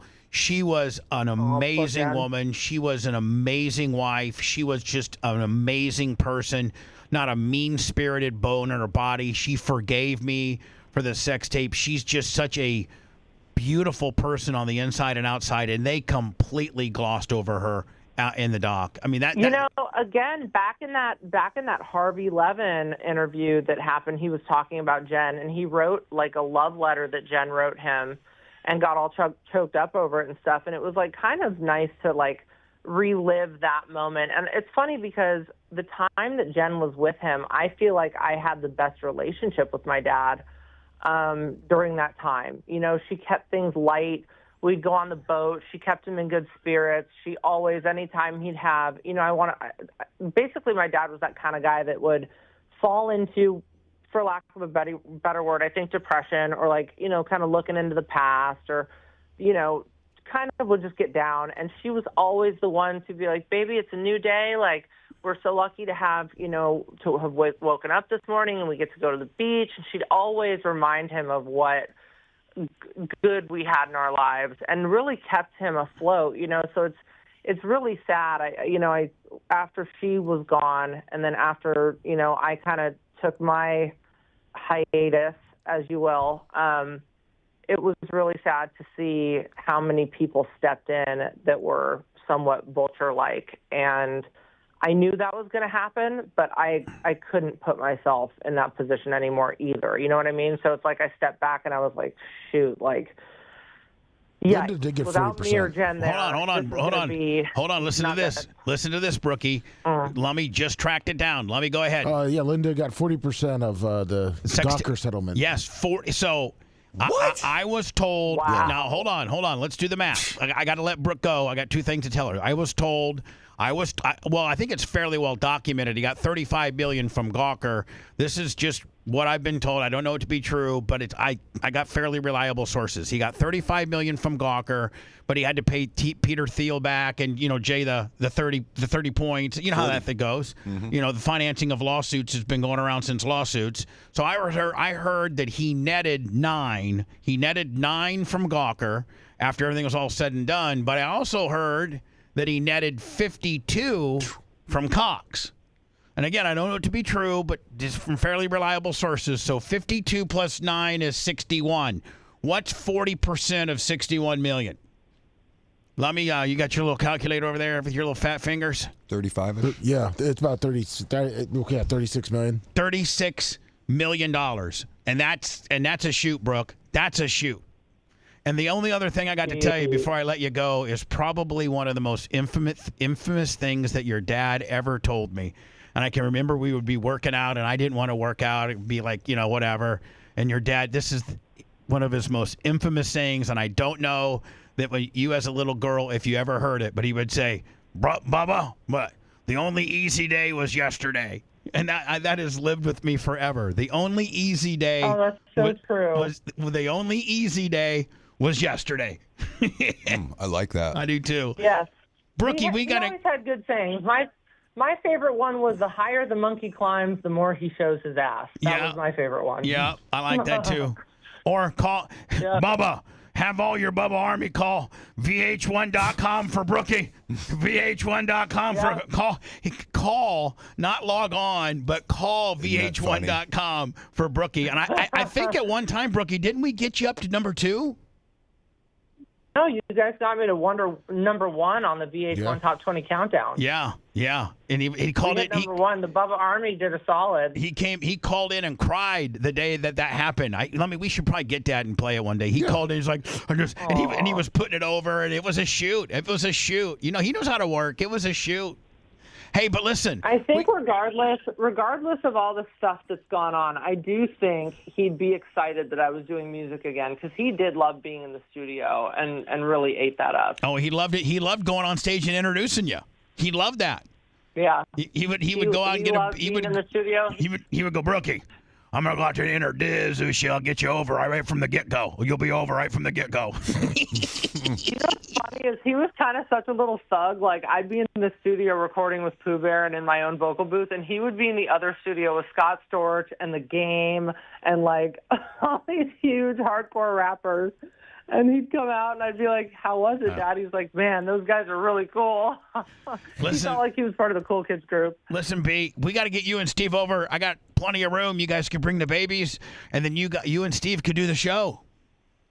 We're so excited for you. We're so proud of you. I know it was a lot of work this last week. I can't wait to come down and see it. And we love you, and congratulations. And thank you so much for everything, Bubba. You have just been such a great support system. And Lummy, you've been awesome. Steve has a whole new set of friends now. So we love you, and I will talk to you later today, sweetie. All right. Love you guys. Bye. Bye, Brooke Taney. Love you. Let me quick break, when we'll end it up next. The voice of reason has spoken. More Bubba the Love Sponge after this.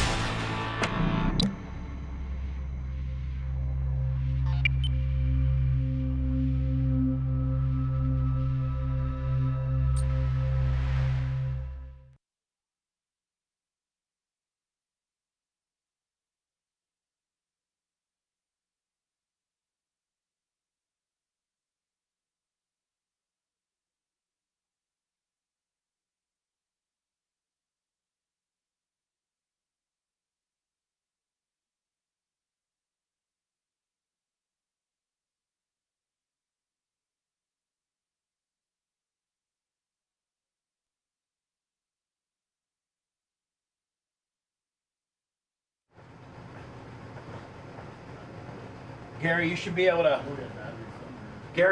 to cut that up nice.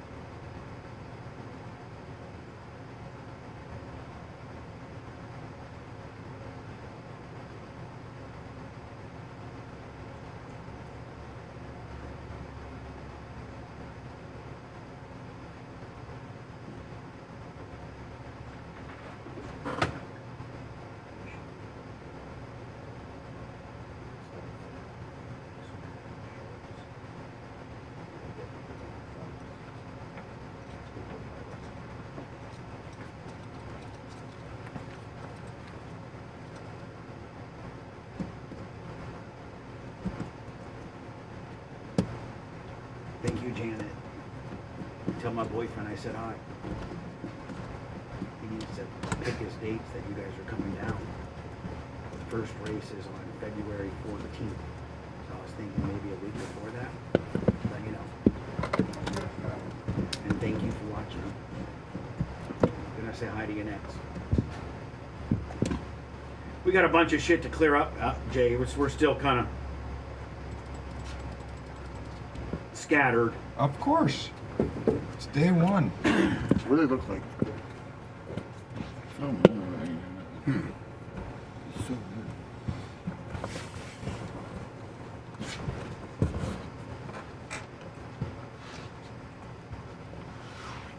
What up, Rupert Lips? Pull your luck. So, Jay, after the show, I'm going to give you a real quick tour of the house. Sure.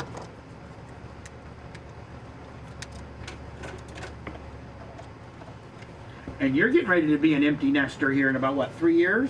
I got 4, yeah. She's going to be a freshman, but, you know, it by the time they're 15, 16, they're pretty much, you know, they're doing their thing. They're doing their own thing. Dad and Mom are no longer cool. Yeah. Right? Trey thinks we're cool again, which is nice. Well... What up, Johnny K. Steel Slinger? But... when he came back... He's turned into a man, so that makes... 100%. Then that kind of repositions yourself with your dad, you know. Yeah. He appreciates home. He appreciates everything. He appreciates how tough life is. He knows now what It's the like, real man, world's you know what? like. Pops is kind of a big thing, man. Pops is fucking pretty much pimp. What up, believe it up. Internet Fred, good morning. Rainy Oklahoma. Did you get him, Mach? Is it something wrong with Kyle Triplet, 2389. Good morning to you. I can't hear you. No. No, I was asking him to 33 seconds and counting. I'm fine. It's for less. It's gonna be a quick break. It's just a quick break. You know, Bubba. It's literally a 1 minute break. He's been a friend of mine forever. He does a heck of a job. That is an interesting tank. What's up, Hyde Emmy? What's up, Cable Dog? Krager T, what up? Thank you, appreciate it. Thank you, Kyle Triplet. All day, Ambassador.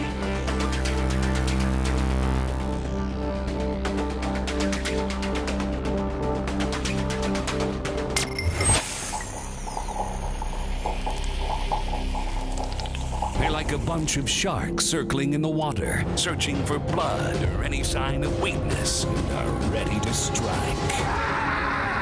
This is the Bubba the Love Sponge Show. I'm going to give Jay a quick a tour of my log cabin. Let me... Oh, perfect. And then you and I, let's call it maybe 15, 20. Yeah, we'll do 20. Fire up for a after show. You and I just blow through a couple gimmicks. Sounds good. All right. Jay, I appreciate you, my friend. I appreciate it. Congratulations, brother. Thank this you. place is awesome. Thank you. And I can't wait to come see your enclave. Yep. Equally, if not more so impressive. But plus you got race cars. I ain't got no race cars here. You got Crown Vics. I got Crown Vics and dump trailers. Lummy and I will see you in about 15, 20 minutes, man. It's been a great day. I was on time until that last break, but you got to go along with Brookie. She gives you so much great stuff. Gary is already cutting and chopping it up. It'll all go viral. She does well. Love her, Steve, and the kids. Jay, appreciate you, my friend. Thanks for letting me finish. You've been listening to the Bubba the Love Sponge Show, starring Me, Bubba the Love Sponge. Co-host and show historian, Lummit. It's Brian Matroni, king of counter program. Gene Lasker, voice of the people. Glad you get to hear me. Gary Cantrell, video editor. Yeah, back here wiring up. It's Mini Macho. The BRN agent, Thomas Buttoned Up B. Co-host Dr. Dan Diaco, Esquire of Council. Co-host J. Diaco Esquire, the Spitting Cobra of Council. Now, time for the legal disclaimer. Exactly. The Bubba the Love Sponge Show is intended solely for the enjoyment of our listening audience. Any rebroadcast, retransmission, or other use of this show without express written consent of the Bubba Radio Network is prohibited. We must dissuade him of this delusion. Until next time, always remember. I'll repeat hello.